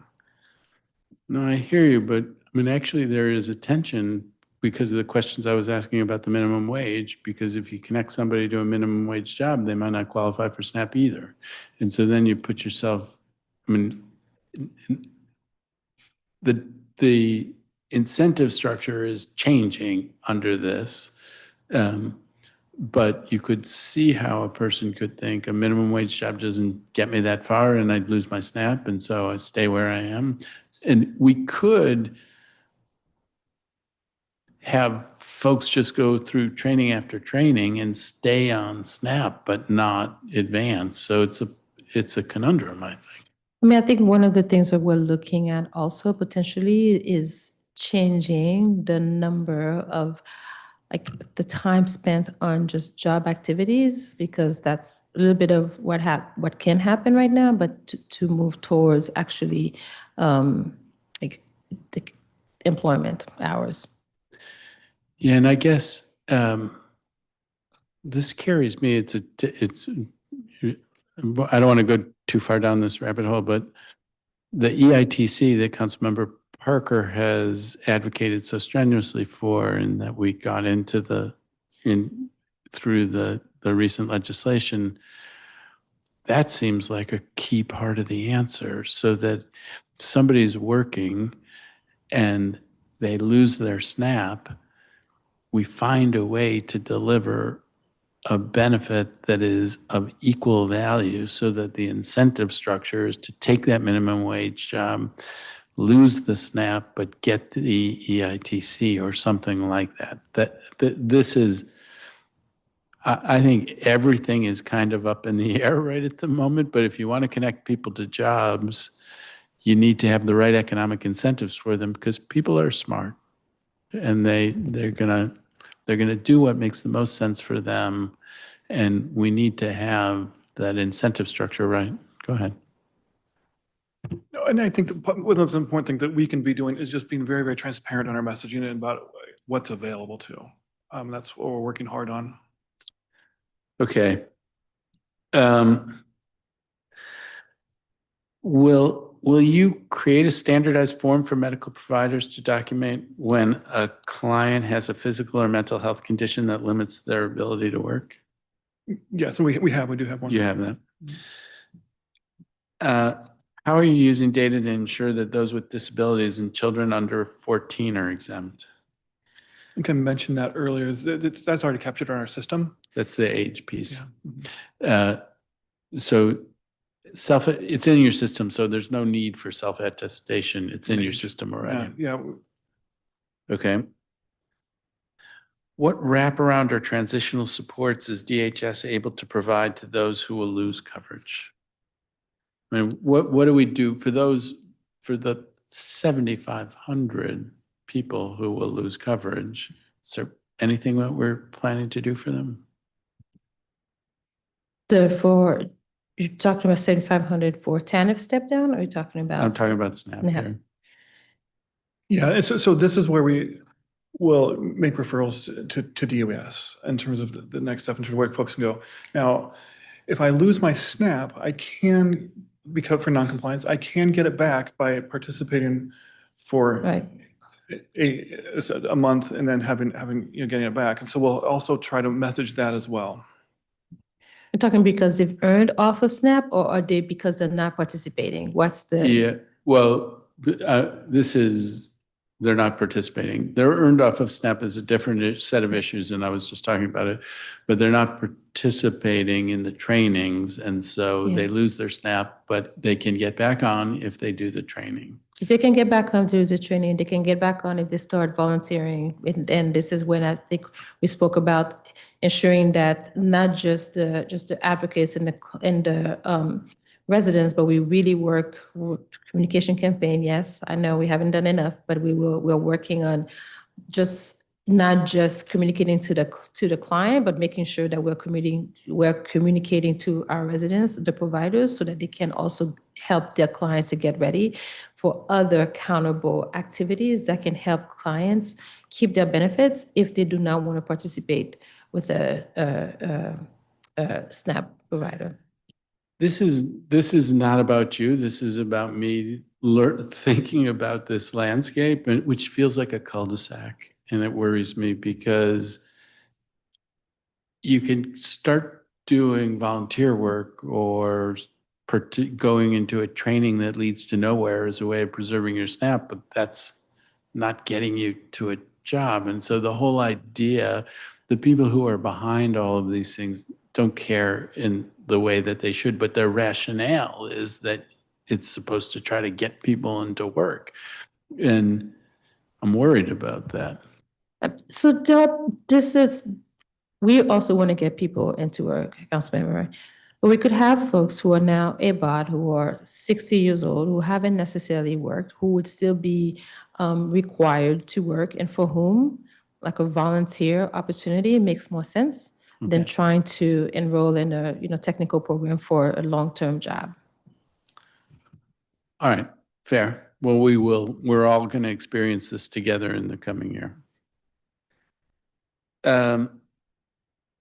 How are case managers being trained to ensure they're aware of all the resources needed to help people meet the requirements or find additional supports if they're losing SNAP benefits? Yeah, as I mentioned, we have an 8-hour training with this plan and schedule that's going to train every single person on. Then we'll also do outreach to our providers. In fact, Director and I have been talking as well, because there's certainly a lot of overlap with providers in the homeless services continuum. So making sure that they have a full breadth of information too. So I think it's two things. The training or the case managers who are not SNAP or TANF case managers in the housing side has not started. So that is new. So while we sent information to our community, we're really helping them understand this is something that we have not started. So training to help understand even the use of form, we're starting communicating that this is happening. But in terms of like having like real examples of interventions on how to help our residents retain their benefits, it's not something that started yet. But will have been done by the time we get to the rolling recertifications, so that folks are equipped to, even for those folks who are losing benefits, to give them guidance about how most efficiently to get back on to the benefits. Right. You look like you're reaching for it. Are you modifying the SNAP employment and training program at all to support individuals who do not currently meet the work requirements? Have you seen a meaningful change in E&T participation since communicating with residents about the upcoming changes? Yeah, so we've expanded our SNAP E&T program to specifically to bring on more providers, as well as do what's called, we talked about workfare, this volunteer activity, which has a lower hours threshold. So worked with them, and they worked with the lab at DC to develop the entire framework, as well as identify potential partners on that. You asked about an uptick in there. We've seen a slight uptick. We sent our first notice out in December. It was a broad notice, just advising customers that this was coming. Our second one, frankly, is in the mail right now. And so we'll certainly be tracking closely with E&T what happens there, but we did add slots there. Okay. All right, let's move to summer EBT. Congratulations on your progress on streamlining and expanding summer EBT. How does the enhanced data matching that allows for automatic enrollment work? Sure. So we partnered with Aussie and Octo. And what that effectively does, it allows us to streamline eligibility for children. And so they don't need to come in to apply. So essentially it's using data sources that we have from SNAP and TANF, as well as using data from Aussie. And so again, Octo, we worked with Octo to build a database and application for that. And so that's how it's worked. And as you've gone through that exercise and it seems like it's working well, are there lessons? Have you had any aha moments of, oh, I could use this in this kind of cooperation in this other space? Yeah, it's still pretty new. I mean, last year was the first full year did it, and this year we're getting the application fully built out. I think certainly in terms of data sharing, that's always a challenge. And so I think we've learned some good lessons in data sharing. And also when we share data, the other challenge is if it isn't quite congruent, if it doesn't match up. So if the address or something like that from Aussie is slightly different from our address, how we reconcile that. So that's a big learning thing, which we're doing. I think we'll probably have some takeaways on that. Okay. Help me understand the financing for summer EBT, because so I don't think there's money in the FY26 budget, but you anticipate receiving federal matching funds and grants from Code for America and Share Our Strengths. In the 2026 Q1 FRP, there's a projected budget pressure of $692,000 for summer EBT. And the FRP explains that 2.1 million will be needed and the federal government provides 50% in matching funds. Mhm. So is the idea that you're going to move some money into summer EBT, some local money into summer EBT? Can we get federal matching without local money, but with grant funds? How do we get to the 2.1? That's correct. So we're able to leverage our in-kind donations with Code for America and then the grant matching with Share Our Strength. That's how we're going to basically bring the match to the federal government match. Okay, and we don't need to we have an in-kind contribution and this other thing, and that suffices in order to get access to the federal match, and we can make it happen? Yes. And then the other thing, we're essentially leveraging some staff that we have to support the program as well. So we get that money and we can do summer EBT in FY26. Yes, we plan on having summer ABT this fiscal year. Okay. Great. Through conversations with recipients and testimony, we'll learn that someone participating in TEP may not necessarily have the transparency and the expertise and quality of certain providers to inform their choice of a provider. What information does DHS provide participants to help them choose a TEP provider? So some of what we're hearing is they see a list and they Yeah. don't know, they don't have a way to make a decision. What kinds of information do you provide that help them make a decision? Sure. I mean, we got the information and we take it back. I mean, they do have a choice to pick their providers, but I think to your point is that if it's just a list and it's blind, so we can work on how to help, differentiate and make it a choice that makes for them, but they are assessed and then the assessors will make a recommendation based on just the result of the assessment. But I don't think it speaks to your point that residents feel that they were choosing blindly without really understanding. So we can close that gap. Okay, and in your responses, you began to explain how you monitor TEP service providers. And you say that DHS requires TEP providers to have a case manager ratio of 1 to 25, but it looks like the actual case manager to client ratio is 1 to 55. How are you addressing that? What's happening there? Yeah, so the 1 to 25 ratio is based upon what we call the unemployed or unengaged PIT. And so that's going to be a total of 200. And so that's the ratio of 1 to 25. Say it again. I'm sorry. I didn't. Sure. Each provider has what we call a PIT of 200 individuals, 100 who are in a job placement, who are looking for work, and 50 who are essentially in an employment looking for, in an education, waiting to get placed in an education spot. So the case managers for the 1 to 25 is for that group. Once someone is in an education space or in an employment space, then they come out of that pit and we backfill it with somebody else. So if I'm employed, I don't count against that 25 to 1 ratio. But is it 1 to 25 or 1 to 55? So I think that the issue is because we have people who are employed, it's a higher actual ratio. Now, how we had it designed is that's the minimum staffing requirement. I think if vendors, and because it's also performance-based, our hope is that if vendors identify that it's important to have more folks on staff to support them to get those outcome payments, that they would do that. But that's something clearly that we need to take a critical look at.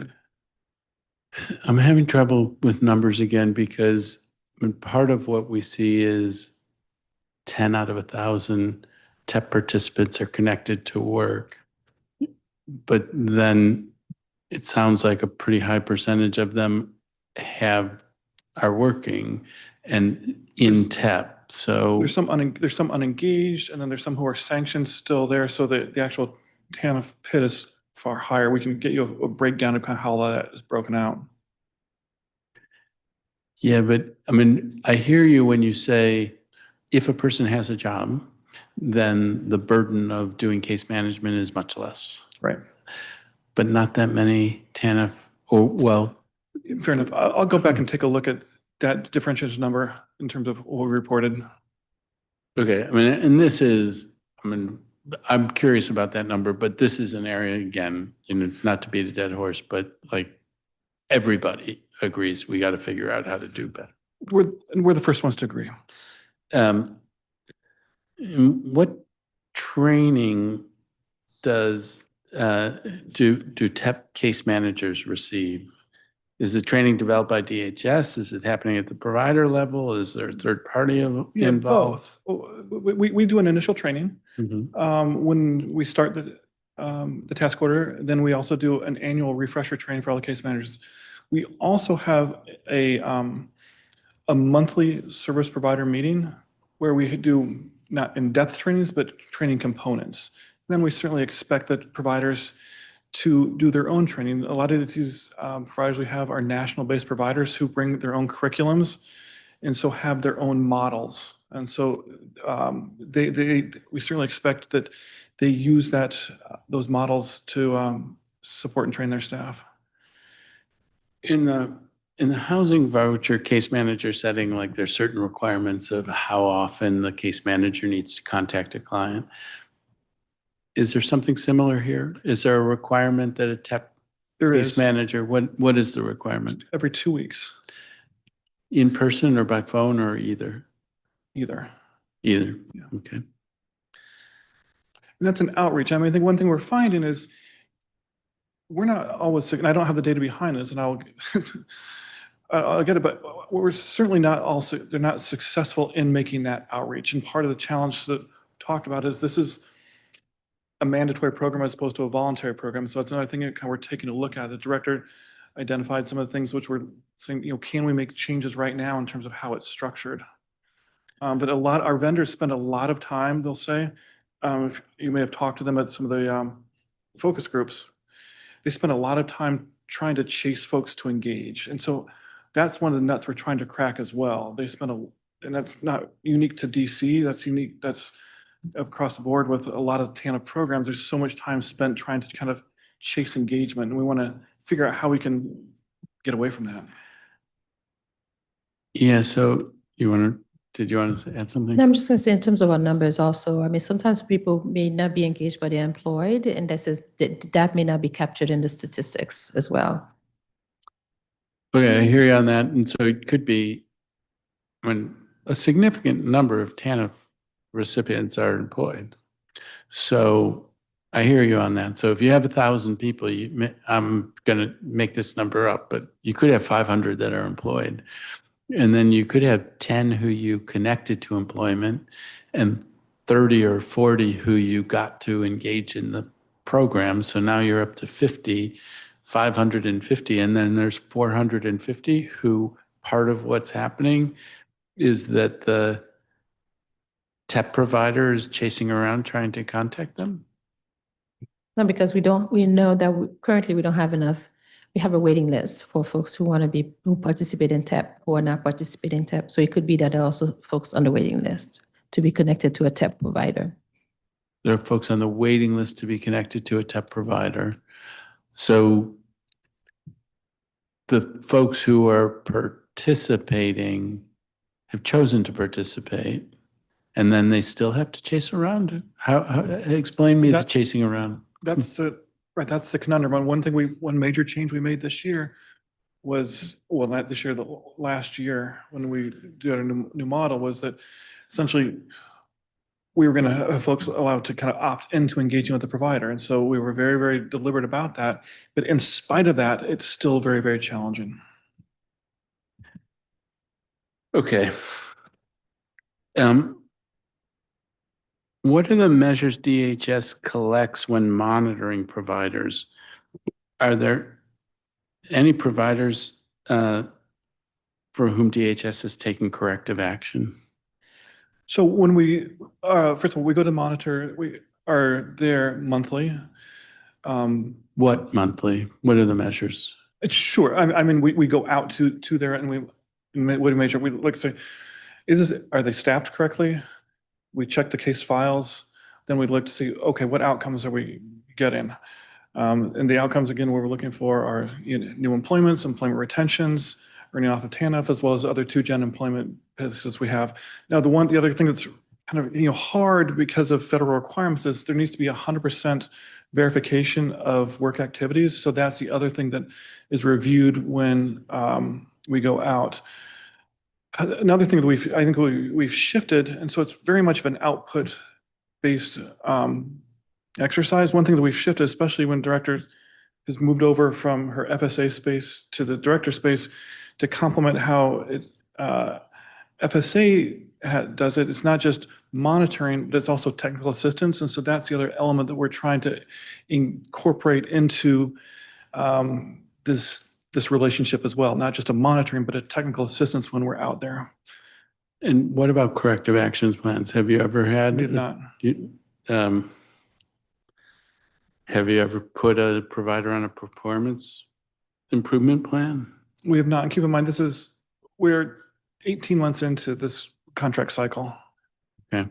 I mean, in previous contract cycles, have you done either of those things? I think, but I don't remember off the top of my head. Okay. And presumably no provider's ever been terminated. But certainly not in this contract cycle, but previously Well, we did reduce the number of providers we had last year. We dropped a provider after the first contract year. based on performance or for some other reason? It was budgetary, but we took a look at the performance in terms of identifying which provider we would keep. So it's certainly intentional about it. Okay. Is there a written policy that governs DHS's monitoring of TEP providers? Yeah, we have an expansive TEP provider manual. I'm happy to share that. Okay, if you would, that would be great. We've heard from residents that they sometimes have negative interactions with case managers, whether it's because of lack of respect or not making meaningful connections. What opportunities does DHS see to ensure customers don't have these experiences and are matched with case managers that truly help them grow? So respect and customer service continues to be just the basic of what we do. We do know that we have areas of improvement there because we hear from our providers. So we reinforce customer-focused approach across all of our providers and both administration. We do expect staff to kind of monitor concerns, just closely, respond quickly when things arise. If a customer does not engage well with their case managers or for whatever reason it's a bad fit, we do encourage just a reassignment to another either case manager or another provider. So we'll work with them to help that connection. Okay, well, you anticipated my next question, so thank you very much. Residents wait an average of 2 or 3 months to receive services from work readiness and job placement vendors. Is this due to capacity constraints or other reasons? What's going on there? I do think it's because of capacity, but ask Brian to add more information to that based capacity. It's capacity, and it's also, I think every opportunity we have is kind of what I was talking about earlier, is identifying customers who are assigned to vendors but not participating, so we can do a better job of moving them off of the vendor pit to then move folks who are waiting to be served to receive services. Okay. And we talked a little bit about this, that the new employment placements in FY22 had been 5.1, in FY23, 4.5, FY24, 10.7, FY25, 10.3. I mean, none of those numbers are anything that anybody wants to have parade about, but there is a doubling. And so to what do you attribute the doubling between 2023 and 2024 and the maintenance of it? Because it's before some of the changes that you made to the program that you saw this bump. But any theory about why performance Yeah, I mean, I think improved? our theory is just probably a stronger labor market. So, especially in industries that typically hire our kind of customers, hospitality, retail, healthcare, and administrative services.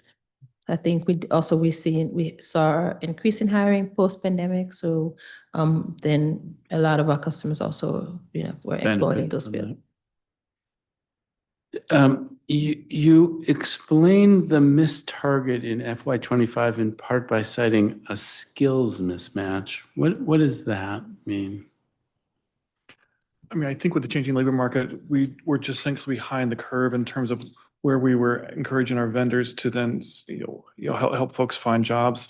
We need to do a better job of partnering with, DOES and the workforce and the WIC to make sure that we're using their latest information and we give the latest information to our providers. Yeah, I do think, I mean, this goes to big infrastructure. Absolutely. And I mean, the WIC does a whole bunch of different analysis and frankly, and the WIC should have the business community at the table, does to some extent, but could more, like engaging the business community in this, but it shouldn't be 4 people doing it in different places in the government. Like we should be efficient in also in terms of identifying where the workforce needs are.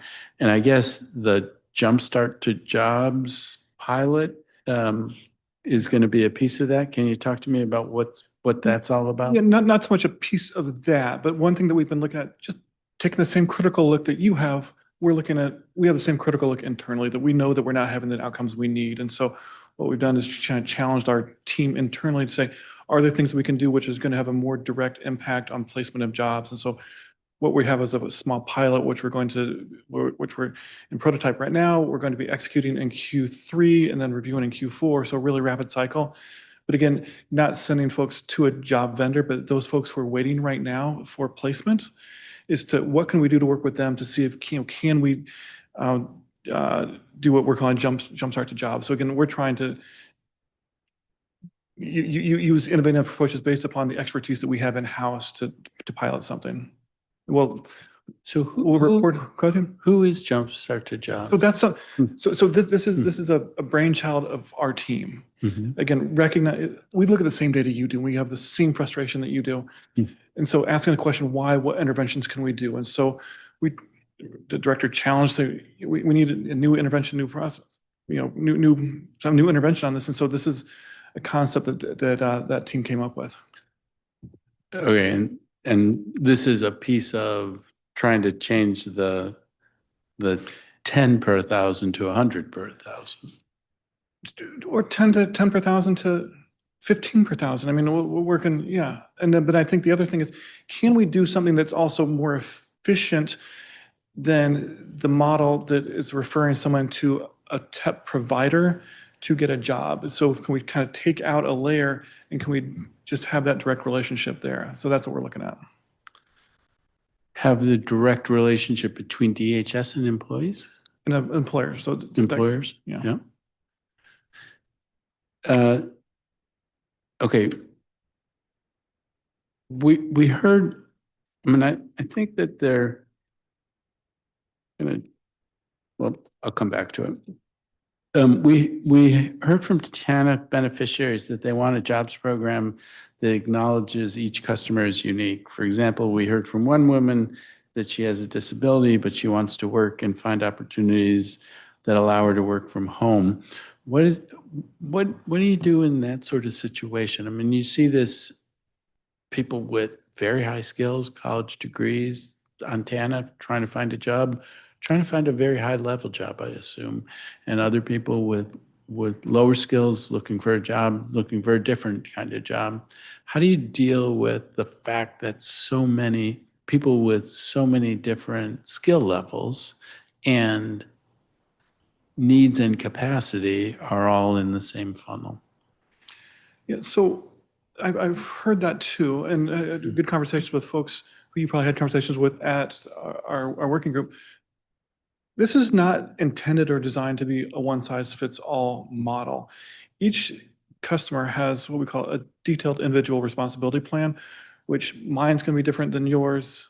It's going to be different than the director's based upon what our presenting needs are and what our goals are.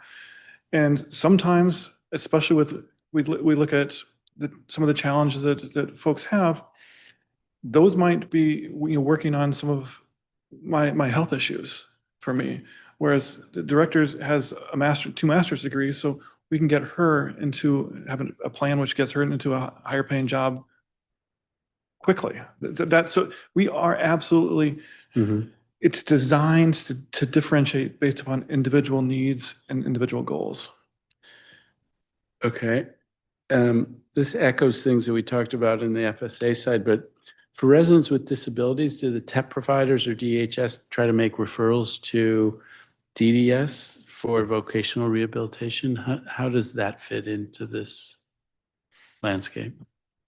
Yeah, I do believe that DHS makes referrals to DDS for vocational rehab services and also additional disability-related supports. But like I mentioned, Councilmember, I think there's opportunity for us to do more there. So I was very excited by the beginning of the conversation with Director Reese around what we can do, what we can improve in those areas.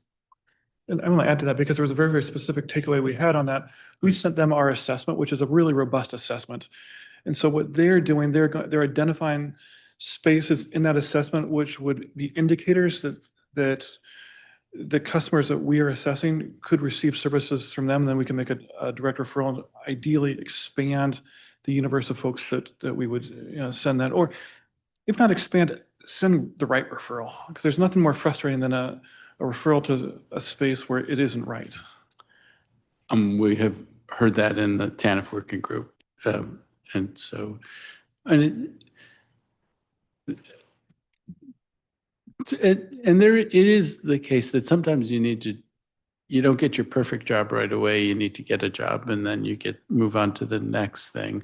And so there is an element of that, but if it's miles away from what a person is qualified for, that becomes a challenge. And we talked a little bit about working with the OES and the WIC in terms of the employment landscape. And it sounds like that's an effort that's underway to try to identify. Yep, absolutely. And what about working directly with the business community on that? To what extent do TEP providers work with specific employers that they can match beneficiaries with? Do the TEP providers have like a stable of folks who are receptive to employing folks, and so they go to them over time? Or how do the TEP providers connect with employees? And Brian can add more to that, but in our working group, we have some tech providers there, so it's very obvious that they have different interventions. I think some tech providers do a really better job, but they have those relationships. They have job fairs where they bring employees directly, and so the employers already know who the customers are, and then hopefully do a skill matching. Better skilled match. But I do want to just add that these are areas that we also think that we know, not think that we know that we need to improve. So I want to speak to, there is a space where we are and where the space that we're working towards where we want to get, right? So the last couple of months, really working with understanding the landscape. It's an initiative that's currently underway through the Deputy Mayor's Office.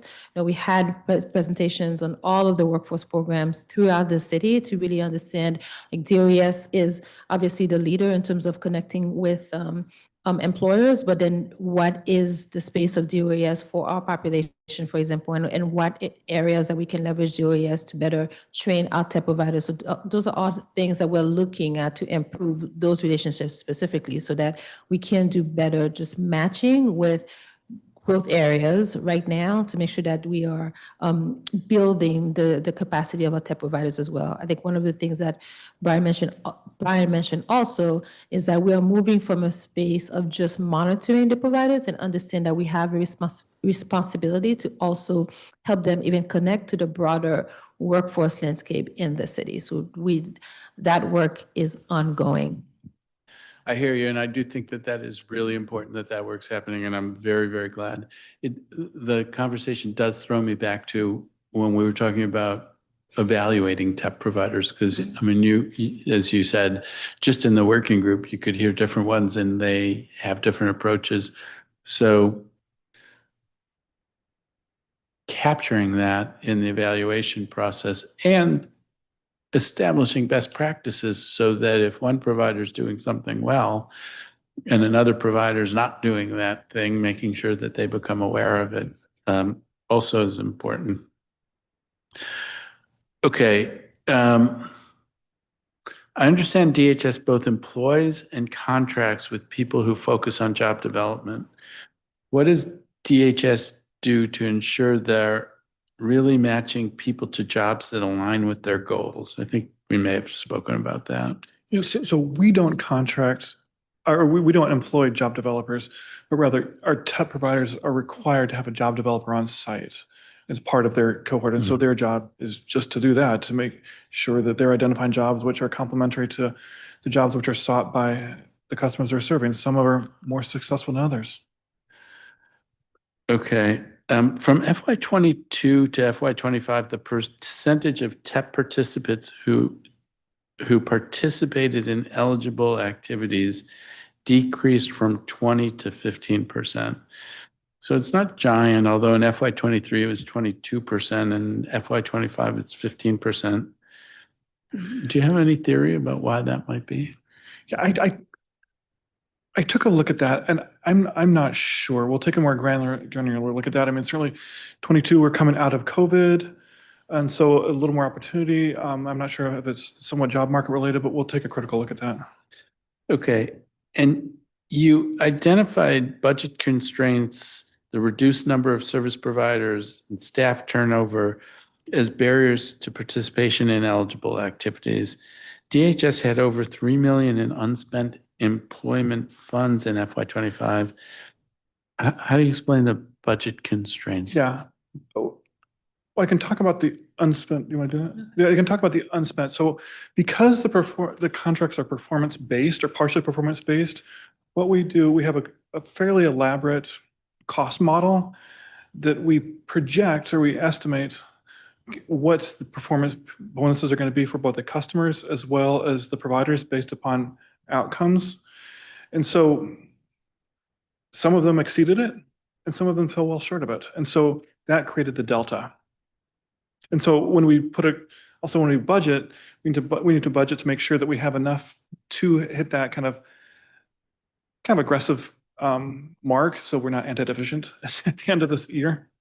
So the budget assumes they all hit their mark, and then a bunch of them don't hit their mark, and so they don't get their bonuses, and that's the $3 million. They don't get all the bonuses that we projected on the outside level. Yeah. Okay. For instance, last year there was a couple that exceeded that, so we had to redo the task order because we always said that if someone is if we have a budget pressure, that's a good pressure because that means we're having more success. Right. And you have fewer providers. I think you might have talked about this, and that was a budget decision that you then took into account performance as part of making that decision. Okay. So it's budget constraints in the sense that when you build in all the performance bonus dollars, you didn't have enough money to have additional providers.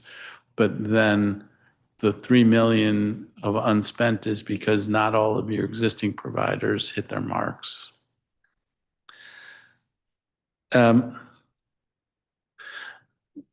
And maybe this is, why does DHS contract TEP out rather than providing the services in-house and thus having more oversight?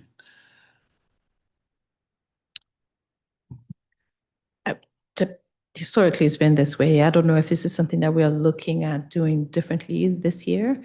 I think what we're looking at doing this year is in what capacity should either we have a new solicitation for TEP providers or we can modify our current contracts to have better outcomes. And you mentioned Jumpstart to Jobs. So that's something that we're looking at say, can we do it more efficiently in-house? And so that's a nexus that we'll draw. And so by having a little bit of a pilot, that'll give us an indicator. Okay. I'm going to be a little bit more on this, but several TANF recipients, and again, this goes to the working group, which I have to say, My expectations for the working group weren't that high, but I think it's been great. I mean, I think it's really been great. You'd love to overperform, but I'm disappointed that you didn't have good expectations of the working group. Expectations. Maybe I didn't have to preface it in that quite that way, but I think it's been great. Thank you. Okay. And now if Councilmember Parker comes Monday, it'll be even better. Yes, I'm sure he will not have welcome any him. opinions. So make sure that maybe Lauren can send the information to his staff while we're speaking. Okay. Several TANF recipients have expressed interest in working as TEP case managers. I've seen this at the working group. That's what made me think of it. Does DHS see an opportunity to hire and train TANF recipients as peer case managers for those who are interested? This could include an expansion of the Peer Case Management Institute. How do you think about that? I'm sorry, I don't think I heard the whole question, Councilmember. Can you repeat it? Several TANF recipients have expressed interest in working as TEP case managers. Do you see an opportunity to hire and train TANF recipients as case managers? And for those who are interested, and could you do that through the Peer Case Management Institute? So we did have a graduate from a peer case management institute who actually was employed by one of our tech providers, and there was a story written on this success case. And does that seem like a thing? If you get the right person, you kind of get two birds with one stone, because you've employed somebody and then you have a good solid person playing this role who's gone through the process. Yeah, we have TANF recipients who are in our peer case management, either alumni or currently in our peer case management institute cohort. And we also have past recipients who are employed by DHS, and candidly, many of that I didn't know until they've told me years and years later that, oh yeah, I'm here because I was a TANF recipient and it helped me. And it's Former TANF recipient. yeah, of course. Okay. And I saw that Councilmember Felder has joined. And so Councilmember Felder, I'm going to do a couple more questions and then I'll stop and turn to you, but just give me a couple of minutes and we'll get to you.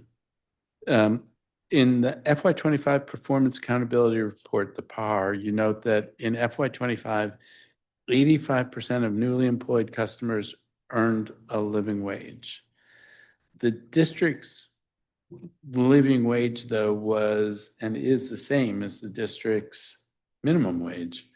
So is it that 14% of the folks who were employed even at minimum wage might be working part-time if they have not achieved the living wage threshold? I think there's two things behind that. One is just part of the timing of kind of how the data came in terms of the hours, just a little bit of a mismatch in terms of the reported earnings and the hours, and that was probably cleaned up. But the other thing which is really relevant is that some of our customers find employment in Maryland, Virginia, where there's a different wage. And so in my mind, that's the bulk of it.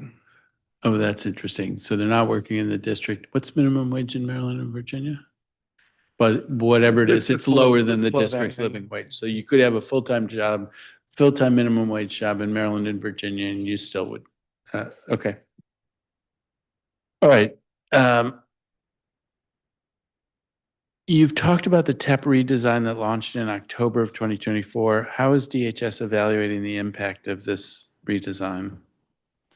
And for each incentive offered to TANF beneficiaries, how many and what percentage of the beneficiaries have taken advantage of the incentive? I think we heard a little bit about this at the working group that, there's, I feel like, was it $100 a week for meeting your mark? And so it could be up to $400 a month of additional benefits. How's that working? So it's different. Yeah, that's slightly different question in terms of how the first question you asked was how we're reviewing it. And so we're certainly reviewing it based upon, are we getting the outcomes that we would hope to get? The really salient changes that we made this contract cycle were two. One, we combined job placement and educational into one. They used to be bifurcated contracts. So the idea is now that I can go to a single provider and have education and training and enroll right into job. Whereas before, I went to provider A to do education and then provider B to do job, and there was a mismatch there. So we merged that. The second thing we did was include more 2-gen payments, which I think you asked about, into some of the payment points. And with the idea that it, and again, I think there's different schools of thought with the idea that I need to have lots and lots of different things in my life put together to be successful in getting a job and retaining the job. And so that's the reason for the case 2-gen payment points. I don't know if we shared the entire list, but we do, and I don't remember off the top of my head in terms of what they exactly are, but there's an incentive for me to get a job. There's an incentive for me to retain the job. There's an incentive for me to earn a financial incentive to earn off of TANF. There's incentives to complete different 2-gen payment points, 2-gen activities. For instance, everything from opening a bank account to attending a school conference. And there's incentives for education completion. So those are the incentive payment points that we have for both customers as well as those are the performance outcomes for providers. All right. I mean, I do feel like the seeds of the future are there in a lot of different places. So that kind of incentive structure strikes me as wise. And the Jumpstart strikes me as promising. And the different kinds of coordination that are happening, I think we're getting there. I think we have a long way to go, but I'm encouraged to hear about things like that.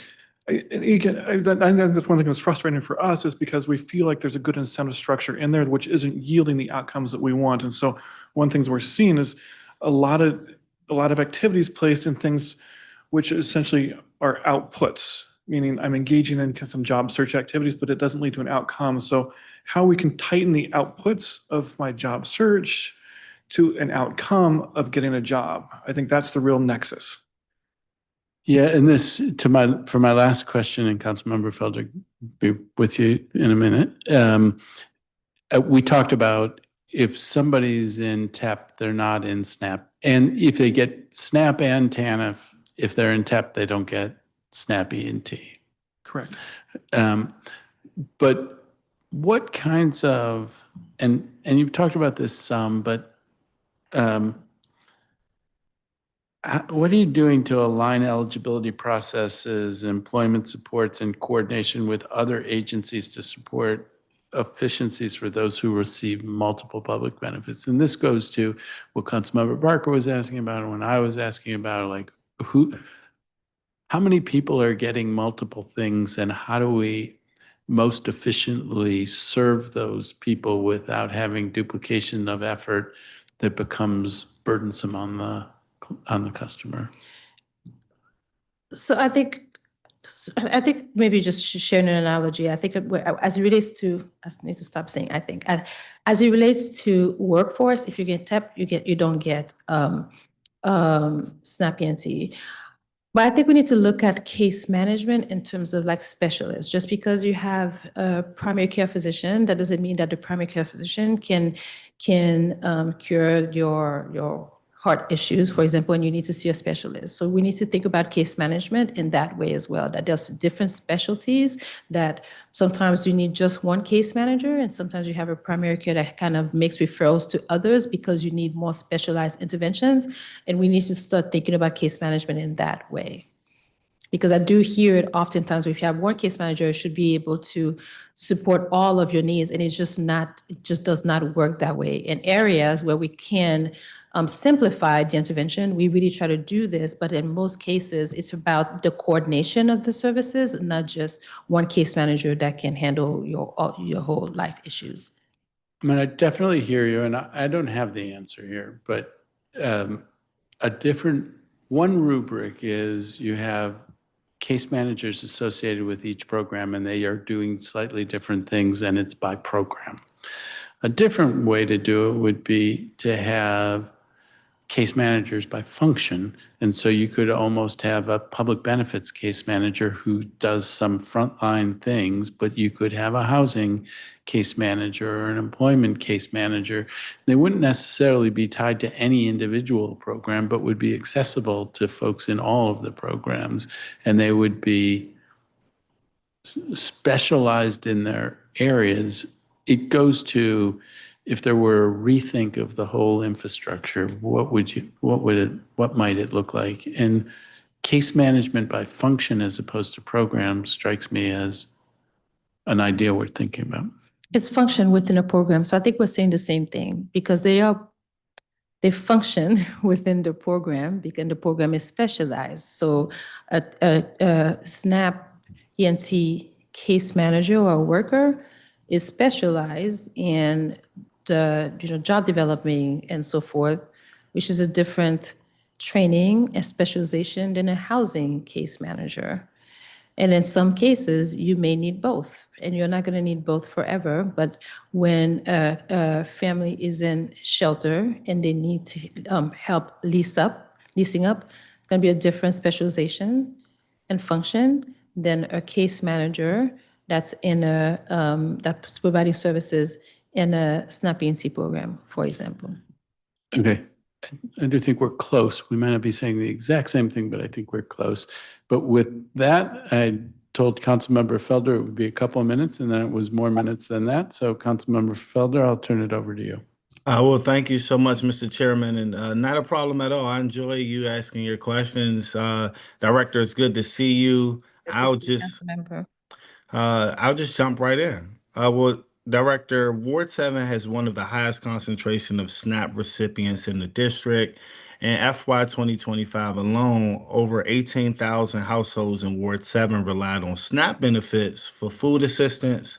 However, at the same time, DHS reported a SNAP payment error in the rate of 19.83%, largely tied to wage reporting and shelter reduction. My question, Director, is what steps is DHS taking to reduce SNAP payment errors so Ward 7 families receive the correct benefits in a timely manner? So I will turn to Brian who can share what we are doing across the system to reduce payment error rates. I just really want to preface that it's not going to be necessarily ward by ward intervention, but across our system. But I'll talk to, I'll let Brian just mention how we're working in our system. You're right. This is a significant impact. You've identified two of the three core causes. One is earnings not reported. Two is household composition, and three is shelter costs. And below those, there's reasons. So that's kind of the category. Then the subcategory are three reasons there. The first one is customers don't report to us their earnings, or don't report if there's a change in household composition, or don't report if there's a change in shelter. So there's things that are unreported. That's a significant cause of errors. The second one is there's information that we have that we don't act on, and that's on us. And the third one is there's information we act on, but we act on incorrectly. And so looking at those three causes and then three sub-causes, we have a series of different initiatives which are directly attacking each one. I mentioned earlier in the morning that, just for example, one thing that we've just rolled out is something called Smart Assist. And so what that does, it overlays with our eligibility system and it identifies when there are mismatched addresses in our system, and it flags it for the worker so that they can fix it right there before it creates an error for your constituents. And so what we saw on that one initiative alone, we were able to have a 7-minute improvement or 7 minutes reduction in how long a worker would spend on a case, but equally, if not more importantly, a 4% reduction in our in our SNAP error rate. We had a control group that had a 17%, and with that intervention, it was 13%. So that's one example of things we're doing. There's a whole cadre of other things that initiatives we have, but again, focused on that lens. And I think one other thing I'll add, I know I'm going on a little bit, we have this is in addition to kind of customer service, really and also customer growth that we've been talking about right now in our TANF program. Payment accuracy is a core focus for ESA and DHS. We have a team who's dedicated to that, which is cross-functional across the entire administration, as well as with our OPRMI, which is falls in QC in the data there, and also DCAS, which is our eligibility system. So Thank you for that. Now, Director, I know you said you don't have a ward by ward breakdown, but could you speak to how often are residents experiencing these underpayments that require benefit corrections? Oh, I did the opposite. So they're not always underpayments. Sometimes they are overpayments, actually. So I think the error rate is calculated by, it's just a percentage of the funding that can either be, overpayment or underpayment. So we know that our error rates are too high. So we have, as Brian mentions, a lot of interventions in place to make sure that we get under a 6% payment error rate in fiscal year 27. That is the goal. And Brian mentioned the various categories that lead to errors. Could you speak to what your agency's timeline is for bringing the error rate down to federal compliance levels? So we are hoping, and we are hoping to get to 6% by fiscal year 27. That is the hope. Okay. Now, Director, many Ward 7 residents rely heavily on DHS call center to resolve eligibility issues, especially seniors and residents without reliable internet access. However, DHS reported average wait times of 18.5 minutes in FY 2025, with some periods reaching 25 minutes. My question, Director, what specific actions is DHS taking to reduce call wait times for residents seeking assistance with SNAP and TANF benefits? I'll ask Brian to talk about those interventions. yeah, it's something we certainly keep a close eye on. Now, we have two different call centers. We have what we call a tier 1 call center, and candidly, those calls are answered within several minutes. Now, it's the escalated calls, which there might be a longer wait time. And one of the reasons that there's a longer wait time is because what we're trying to do is what we call one-touch resolution, meaning if you call, we want to take care of everything that you have right then and there, as opposed to saying, okay, we're going to take care of part of it, then I'll call you back later. So that's putting some pressure on that. We are looking at that, and then so we have folks on the phone, we have folks in the service center. So we have really a live view of where our staff is allocated, from the calls to our service center to processing. And so really we're trying to do is complement and do our best to meet the need in terms of where it's presenting during the day. Again, but based on the staffing complement we have. Now, one thing that we recognize is if we can do things a little bit faster, but still accurately, that's going to reduce things. And so, as I mentioned earlier, this Smarter Assist, which we used the first instance of, we were able to reduce the amount of time is spent in an action by 7 minutes. And so if we can peel off 7 minutes here and 3 minutes there and 4 minutes here, that's going to have an aggregate effect to having both, less time in the waiting room and less time on the phone. Now, has DHS analyzed call volumes by ward to determine whether residents are experiencing longer wait times than others? Well, I'm not aware that we have done it by ward, and candidly, it all comes into a central number, so it shouldn't have a disparate ward impact. Okay. Well, at what point does your agency consider wait times unacceptable for residents trying to access essential benefits?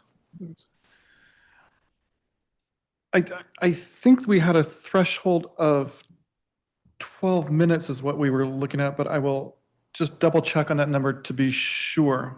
Okay. But again, I do want to reiterate, if I call in, there's two tiers. The tier 1 is answered within a minute or two, Right. and that's pretty well staffed. And so with the tier 1, that's often where many of the questions can be answered. It's the more in-depth questions which take a little more time. There's a slightly longer wait.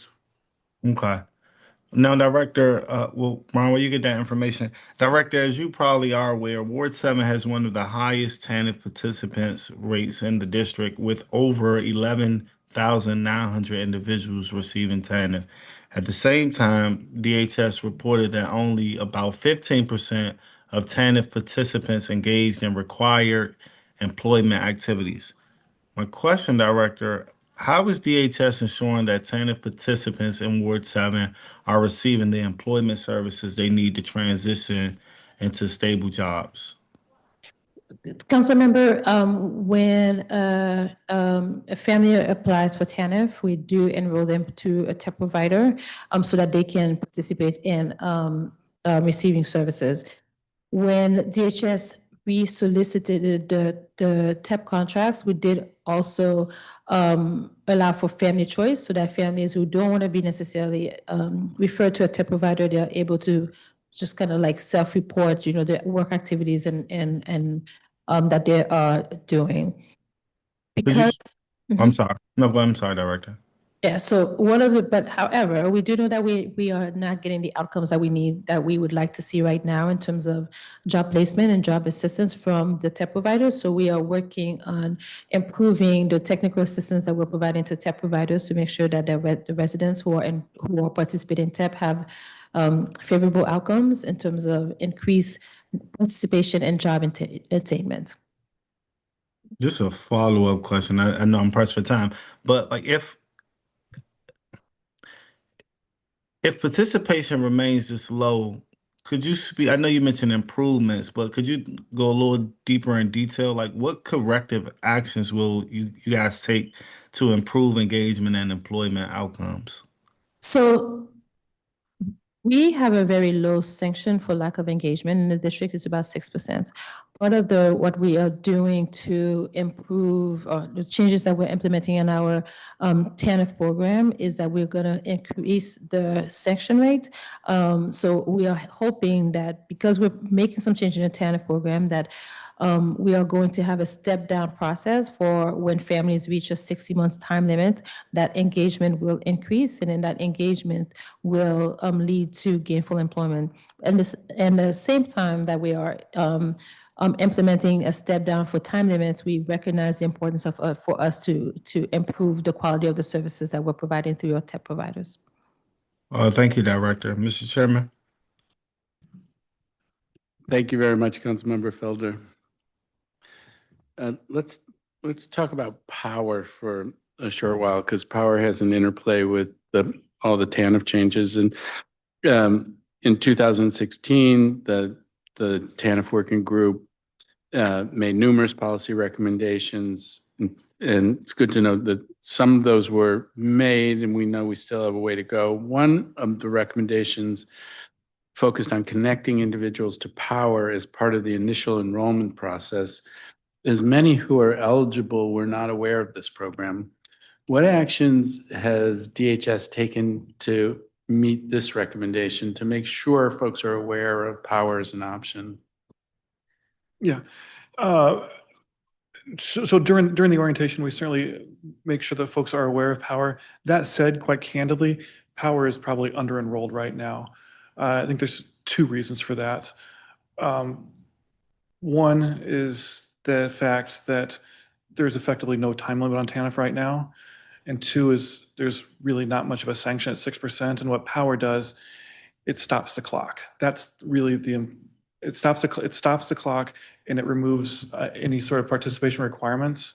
And so because how the construct is in TANF right now, those really aren't present. The need for power is not the same as it was when it was originated. Wait. Well, we do anticipate potentially an increase in enrollment in power now that we will implement time limits as well as sections. I mean, there's that, but there's also power you have to give up. What are the things that you give up if you enroll in power? I think what we've heard is that if they're not participating, because power does not require you to participate in TEP providers, and there's not a way for a family who's enrolled in power to also participate in a TEP provider, so then they're not receiving the services that are available through a TEP provider, including the incentive payments and the workforce development. But they are eligible for childcare. They So are that was a. I apologize if that was our misrepresentation, but they are eligible for childcare. Okay, so because that was part of the conversation at the last working group, that I heard that they were not eligible for. Yeah, I mean, I took that back. talked Okay. to our Okay, well, I'm glad to hear that. But they aren't in TEP, and so then they can't get the incentives that are associated with TEP. That's the Right. downside. They don't get the incentives and they don't get the services because they're- Something that we're looking at, especially as we are, revamping, implementing time limits, looking at how to support any additional workforce and potentially incentives that being lost in enrolling in power.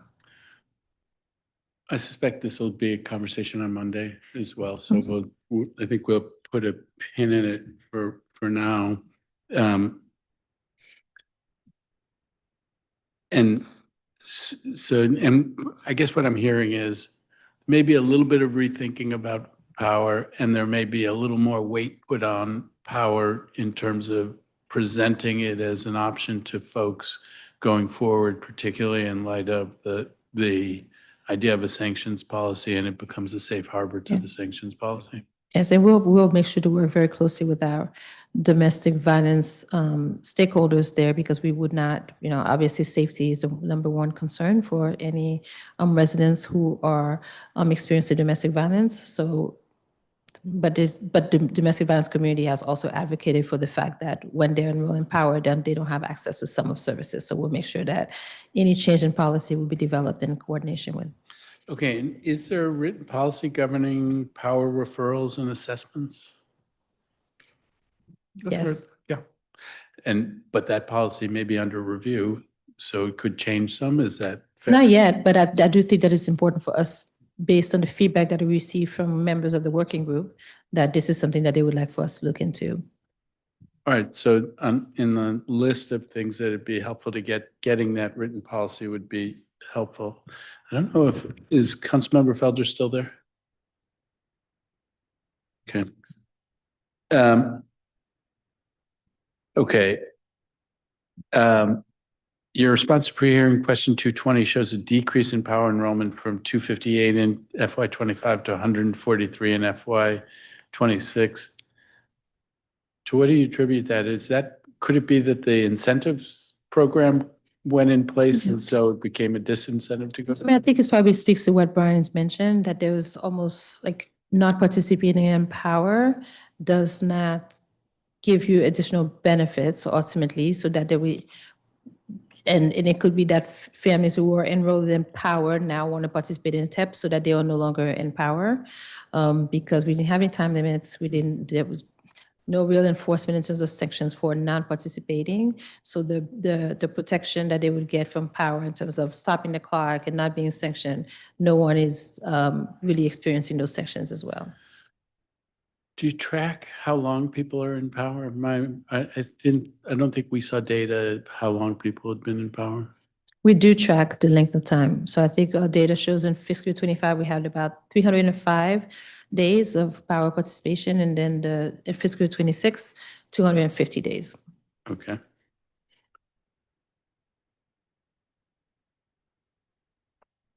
Okay, adding newborns for TANF. The committee has heard from several residents that adding their newborn to TANF has been a time-intensive process, and at times has resulted in people losing benefits for several months. And I take it that there's an extra step that relates to child support associated with TANF that makes it a little bit more difficult. But are you looking at things to try to smooth adding newborns to TANF going forward? And I'll do one last thing on this, which is, to the extent that child support is an issue, will it be affected if the legislation that we are moving forward that would have a full pass-through of child support for TANF recipients were to be enacted? Yeah, so first of all, this is something we heard a year ago with testimony. And so we sat down with the advocates, I think, from Georgetown, one of the clinics. And so took some really concrete steps on that. So first of all, the thing we've done, we have redone all of our respective forms to make them more user-friendly, to add it maybe on TANF. Well, the first, actually, back up. The first thing, we have a specific unit which is adding newborns to both SNAP and Medicaid automatically. And then they're taking that and every week we're running a mail merge to send notices out to those families to request information so we can add it to their TANF case. Again, so we've centralized it, we've cleaned up language, we've done a training on it for the central processing unit. So we're hoping that that has a positive effect. We'll continue to monitor it. To your second question on whether it would be impacted by an increased pass-through, it's still a requirement, unfortunately. We So looked it's at it a every federal requirement, so you need to have the information. What about having the forms at the hospital? I mean, that on SNAP, isn't that the way that it's done, is that the forms are there at the hospital? Is there a reason not to have these forms at the hospital? The TANF add a newborn form, two things. We can ask I'll ask our policy team on that, but the other thing we're exploring with the hospitals right now is if we can have a person on site at hospitals to support in terms of whether they're more interested clearly in the Medicaid. But since we have a combined app, it serves that function too. So specifically Washington Hospital Center we're working with right now. In fact, they're going to do a visit with them in the next week or two. I mean, I do think looking at that, and again, I mean, it goes back to the table that all of us are interested in. How many people are on multiple things? And so if you can do it all at one time with one person who's in the hospital, why not? Pregnant women and other children can currently become eligible for TANF beginning in their third trimester. But do you have a sense of how many folks are out there who could be added? We actually are looking at, should we try to do it in the second trimester to get folks linked up earlier, because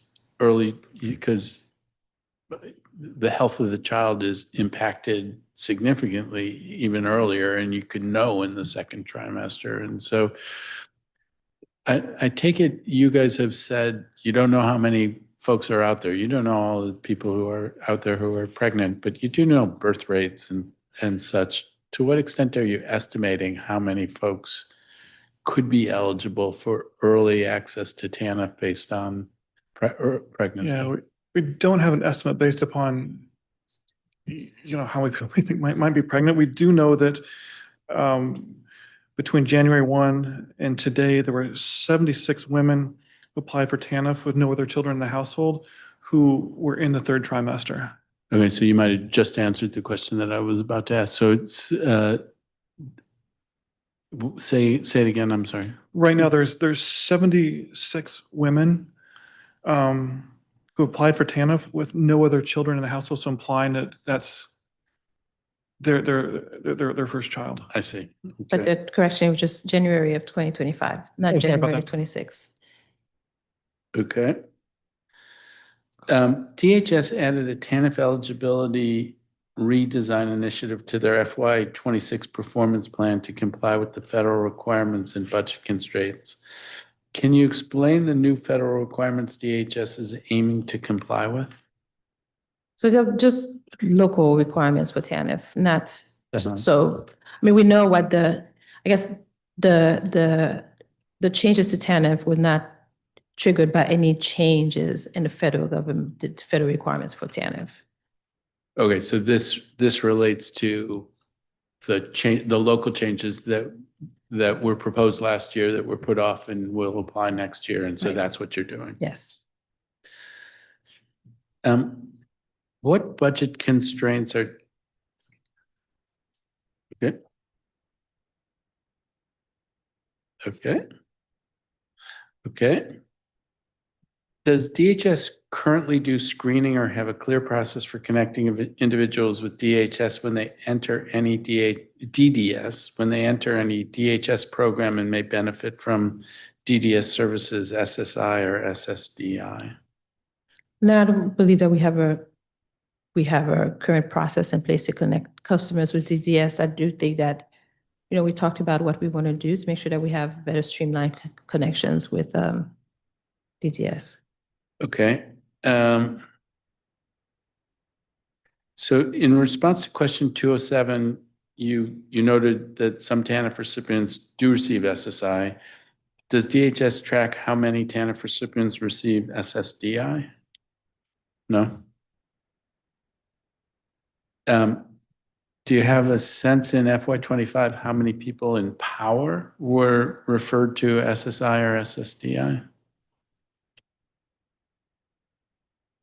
I will go back and look at that. Yeah. Okay. And it's great that DHS is communicating with DDS when individuals apply for IDA, but we know that many individuals are denied after their first SSI application and may need extra help. Do people receive any supports from IDA to apply for SSI or reapply if their initial application is denied? No, we don't have kind of case management to shepherd people through the process. The director talked a little about some of the external organizations have some SOAR capabilities, but we don't have any of those internally. Okay, and we've talked about this on the family side, and now here we are on the ESA side, and the whole thing is there is an effort underway to coordinate as best we can Yeah. with DDS. I do know that we do have the data of fiscal year 25. We have 5 power customers who are receiving referred to SSI or SSDI. Okay.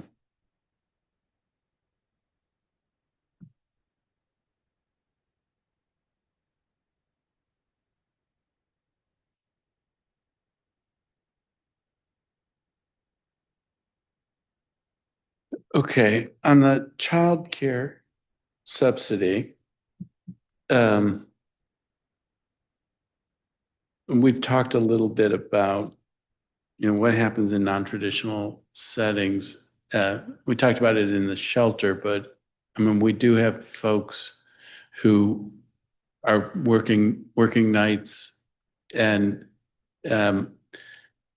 so the child care subsidy for a 9 to 5 child care center doesn't help. Is there any thought about at least a place for a non-traditional, for childcare on non-traditional hours to help folks who are trying to work, but it just so happens that their work is at night?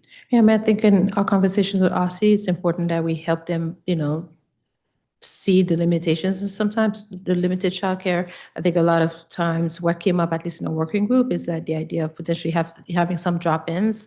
So that's all hours of the night. But as you know, RC is who handles, childcare, and who also contract to get childcare centers. We just partner and obviously pay through some TANF funding, but we don't develop childcare.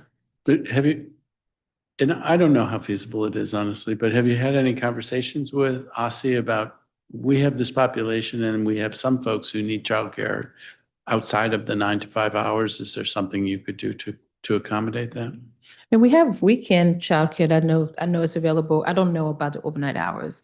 If we have, yeah. I haven't had a conversation. I can bring that up, but also their policy director has been to the first 2 of the Yeah. working sessions, and I'm sure she'll be there on Monday, and we can chat with her. Okay, I think she Oh. sat next to me at the first And she's meeting. in my breakout group, so I'll make sure I bring it up Okay. with Councilmember Henderson. Okay.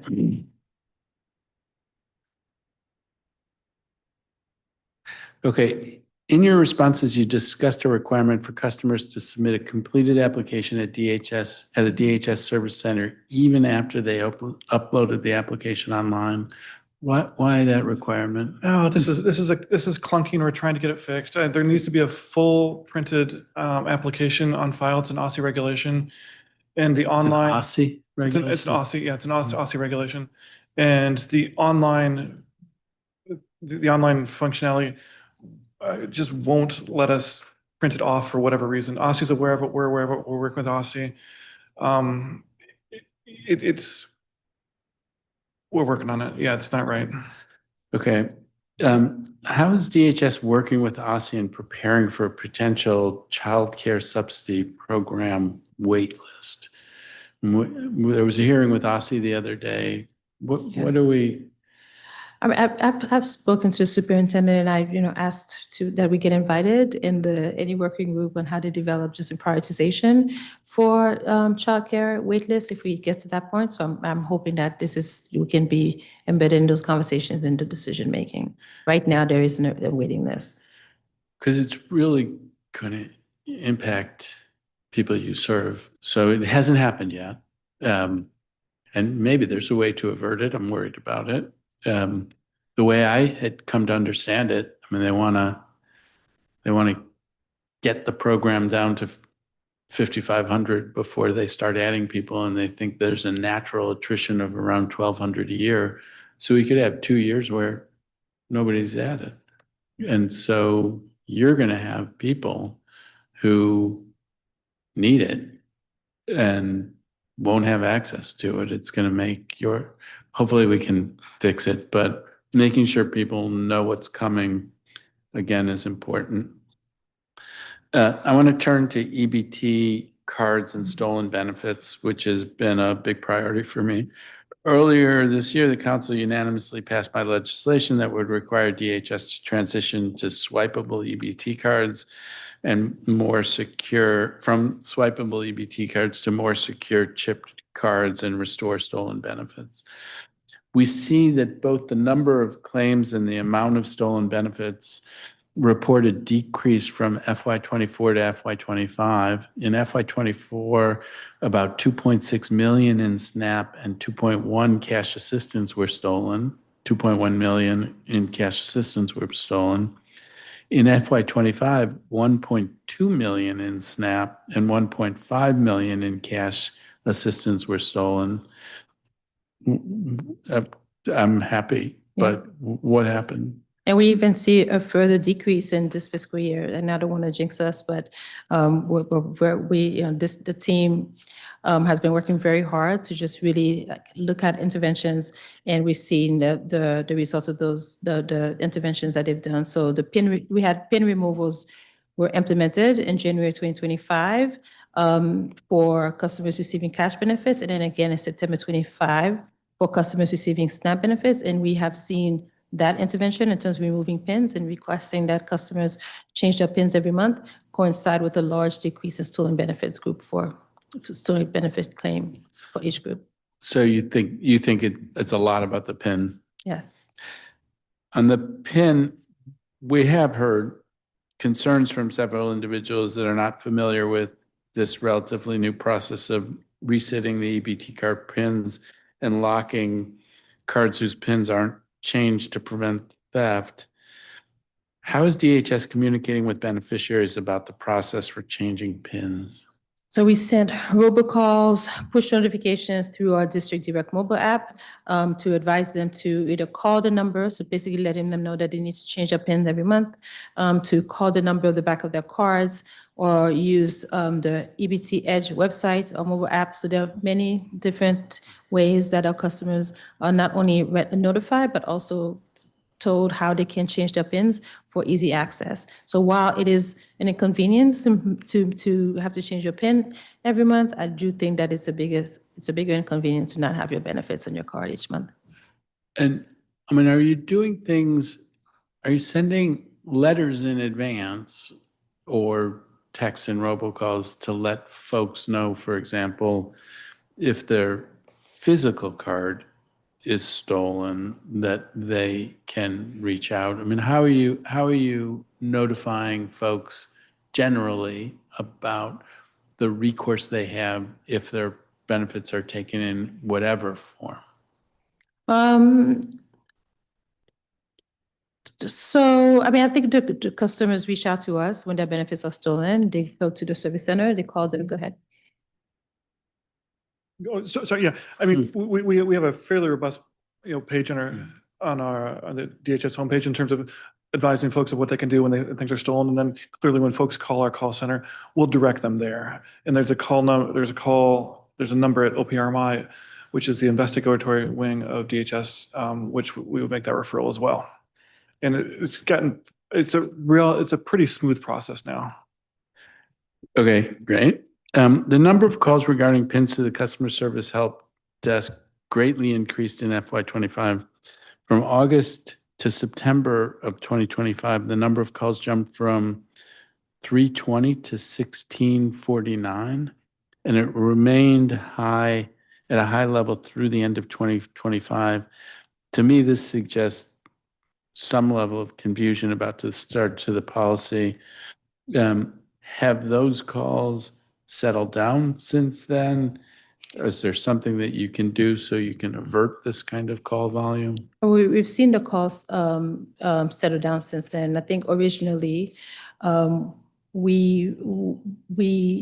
team didn't necessarily share the strategies of pending removals because we wanted to understand exactly. We didn't want to basically share the intervention that we were trying, so that the bad guys ultimately would have this information. I do think that now, while it is inconvenience, it's become routine that, customers have to change their pins every month so that we see a call volume decrease. Okay. And why did you begin the pin removal process at different times for people receiving SNAP versus TANF?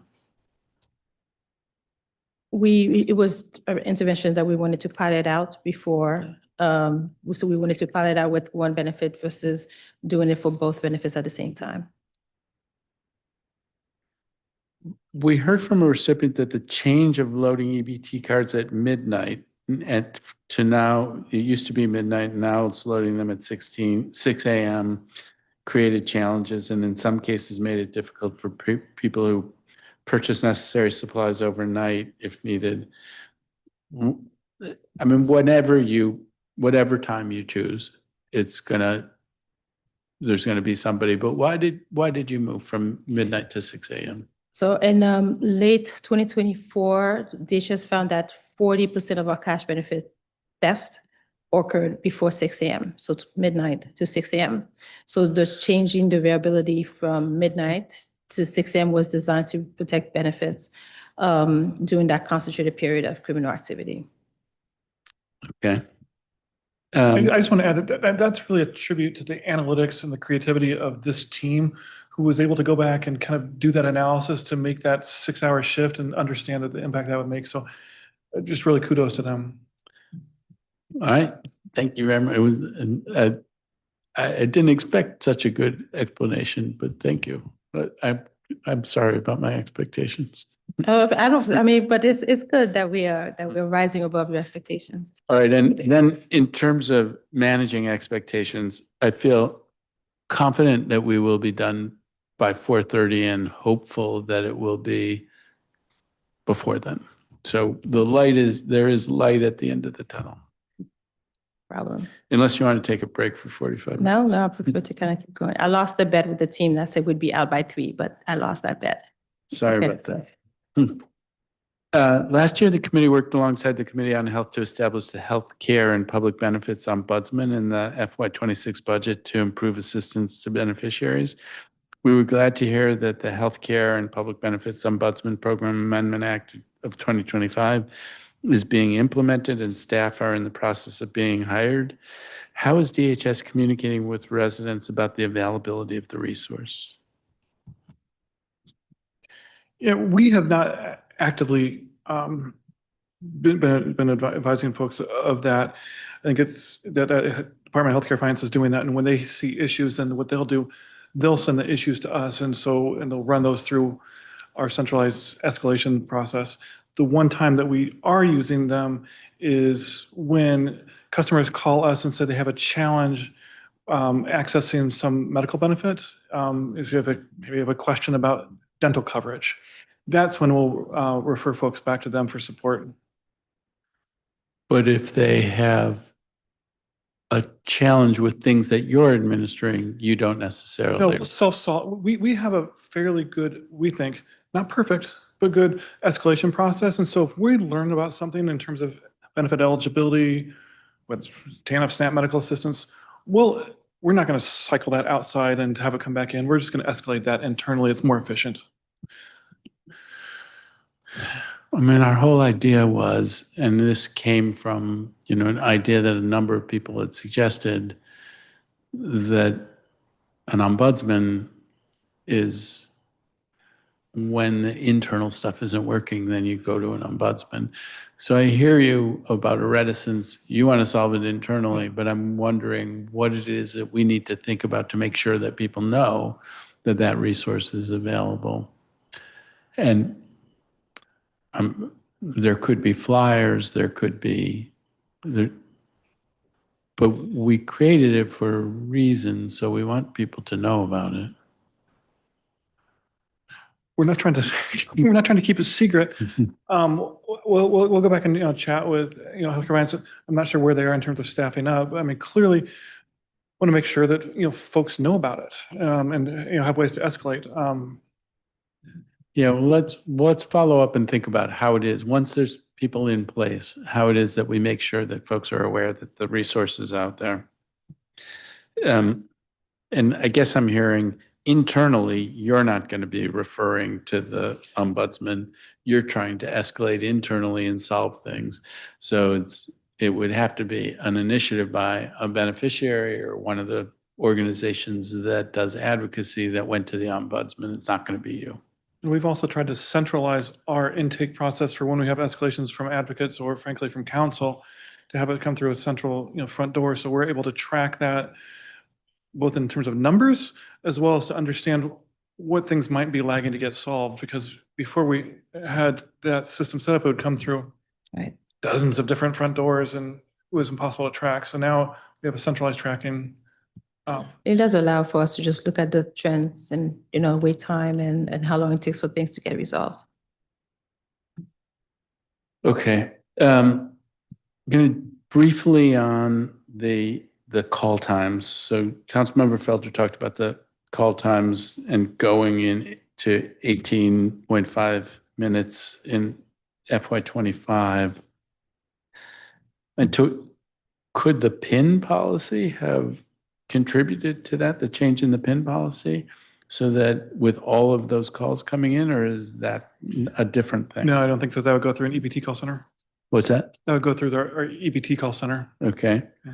So DHS cites constraints, budget constraints as one of the factors that contributed to delays, but I don't recall that coming up in the budget process last year. And I don't think we cut anything at the call center. How is the budget affecting wait times at the call center? We also last year had to go back to interviews so that the interviews are happening over the phone interviews. So that also contributed to increased wait times because now we actually have to spend more time with each customers on the phone to do interviews. What kind of interviews? Eligibility Oh, for SNAP interviews. Yeah. so, and that was a new thing that then contributed to the wait times? We had a waiver. Yes. Yeah. So we had an interview waiver for SNAP, and then that waiver went away last year. And so we still have a waiver that we have a face-to-face waiver, meaning we can have telephonic interviews. That's new and that's great. It also puts pressure on it. Do we need more people at the call center? I mean, this we talked about this a little bit earlier, and just in terms of trying to balance our staffing complement from the call center to, we don't want to have people waiting in our waiting rooms too long and then, processing cases. So we keep an active and, multiple times throughout the day, we're tracking, how many people we have waiting on calls, how many people we have in the call center, and balancing our staffing load. I mean, is it getting better if this is FY25 was 18.5 minutes? What's it look like so far in FY26? We can get that information for you. In front of me. Okay. The most common reason people reach out to a call center is to check on the status of their benefits.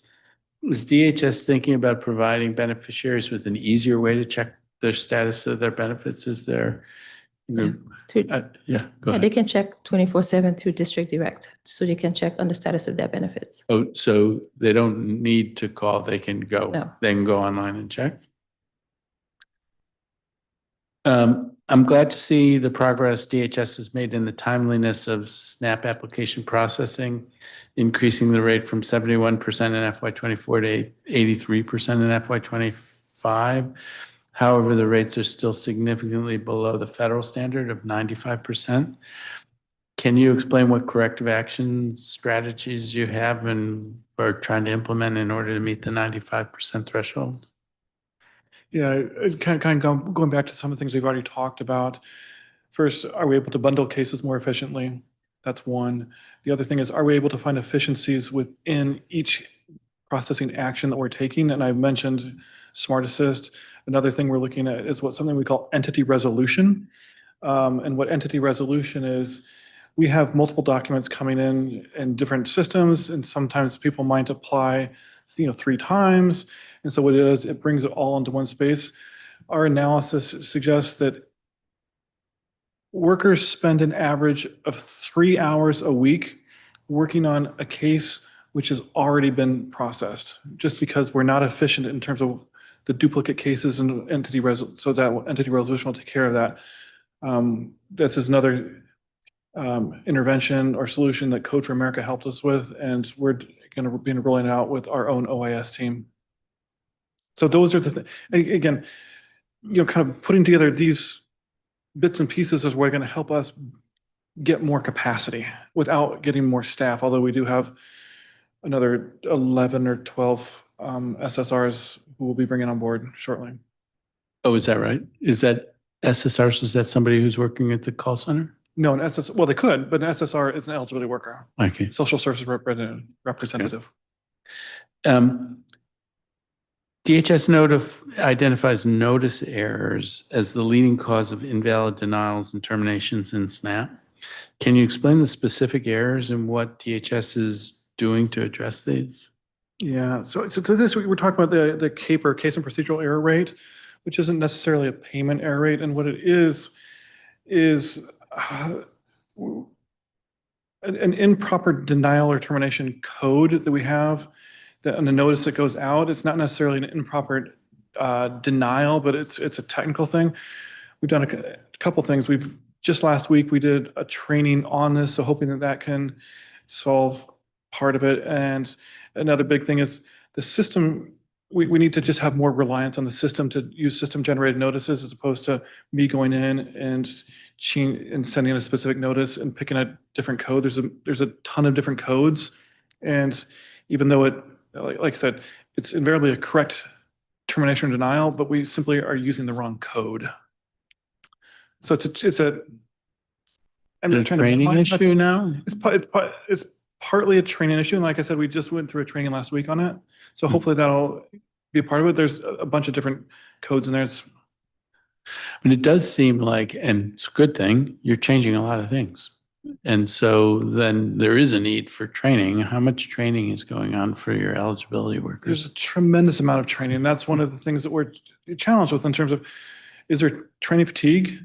And we can only absorb so much training over the course of a period of time. And that's the other thing we're trying to balance. All right, fair enough. In TANF, the eligibility determination timelines rate was 83% in FY25. You also report the mean and the median number of days between completion of an application and decision regarding eligibility as in FY25, the mean was 40 days and the median was 16 days. So far in FY26, the mean is 57 days and the median is 26 days. Why are the delays growing? The delays are growing just in terms of the capacity of the volume we have to serve. The number of hours in a week that we are able to dedicate toward processing cases.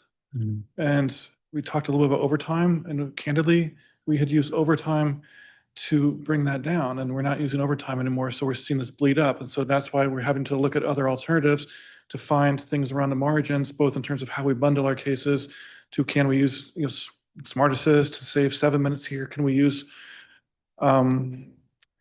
sensing or entity resolution to save a couple hours there?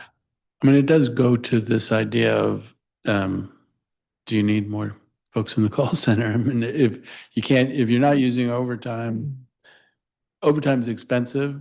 FTEs are cost money, but less. And so I guess we need to keep an eye on how long these delays go. Yeah, like I said, we've identified, we have 7 people, new SSRs, so we have just 6 or 7 who we're sending offer letters to.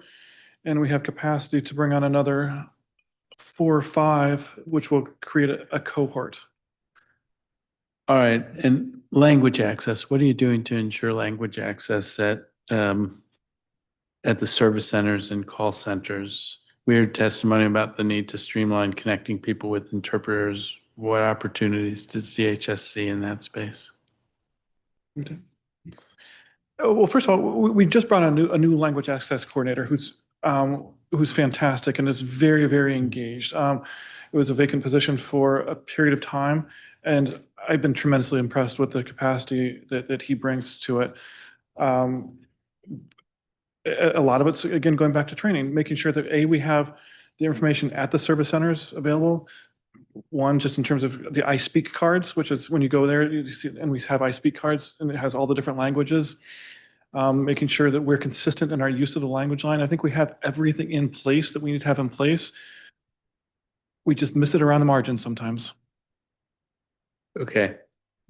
The agency's performance plan said that DHS aimed to select a grant management system provider this quarter. Is the agency going to be able to do that? We're still assessing a grants management program. I'm hoping to bring it this year. Okay, and staying on the topic of grant management, we heard positive feedback on the timeliness of the administration of the CLEAR grants this fiscal year. We also heard negative feedback on the issuance of other grants, especially from domestic violence and youth homelessness providers. What does DHS think made CLEAR run so smoothly in its first year, and what lessons can the agency apply from that process to other grant administration contexts? So we issued a CLEAR grant contract within the first quarter of the fiscal year, and I believe this is we had the same standard for the other grants, and we've reached the majority of our grants executed in the first quarter of the fiscal year. So there was not a big gap between when we issued the CLEAR grants and the rest of our grants. Okay. Last year, DHS and OCP delayed bidding out the continuum of care contract so significantly that the council had to approve a $19 million sole source contract to TCP to continue delivering those services for the last 3 months of FY25, or risk shutting down our shelter system. In December, just 1 month before it was set to take effect, the council received a 5-year contract with TCP, 1 base year and 4 option years, that if every option is exercised, could provide TCP with a $400 million in taxpayer funding. What were DHS and OCP's respective roles in the process that led to these circumstances? We were not crazy about the fact of getting it on the timeline that it happened, but how did that happen? Sure, and unfortunately, this kind of dates even like a couple of years back before 2025. So in the fall of 2022, we issued a solicitation for the COC contract in the fall of 22. A vendor was selected, but issues with the vendor submission, the solicitation had to be rebid. So this is where, unfortunately, some of the delay started. So the delay in rebidding required DHS to issue a number of emergency and sole source contract, because as you know, the TCP contract, the COC contract, covers 95% of our emergency services for shelter. So we had to have a series of emergency sole source contracts to ensure continuity of services for emergency shelter without interruption. Then at the time, we had some budget constraints that limited our ability to issue a new solicitation. I think we had shared also that information with the council back then. In fiscal 24, we were able to successfully issue a sole source grant to allow a longer term agreement and develop a comprehensive budget for the COC services. This then contract were solicited in the fall of fiscal 25 for a 5-year contract with the plan for the services to start in January of this year. which is what happens. But however, the funding had already been tied and allocated to a sole source grant. So again, for the continuity of the services, and we did not have sufficient funding available to issue a full year grant in the beginning of this fiscal year.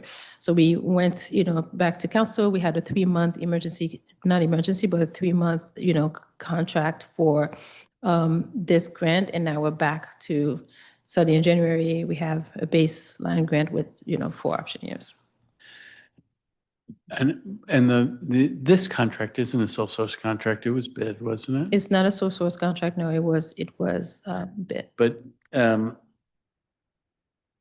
mean, and it was bid out. It received only 2 responsive bids, and based on the scores from the technical evaluation panel, it appears that one of the bidders wasn't really a realistic bidder, and so it is effectively a sole source contract. Does the lack of competition concern DHS, and is there anything we can do to make the process more open and competitive going forward? And are there other things that you would do around this? Like, I don't think this played out the way you would have hoped it would have played out, but what could we do better next time?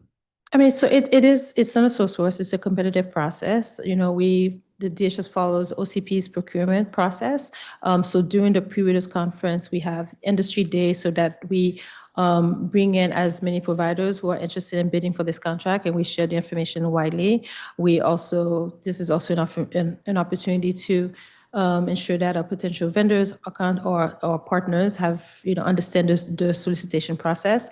So it's really designed to provide clarity about the procurement process and to see if there's an opportunity to bring more vendors into this space. The current provider is who won the solicitation following the OCP guidelines, and sometimes it does happen. Yeah, I mean, I guess I'm just put a pin in this also. Like, we hope it doesn't happen like this again. I imagine you hope it doesn't happen like this again. Absolutely. And so then there's thinking about how it is that we keep it from happening again. Last year, the committee passed and funded legislation to expedite DHS's grant-making process, but that legislation did not reach subcontracting. The committee, and I'm sure DHS, has heard significant concern about the prolonged payment delays to providers who subcontract with TCP under the continuum of care contract. We need to keep our providers, and we need to make the district a better environment in which to operate. When DHS hears concerns about delayed payment, how does it follow through and collaborate with OCP to respond?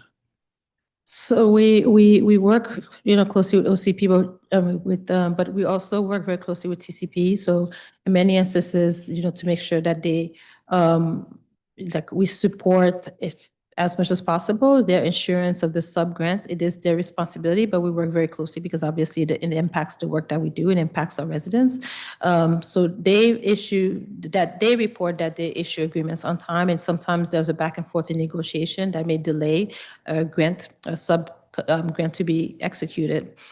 So we provide technical assistance when needed to TCP to help them expedite their grant-making timeline. Okay, well, hopefully that, I mean, we hear about it and then we reach out to you, and so. Yeah, we hear about it too. So we're in close contact with our providers. So we do try to support.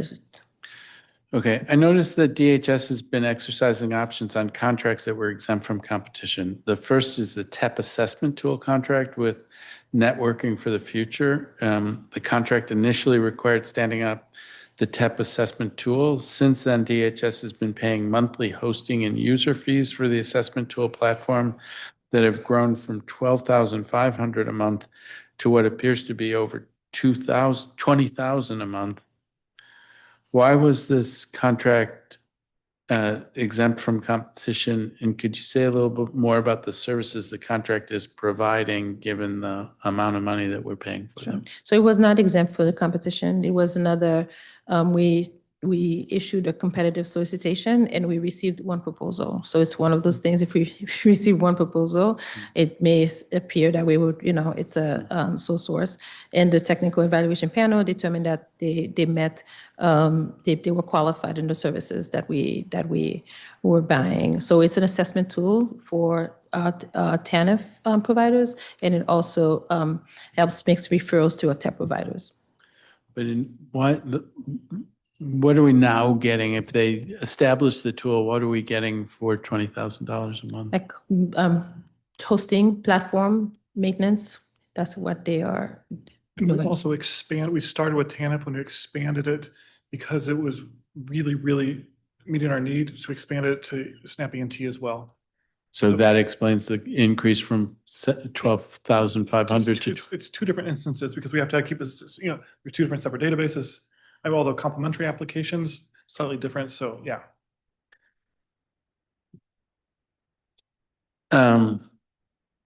is it a thing, could we host it?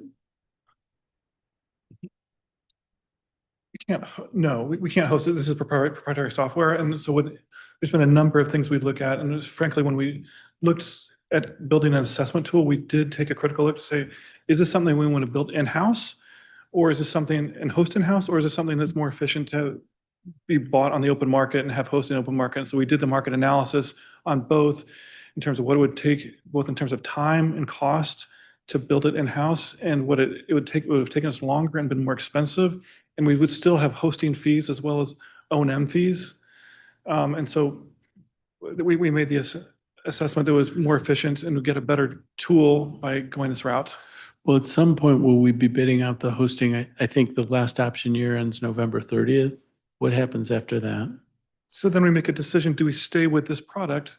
And we can, based on OCP, we could do exempt competition, or if it's not meeting our needs, we could bid it out, but we'd have to then have an entirely new application built because this is essentially proprietary software.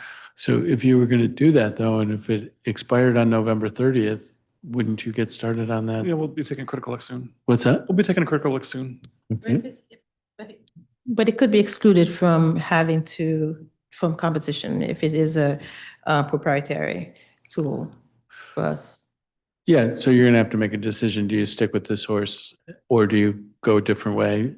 But you need to make that decision soon, because if you were gonna go, the clock can run out and then you made a decision because, well, you could extend with them, but presumably if it ends November 30th, you'd want to make a decision soon whether or not you want to stay with this approach.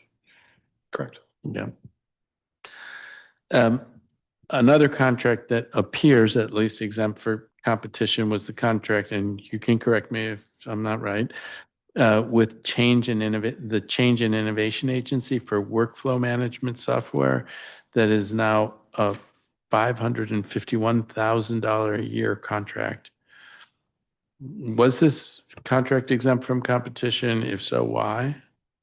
This is a contract which is exempt from competition. So we have identified this is a really pretty big piece of our technology solution for workflow management. Mm-hmm. And so every single piece of work we does flows through here. We certainly did take a critical look again, since is this something we want to build in-house, something build in DCAS, or use a tool like this? And this is the model we went with. I mean, it's now been 4 years since the contract was first awarded. Are we still paying monthly license, training, and technical support fees? We are. It's essentially a hosting fee. And again, yes. And if we're in the fourth year, is it also a 5-year? Is that the standard form, 1 year with 4-year options? So this one could be. And I anticipate on this one, we will continue using it. We're very happy with the product. Not perfect, but really good relationships. And so they've been the entity which is, I talked about case bundling. Mhm. So we've worked with them to bundle case actions. So when I pull a case, I make sure that I pull everything that's associated with it. And it also helps us to know, how long we are. You looked at some of the data we gave you in terms of how long it takes us to process cases, case actions. Some of that comes from this application.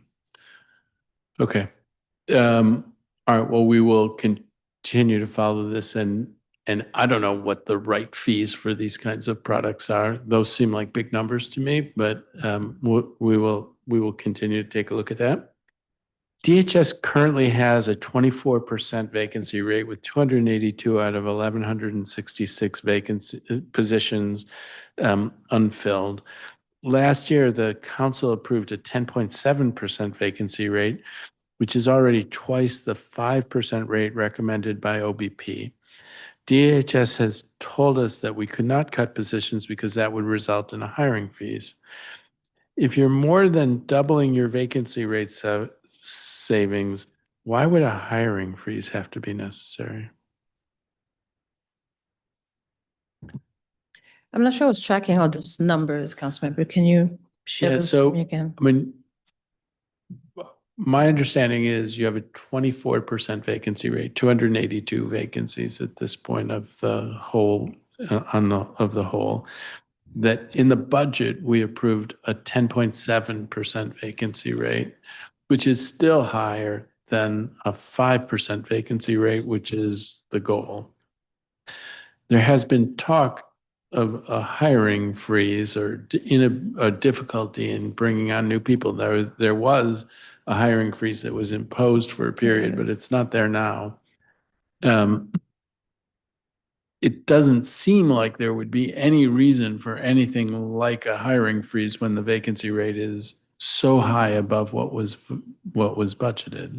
So we're not in a hiring freeze, Mhm. but we had definitely a big cut in our personnel budgets in fiscal 26. So we had a very limited personnel budget. We had about $11 million in local funds cut from our personnel budget from fiscal year 25 to fiscal year 26, and really had only adequate budget to hire a very small number of vacancies required for our mission, basically.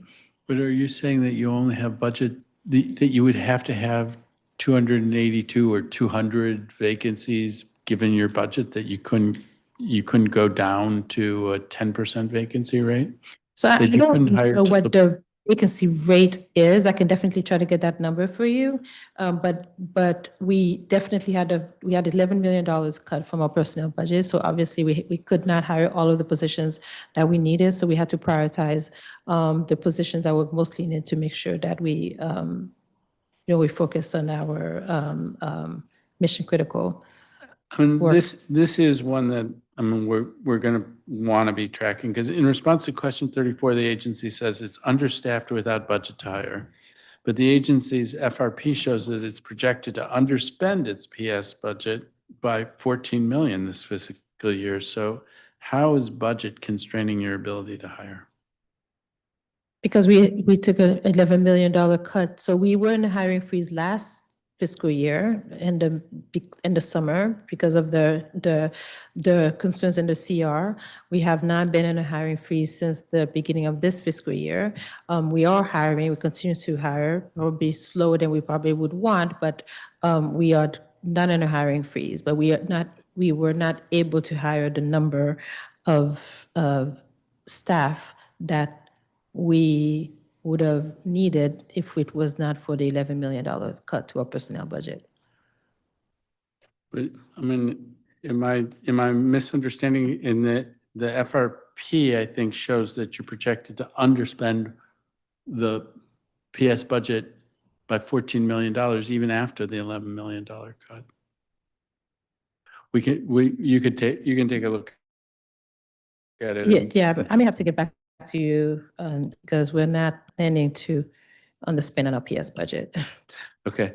I mean, the last fiscal year, DHS separated 89 employees and hired 36. So far, DHS has separated 29 and hired 6. Are you, at this point, it looks like you're losing staff, not gaining it. Am I misunderstanding it? Yeah, what question are you looking at? We definitely had more than 6 hires this year.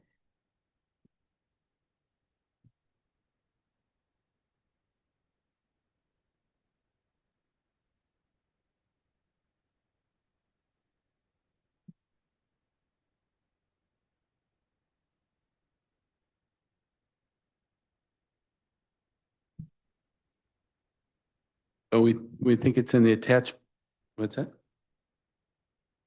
Attachment number 3 or question number 3? Is Question where- number? Question number 3 is where you'll find the data.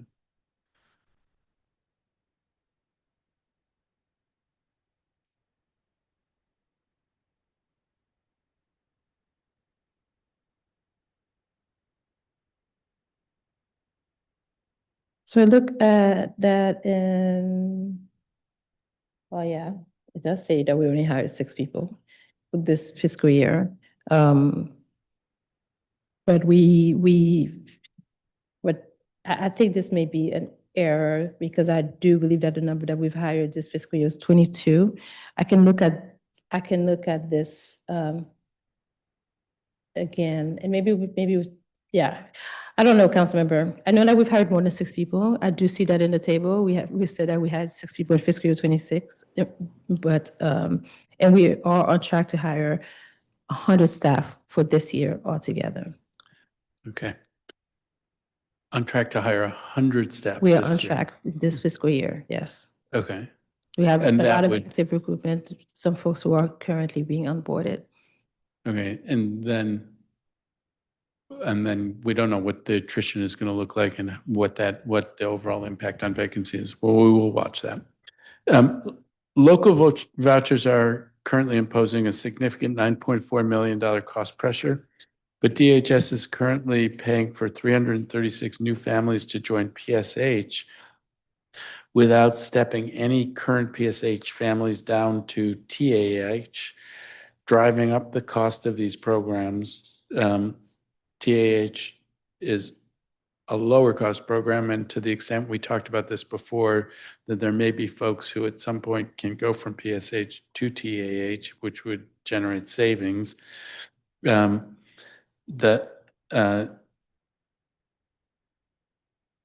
council funded a new TAH staff position, and it doesn't look like that's been filled yet. Where do we stand in the process of hiring, not one position, but 8 positions? Where do we stand on hiring those 8 positions to support TAH? So they have not been hired yet. So we are this under list of priorities. And again, because of the depth of our budget reduction, we reallocated some positions so that they could cover some mission critical work. But we're still assessing the bringing on the 4 TAH. Okay, so I think in this area, maybe send us a revision of who's Yes. being hired and who's not being hired, because I have a question of why aren't you hiring more social service representatives? Because I don't think we saw that in the response, but I think I've heard you say, Brian, or somebody say that there are some number that are in the process of being hired. Is that correct? 11.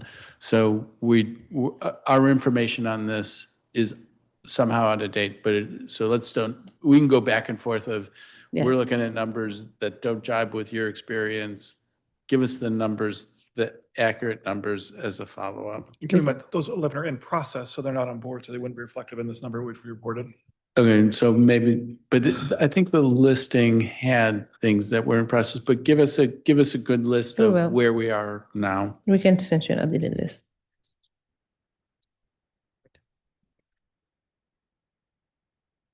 Okay. Yeah. Just a little bit more and then we'll be done. So your response to question 5 shows that the ASME contract expired at the end of FY25, but the executive is not currently bargaining. Are you bargaining? Are you worried that if you're not bargaining now and you have an expired contract? I have experience with this more in the schools contracts, where then we end up having back pay that goes back a couple of years and it's a big ticket item. Where do we stand in the negotiations around that contract? I'll definitely have to come back to you on that answer, Councilmember. Okay. The agency's response to question 30 shows that DHS maintains 61 separate databases and portals, and actually it has made me a little dizzy, Brian, that as you talk about all these different things that are out there that all sound like big, complicated technologies that you're relying on, many of which seem to be bespoke applications for distinct programs like DC Flex. Has there been any recent effort to review and consolidate the the agency's use of all of these different platforms? So each of our applications is built to support the program's unique need and workflow. So some processes may look similar across programs. They differ in important ways because each program, again, follows its own set of policy and guidelines and case management practices. So as a result, the applications are designed around the specific requirements of the program. And they may collect similar data at times, but the business rules and underlying logic may vary depending on the application. And do they have the ability to talk with each other? In some cases, they have the ability to talk to each other. For example, they may be, I'm getting technical, even over my understanding, but in some cases, for example, our HCH step and rapid rehousing are connected through YSD through a shared SQL for data view. So oftentimes it's just to provide limited view in some cases. Yeah, I mean, and I'm not an expert on this, hearing about it today, and it's not, periodically, it does seem like there should be a step back to look at, okay, we have all of these different technologies. Is there a more efficient way to do this? Have you ever, how often do you try to do something like that? Yeah, we do on a very regular basis. I mean, especially even like extending views and so forth. But there are a lot of just privacy requirements through the HSRA, for example. So if you're receiving homeless services, you're not necessarily your information is protected very differently than if you're receiving Medicaid, for example. So we just have to make sure that our program and who has access to the cases are very limited to the position of the person. Okay. The list of contracted staff you shared with the committee includes a lot of FSA case managers, including at 801 East. These feel like classic DHS salaried roles, but they pay up to $120,000 a year. Why are they contracted out now? And yeah, go ahead. And because with our limited personnel budget, it may make more sense for us to bring in a contractor versus a DHS employee. In last summer, when we were under hiring freeze, we couldn't hire, but then there were positions that were vacant that were very critical for us, and we had the ability to bring on contractors, and that's what we did. Huh.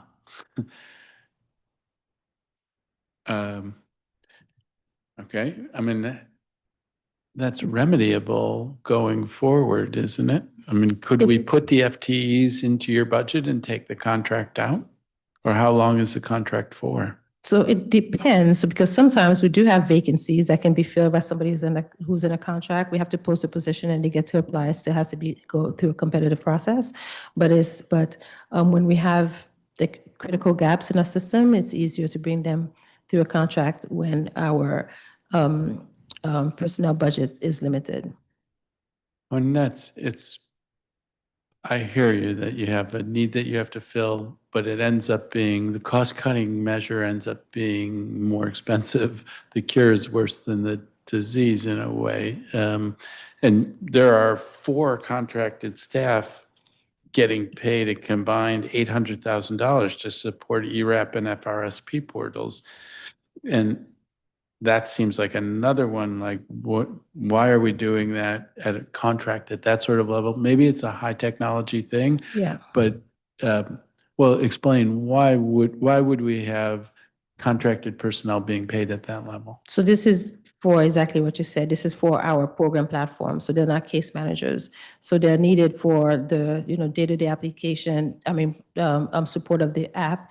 They were there definitely when the portal opened to help process application, but ongoing technical assistance issues, security needs, and troubleshooting for both staff and resident-facing portals. And is this computer aid, or is computer aid a different contract? Because that's another one where it's contractors who provide direct services to residents, several of which are over $200,000, and many of which are over $175,000.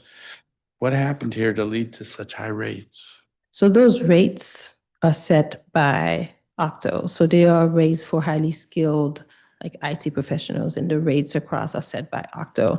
And they continue just to rise just to the market demand for the specialized expertise.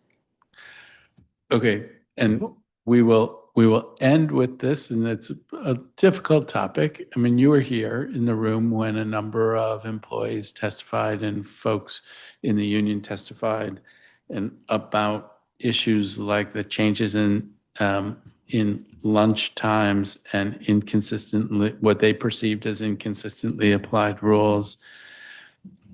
Can you share why DHS made the changes around lunch times and what's happening inside of the agency to try to address these kinds of morale concerns that we hear?